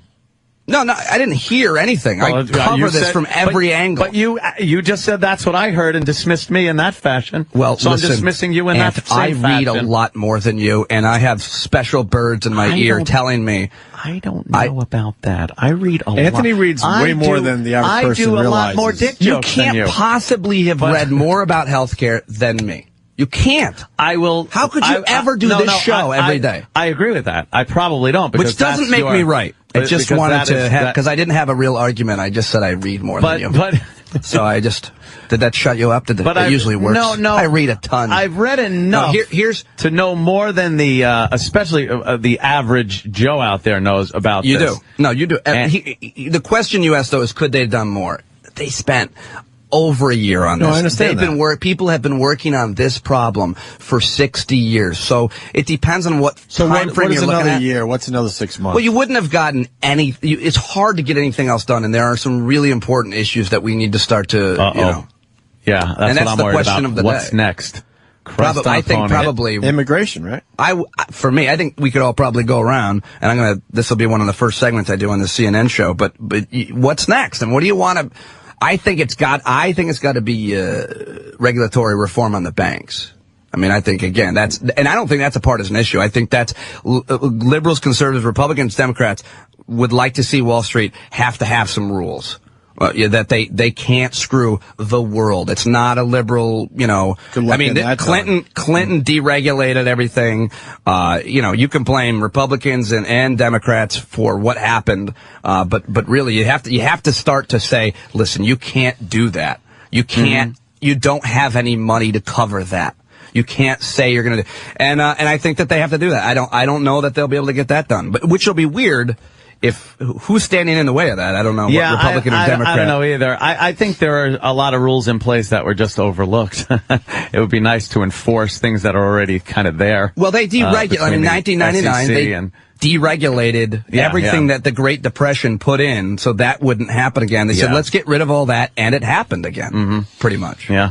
So I think you have to put some over. Banking, in my opinion, should be boring. Think about what we do for a living. How much more talented, frankly, are we than any of those douchebags working down there that, raped to get their lacrosse scholarships? They have no skill, and they're producing nothing. It's not a biased thing. They'll tell you themselves. I have these guys that have completely turned coat on their former industry and colleagues. They are not doing anything. They're not highly skilled. They have no talent. They were, I'm just generalizing, given everything, their whole lives. They're not like, why should that industry be exciting? It shouldn't. You stink. You're not talented. It's just math. It's banking. Can you give me a loan? Yes. Thank you. Are you responsible enough to cover it? Yes. Well, I don't think that you are. Then you can't have it. All right. Well, when I get more responsible, that's it. It's boring. That's the way it should. It was. That's the way it should be. So, that would make it easy. Sure. I want to get back to the healthcare thing. Do you see problems in this whole thing at all down the road? Yeah, of course. I mean, some people saying it could bankrupt, the country and all that crap. Where are you at? Are you nervous, Pete? I'm not nervous about it bankrupting the country. Okay. I mean, I'm not. The nonpartisan CBO, which it depends on if it's your issue. If it's not, Democrats will say, "Oh, they're wrong," or if it's not, Republicans. But they say it's going to decrease the deficit by $138 billion. So let's say that it doesn't. Let's say it only decreases the deficit by $10 billion. Let's say they're way off and it's only $10 billion. Well, it's still decreasing the deficit. It's not increasing the deficit. But now, if you talk to other people and look at their math, that changes. Yeah, I think they're lying. Okay. Yeah, I think the people, because it's the Congressional Budget Office, so I think they're lying. I think they're twisting it around, and I think they're lying, and I think it's wrong, and I think it's unethical, and I think it's Anthony. I think it's mean. Wow. Language, sir. I think it's very, very mean. Language. So break this down to the basics. Enough with all your highbrow reading shit. Let's break it down to the basics here. Highbrow reading. My apologies. No, but let's because I think let's talk the way that people talk about it. Yeah, but let's just break it down. What does this mean? What does healthcare reform mean? Yeah, what happened last night? It wasn't healthcare reform. First of all, it was health insurance regulatory reform more than anything that else. I would have agreed with more than what happened. It's not doing it nearly enough to bring down costs. Insurance. I would have totally been into smacking the fucking insurance companies around. Yeah. But this takes it a little too far. Well, it's funny you say that because it's hard to smack. I mean, let me ask you a question, Anthony. Because sometimes people call the show and they'll be like, you know what? Screw everybody. If you're sick, let's represent everybody. There are certain Americans and people in the world that are like kind of social Darwinists. They think that survival of the fittest. Listen, there's some religious people that think, Calvinists or whatever, that God said you made it. I think that you guys, I don't know what your past is, Anthony, but I'm pretty sure how you got on this show was that you were really talented and that you worked hard. I don't think someone handed it to you. Yeah. And basically, if you have a kid, as you're going to, and let's say, God forbid, your kid has some kind of congenitive anything. Oh, that's great. Well, let's say it's not asthma. Like I'm thinking about that every minute of the day. Thanks, every parent Thanks does. for reminding me. Let's say it's anything. Yeah. You're gonna have to pay more Whose fault is that? Did you not work hard enough? So the idea is pre-existing conditions. They can't cancel you. They can't deny you. Would you, Anthony, say that we shouldn't prevent private insurance from doing that? I don't think any American agrees with that. I don't think that's a political thing. I absolutely don't think pre-existing conditions should keep you from keeping your insurance.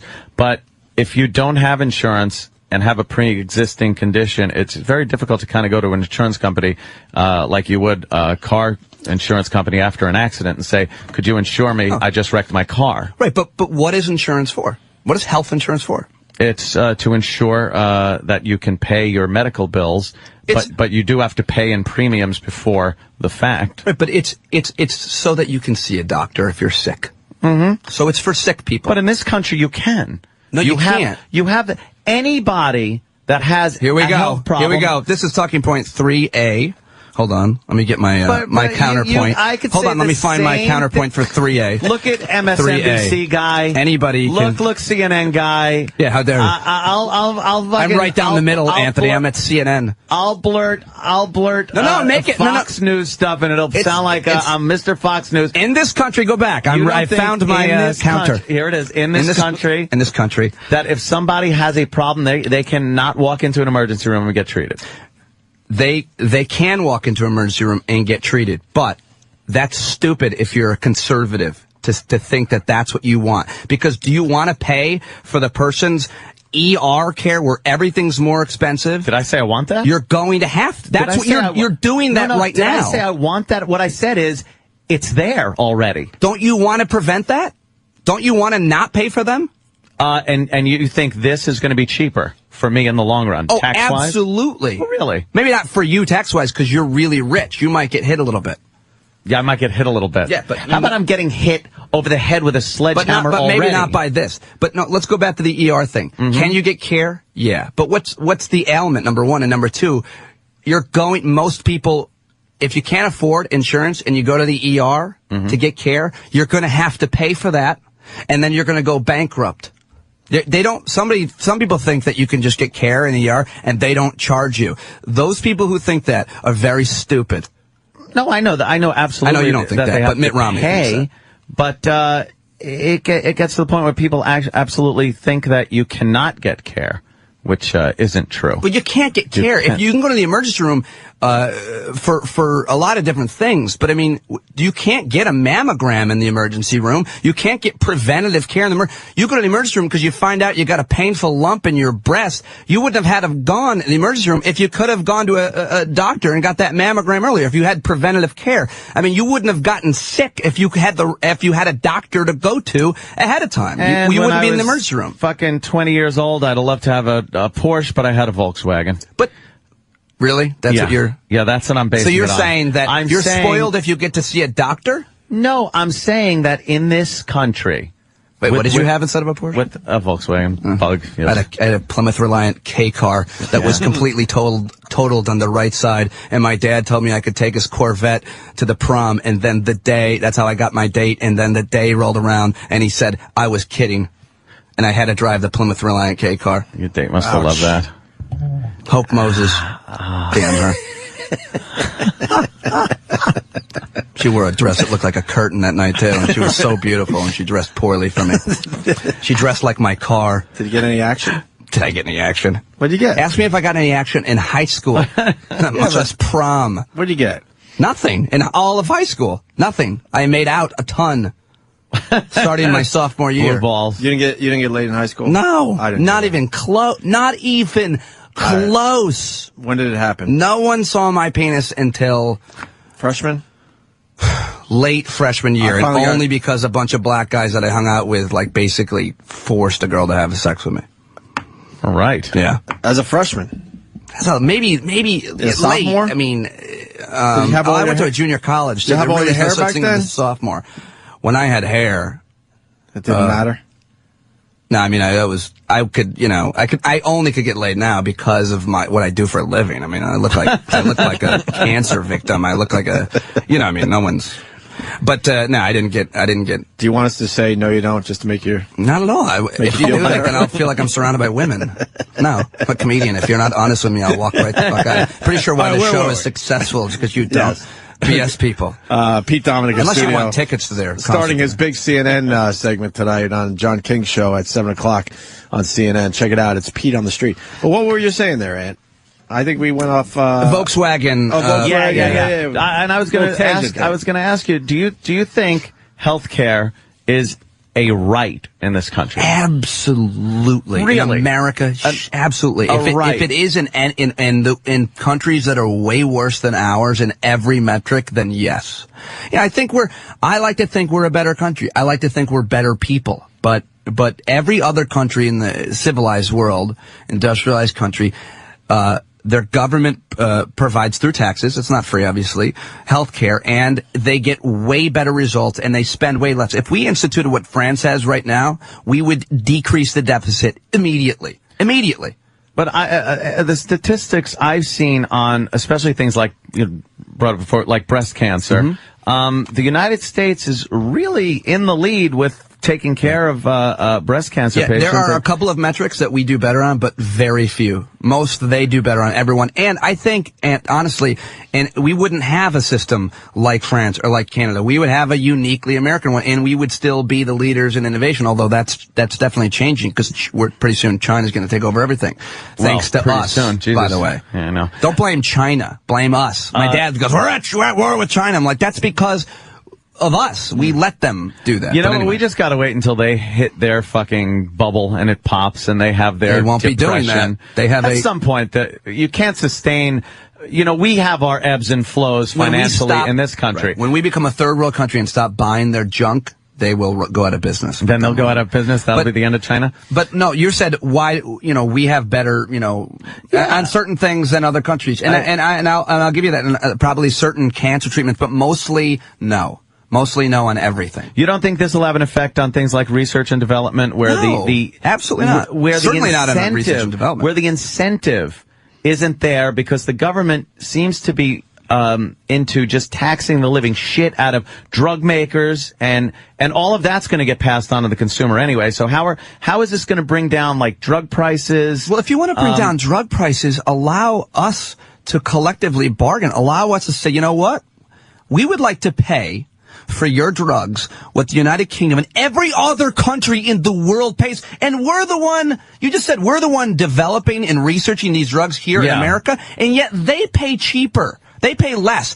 Every American, again, not conservative liberal, every American would like to pay a lot less. And if you can get them from Canada for the same exact drug, you'll pay less. But someone's eating the cost overseas, or someone's inflating the prices here. Now, if the government's taxing the shit out of the drug makers, they're not going to say, well, I guess we're making less money on this then. They're going to charge an arm and a leg to the consumer. I'm not sure where the government is taxing the drug companies way more in this reform anywhere. But here's the thing. By the way, they are. But you're describing what would have been a single-payer Medicare for all. What you're doing is what a lot of people do and being critical of this bill. The fact is, it's not that. It's much different. It's not socialized. It's not single payer. It's none of that. It's complete. That's why when people on the left hate this bill, because it's a handout to private insurance, which they demonize. I should say we demonize. I think private insurance is the dumbest thing in the world. I think private for profit. I'm okay with capitalism, but you don't make a profit off of prisons. You don't make a profit off of health insurance. You can make it off of health care, not insurance. That's silly. You don't need to. There's no need to have a competition amongst insurance. Why? You're not innovating, pushing paper. Innovate hospitals, innovate treatment, innovate drugs, innovate all that. You can't innovate insurance. What can you do? Come up with a better Excel spreadsheet for the doctor to file his claim and you get it back quicker and get paid? It's stupid. There are certain things that just shouldn't be for profit. You shouldn't incentivize a prison to say, if you fill up all those cells, then you'll get paid more. Because then we'll have dumb laws to put people in prison for no reason. But this goes further than just the insurance companies. it does delve into the health care aspect of it, not just the insurance. It doesn't enough. Republicans and Democrats agree that it doesn't bring down the cost of care. It doesn't do a lot of things to reduce, certain practices and techniques and, too many MRIs being ordered. And there's a lot of, what's cool, Anthony, about our show is that I get so many doctors calling in saying, they should do this. They should do that. And it's not even a heated argument. It's like, that's a good idea. Republican Tom Coburn, I think, at that summit, the big summit, he said, why don't we have, what is it called? Private, fake, what's a cop who's on undercover was what I was looking for. Should hear me babble through trying to get to undercover on my show. Wow. Listen to my show where I babble to get to the word undercover. He said undercover patients. And the patient can then say they're wasting on Medicare. They're doing this. That's a Republican idea. That's a brilliant idea. That's a brilliant idea, and Obama's going to do it. And there's a lot of really cool, innovative ideas like that to bring down costs. I think a good way would have been to bring in a lot of people that are experts in the fields, all of them. They did, medical and stuff, and really, did they really listen? They really did, yeah. They brought in healthcare economists. Yeah, really. I brought one. You guys know Aaron Carroll. He's been on a couple times. That guy comes on my show every week. He's a healthcare economist. He's also a pediatrician. He's also a bore. He's a bore. He's a snooze. I love him on our show because what we're talking about. Yeah. But well, let's take a few phone calls here. Pete Dominic is a moron. You want that one first? Yes, please. No. Go to the meanest one, obviously. All right, let's go to James in Maryland. James, we're talking to Pete Dominic. Anthony. Yeah. Pete Dominic, you're a fucking moron. I'm from Canada. My father was a doctor in Canada, OBGYN. I once had to wait 12 hours in an emergency room in Guelph, Ontario, Canada, which is north of Toronto. If you know, I've never had to wait in an emergency room. When I go into an emergency room, they go, "Oh, hey, you're the guy." Take it right away. Go ahead. I've never had to wait here. Let me ask you a question. A broken hip. Let me ask you. We had to wait 12 hours. Let me ask you. There was one doctor, Pete, on duty. Mm-hmm. One. For the city of Guelph. If you want to Google Guelph, there's a big university there. It's a city of about 100,000 people. I don't. Well, I don't know how to spell Guelph. First of all, let me just ask you a question, because you'll hear Canadians, being critical of there. So why doesn't Canada rise up and repeal their healthcare situation? Because the most famous Canadian, like the most famous American, like Abe Lincoln or George Washington or Martin Luther King. Who's that guy in Canada? Yeah, that guy in Canada is a guy named Tommy Douglas, who is the premier of a Saskatchewan province. He's also, this will make it interesting, Kiefer Sutherland's grandfather. He's the most, their favorite Canadian of all time. He brought them their current system in 1968. They love him. Canadians, there are problems, as this caller's saying. There's problems. It's got problems. Pete, do you know anything about Canada at all? I've been to Nova Scotia. Okay. Hey. The only thing great from Canada right now is when we won the Olympic gold, and we have great gold. Yeah, I don't know what to tell you. This guy is not speaking for most Canadians. Why not repeal what you have there then? Why don't you elect someone in Canada to get rid of it? Yeah. Pete, there's a conservative right now. He's a Republican. His name is Stephen Harper. He's kind of a Republican. He's hated by Canadians. Okay. The biggest... He's their George Bush. Okay, the biggest province of Canada is Ontario. Mm-hmm. Okay? The guy there, he's kind of like an NDP socialist guy. Mm-hmm. There's more people that live in the province of Ontario than the whole country of Canada. Okay? The city of Toronto, right now, there's about 6 to 7 million. The healthcare system is screwed. You have people sitting there waiting in bed. As opposed to ours currently? As opposed to ours currently.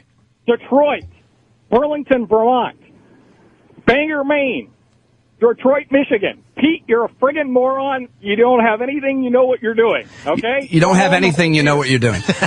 Well, first of all, that guy started with you're a moron and closed with you're a moron, but in between was fairly civil. I appreciated him. He tried to make some people good points. Really want to talk to Pete Dominic. Hey, Joe, are you the one saying on instant feedback, get to me? No one that agrees with me, by the way. Don't put anybody on that agrees with me. Can you shut the fuck up, Pete Dominic? Sorry. Talking point 3A. Shove it up your fucking ass, number one. All right? How about we deal with the fucking illegal immigration fact, all right? We got the largest illegal immigration of any industrialized society, okay? So why don't we deal with that fucking issue? So now let's get to fucking the emergency room costs, okay? So we deal with fucking the illegals and the fucking immigration costs, right? Then you say that was the highest cost for fucking medical care, okay? And here's your counterpoint to your fucking point, you dumbass. Let's collective bargain fucking drug prices. Let's collective bargain them. Why don't we collective bargain fucking medical insurance costs? Why don't we spread it out? Why don't we go state to state? Why don't we allow it? Why don't we allow the free marketplace to fucking take place as it is? You want to know why? You want to know why? Yeah, I do. Well, the state-to-state argument, like when I first fucking money, and they all fucking want to get paid, and don't think about they're doing this for the common good because they're not. Let me ask you, what's his name? Let Pete retort. What's his name? This is Joe in Vegas. Hey, Joe. First of all, what's bothering you? Like, aside from this, like, what are you angry about? Like, do you hit people ever, or do you? Like, you sound very angry. I hit your mother at night. That's what I do. You hit my mother. That's first of all. It's our mother, so I don't appreciate my brother saying that. But by the way, Pete, listen, this is a liberal tactic you're pulling all the time. Changing the subject. I'm sorry. Demonize me, right? No. I was actually. Then it's a very passive aggressive kind of degrade the caller. Right. So then that way you become superior to the caller, and then whatever you say is right. I would argue it was a comedian. I would argue it was a comedian tactic trying to be funny. I will go back to his argument. No. I will go back to I've seen many unfunny people say that. But and as an observer, yes, and watching you the first hour of the show, didn't you do just that to some of the callers by stringing? It wasn't passive aggressive. Stringing it was together pure aggressiveness. Stringing together an amazing selection of curse words. There was not one passive thing I said about that. And this brings me to my point. This is why this is all just horseshit in the end. No one can work together. But you can if no one can work together. If Ed had his points earlier and everyone's yelling and screaming at Anthony, now Dominic is making his points and everyone's yelling and screaming at Dominic. You're making shit right now. But if you have an actual, here's the thing: if you have an actual discussion, if you have an actual discussion, and we try to forget talking points on both sides, but they're everybody's got their arguments created. But like he said, he said the state to state. Why not let the free market state to state? Like, to me, when I first heard that, I'm like, of course, that makes sense, right? Of course it does. But the thing is that the private health insurance industry, here's exactly what will happen if you do that. They will pick the least healthy people and not cover them. All the unhealthy people will not get covered. How do you know? Because because they already do it. I mean, it's already in practice because it happens in California. Because it's happened. That's what the credit card companies do. Swami. Credit card companies. He called you Swami. He did. I'm sorry. How do you know Swami? Hold on. Let me take off my hat. I love Do you have Joe. a camera? Jesus. Joe, because not because I'm predicting it, because it already happens. I can deal with common sense, okay? Clearly you can. I can do the big picture. And the big picture is let's get control. Let's get control. Let's get control. And you know what next is coming? It is coming to immigration because that's the only way. See, he's doing that now. If you want to stay on healthcare, let's stay on healthcare. You want to talk about immigration? Yeah. Well, let's wait till next week when I read. I have no idea. Why don't you? You're going to flip the page anymore? Am I going to what? Huh? Am I going to what? Flip the page. You know, Talks Boys 3A. No, I'd like to take another caller. You're not going to. I mean, I tried to argue the state-to-state thing, but he called my mother a name or something. All right, Joe. Which is fine. I mean, you know. All right, liberal douchebag. But that's the thing. That's what it waters down to all the time. It's like this name calling. Like I actually, here's my thing. I love coming on the show and talking to Anthony. I come in and leave respecting the guy. You know why? Because he's engaged in it. But you're engaged in it. It doesn't matter if you're right or wrong, as long as at least you and I are paying attention. I like having a discussion and being informed, learning things even. You know, there are certain things. I'm not saying I know everything. That's for shit sure. And so you're able to learn. Me neither. In a discussion. I'm a comedian. I'm not an expert on any of this stuff. You know, I know a little bit about a lot of things. A little. And except for music and dance. You don't know anything about music? What's wrong with you? Don't bring it up. Band. If you want to do favorite a bit, band. I don't want to do this. I don't want to do it. If I do it, I'll get U2. What's your favorite band? U2. Well, that's not a bad choice. No, it's not original, isn't it? Could be. It's not original, but I'm going to give you a more original one. ABBA. I like the Samples. You ever heard of them? Okay. If you haven't heard of them, I sound like I'm Nothing. And good. It's the band I was in high school. That's I don't know. Right? No, they were a band. Who else you got? What are we doing? Well, we got Ty in Indiana, but a lot of people pointing out that Pete Dominic sounds exactly like Danny, so it's really fucking them up. The voice? Really? Oh, really? Yeah. Have you heard that? Really? I don't think so. A lot of people are saying it's not slurring as much as Danny. I try to hit consonants now that I'm on the radio, but I tend to. It's early. All right. Ty in Indiana. We're running out of time with Pete Dominic. All right. Good morning, Mother. Good morning. Hey, first of all, Pete, Ant's healthcare is so good it covered his fucking surgical hair replacement. It did not. Shut up. And I got follicles individually put in the direction that the hair grows, and it was from the harvest area. Well, first of all, they should never cover cosmetic anything. No, insurance shouldn't. My question should only be able to get that if you're rich. Shut up. All right. Would you get plugs, Pete Dominic? No. I feel like we're off on the wrong foot. I've got so much material in my ass about being bald. That would just fuck up your ass. But I just, I mean, what are you going to do? That's so most handsome, strong men are. I got 2 kids and fucking a wife and me. And the company I work for, I can't afford $900 to insure my family. You know, which is what come out of my check. That's like a fucking mortgage payment. What's this Obamacare going to do for my ass? Well, how much money do you make? Around 40. Yeah, you should. This is really to help. Which that's doing all right, believe it or not. This should help you. You'll probably qualify for subsidies. And you'll be able to afford health care. I mean, I was making at one point, doing just stand-up, $80,000. And I had 2 kids and a wife who was working a little bit. And my health insurance premiums, because I'm a comedian, there's no union. Right. I would argue I was working as hard as anybody who wasn't doing manual labor and working outside. And my health care was $13,000 a year. Now, I afforded it because I'm responsible and I paid for it, but I couldn't save up for a house. I couldn't afford a car. I couldn't afford a lot of normal stuff. Now, then I started working at Sirius and got health care, and now I can buy organic berries. But I mean, the truth is, there's a lot of people out there that freelance. Yeah, if you're a freelancer, if you want to promote, if you're a freelancer, you're fucked because you got to get your own insurance, and it's a nightmare. If you're a fiscal conservative and you want to promote entrepreneurship and being able to start, one of the things here is, people get locked in jobs, and they only stay in their awful job because of the health insurance. They have skills that they would love to start this business. They might even have capital. I heard this on CNN last night. I heard this. Yeah. Did Wolf say this already? I steal all my talking points from Wolf now. But I mean, don't you want to encourage people to pursue their dreams or whatever, even especially if they have like money to open a business? But they can't do it because they can't cover. And only an irresponsible parent would take a risk. Well. And hopefully, let me tell you something. Hopefully, that entrepreneurial spirit. Entrepreneurial. Oh, well done. Spirit will let somebody grow their business and achieve the American dream, so they too can get the fuck taxed out of them and have to stop hiring people.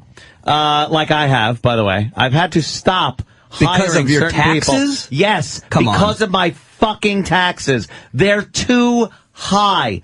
I am over 60% now when you take everything into consideration. I am paying more to my government than I am getting myself for already, by the way, already. But for some reason, that's still not going to be enough. And I have to be taxed more. And you know what?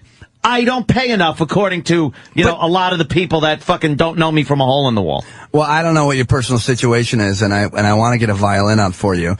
But exactly. But that's what a lot of people say. But here's the thing. Good, get chastised. I hope everyone in this country can make it so they could see that you will all of a sudden become the beast of burden for everybody that hasn't made it. You have really victimized yourself with the beast of burden. Yeah, that's it. Phrase. It's on my fucking back. Fucking back. I understand. No, you know what? I don't think that you're wrong. I don't think that there's anything wrong with that complaint that you're too taxed. But things don't come for free. Taxes for free. There can only be such mismanagement of funds to fuck up The amount of taxes that are paid in this country. Well, why don't you get a pilot's license and fly it into the IRS building? That's been done. All right. You want to be original. I like. What are you going to do? Doing something original. What will your terrorist act be? Because you're an original guy. I don't know. He doesn't want to play his cards. I think I'll just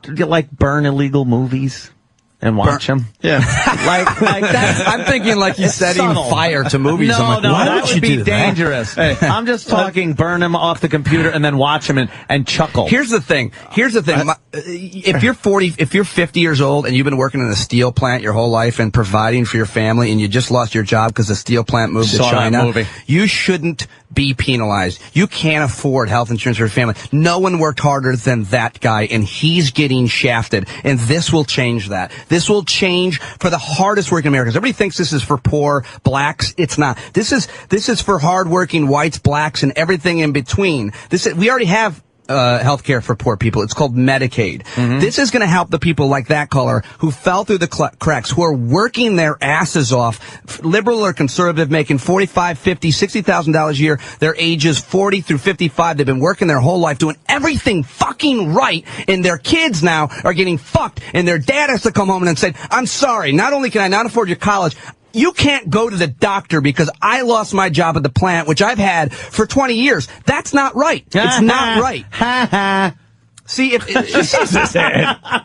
would never say that to the steel plant guy's face because he put you in a molten lava. That sounds very noble, and I hope it works out. But that's what it is. Well, and you might not get your pool cover. Let's all say I got a great solar pool cover. You could put an elephant on it, and it's not supposed to rip. Really? That's wonderful. With that, Jeff from Hoboken, it says here he wants to attempt a conversation with this clown. Jeff, I'm headlining the Gotham Comedy Club this weekend. Bring Steve Carlisi in then, if he wants to. Oh, this clown. I thought you meant our producer.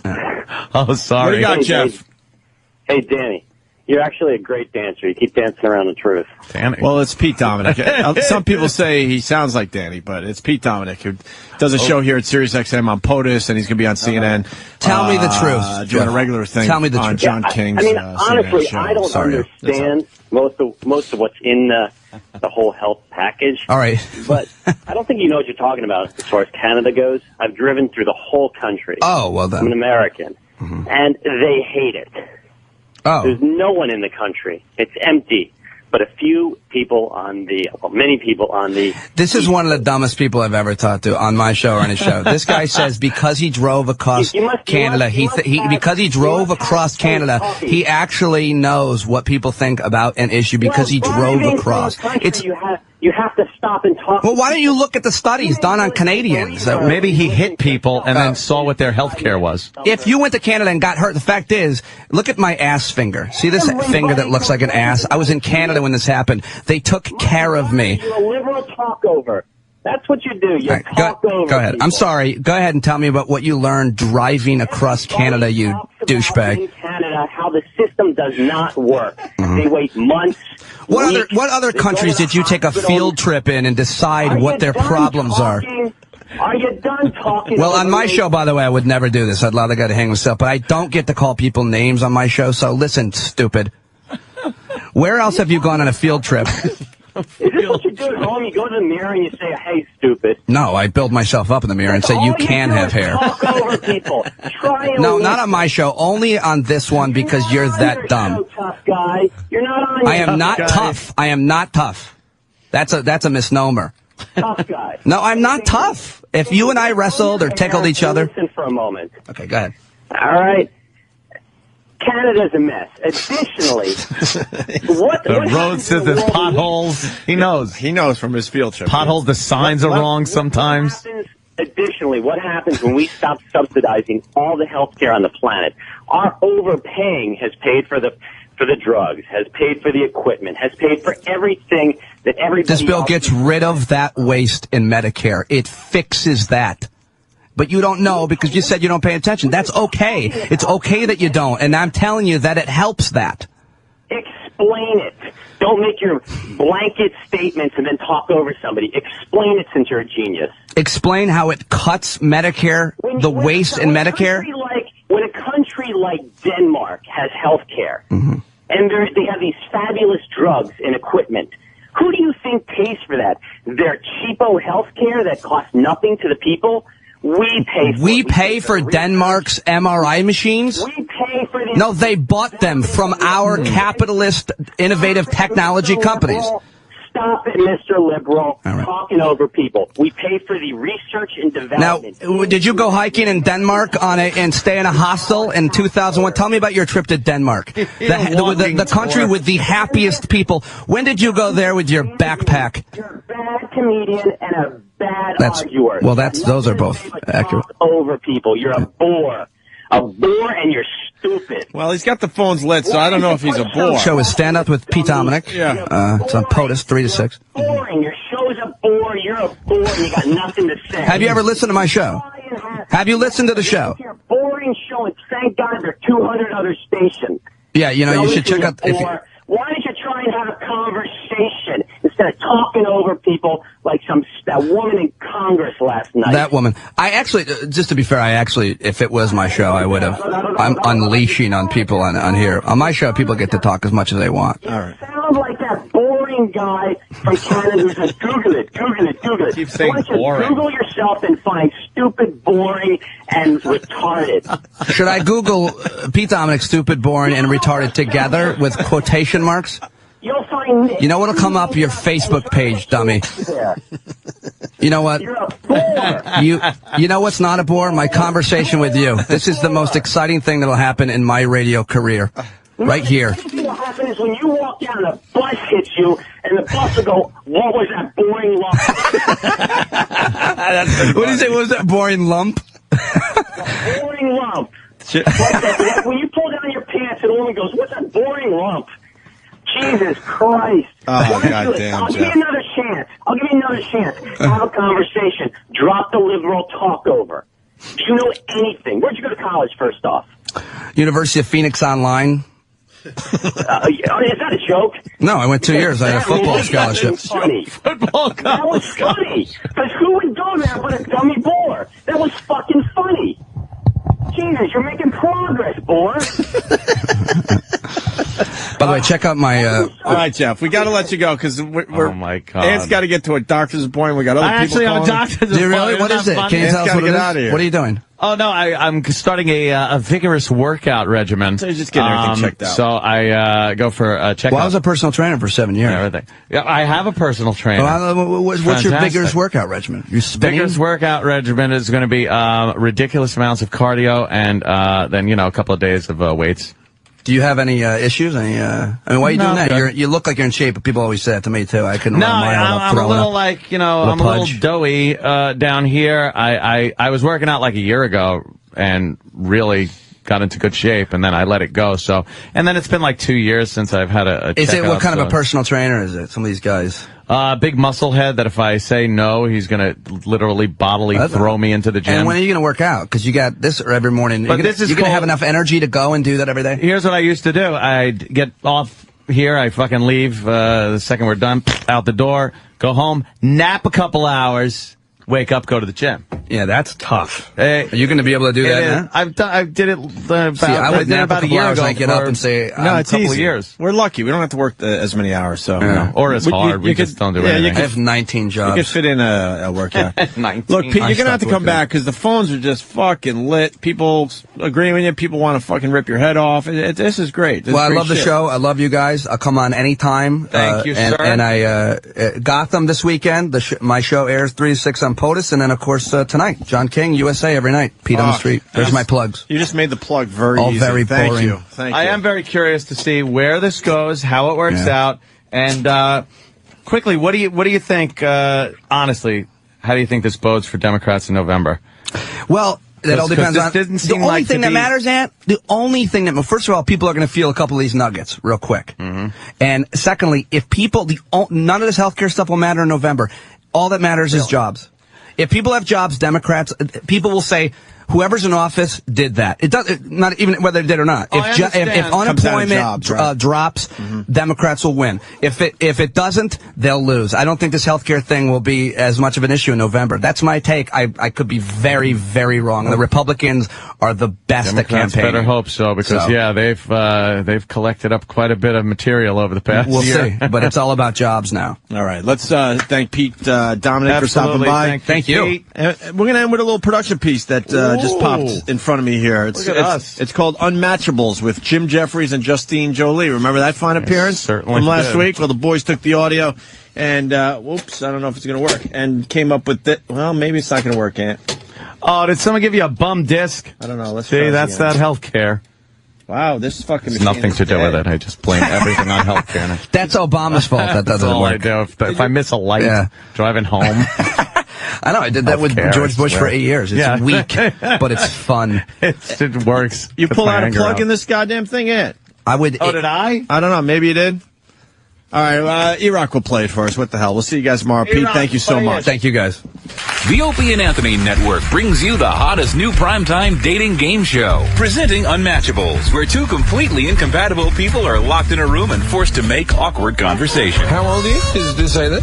I'm almost 30. You're almost 30. Well, you look very good. You look very pretty. Watch the season premiere as Australian comedian and drunkard Jim Jeffries attempts to seduce American adult starlet Justine Jolie. Hey, you'll learn to love me. Over time, you will love me. Will Justine be impressed by Jim's plush living arrangements? I have a studio flat in LA, which has a pungent smell that I can't find. But I'm going to endeavour to find that. And then you'll get quite the raping. Wow. That was a joke. Come on. That was funny. Look, I've got a little accent. Will Jim be able to woo Justine with his thoughts of romance? I don't like kissing girls, right? I used to like kissing girls when I was like 14 or 15, but then after I got my dick sucked, I was over kissing. Kissing is now a dead zone for me. That's really unfortunate, because that's one of the main things that I really enjoy about a man. Or his thoughts on making love. I'd rather have a threesome that involves a guy and a girl, because I like seeing the cock going into her mouth as I'm fucking her. I just like seeing a girl being degraded, Oh, degraded. Oh, he stopped himself before he said it. I said degraded, you slut. Can Jim Jeffries turn it all around? I love you, and I mean that. I love you. I've never been in love before. Probably not. I would eat your poo. That's a good thing,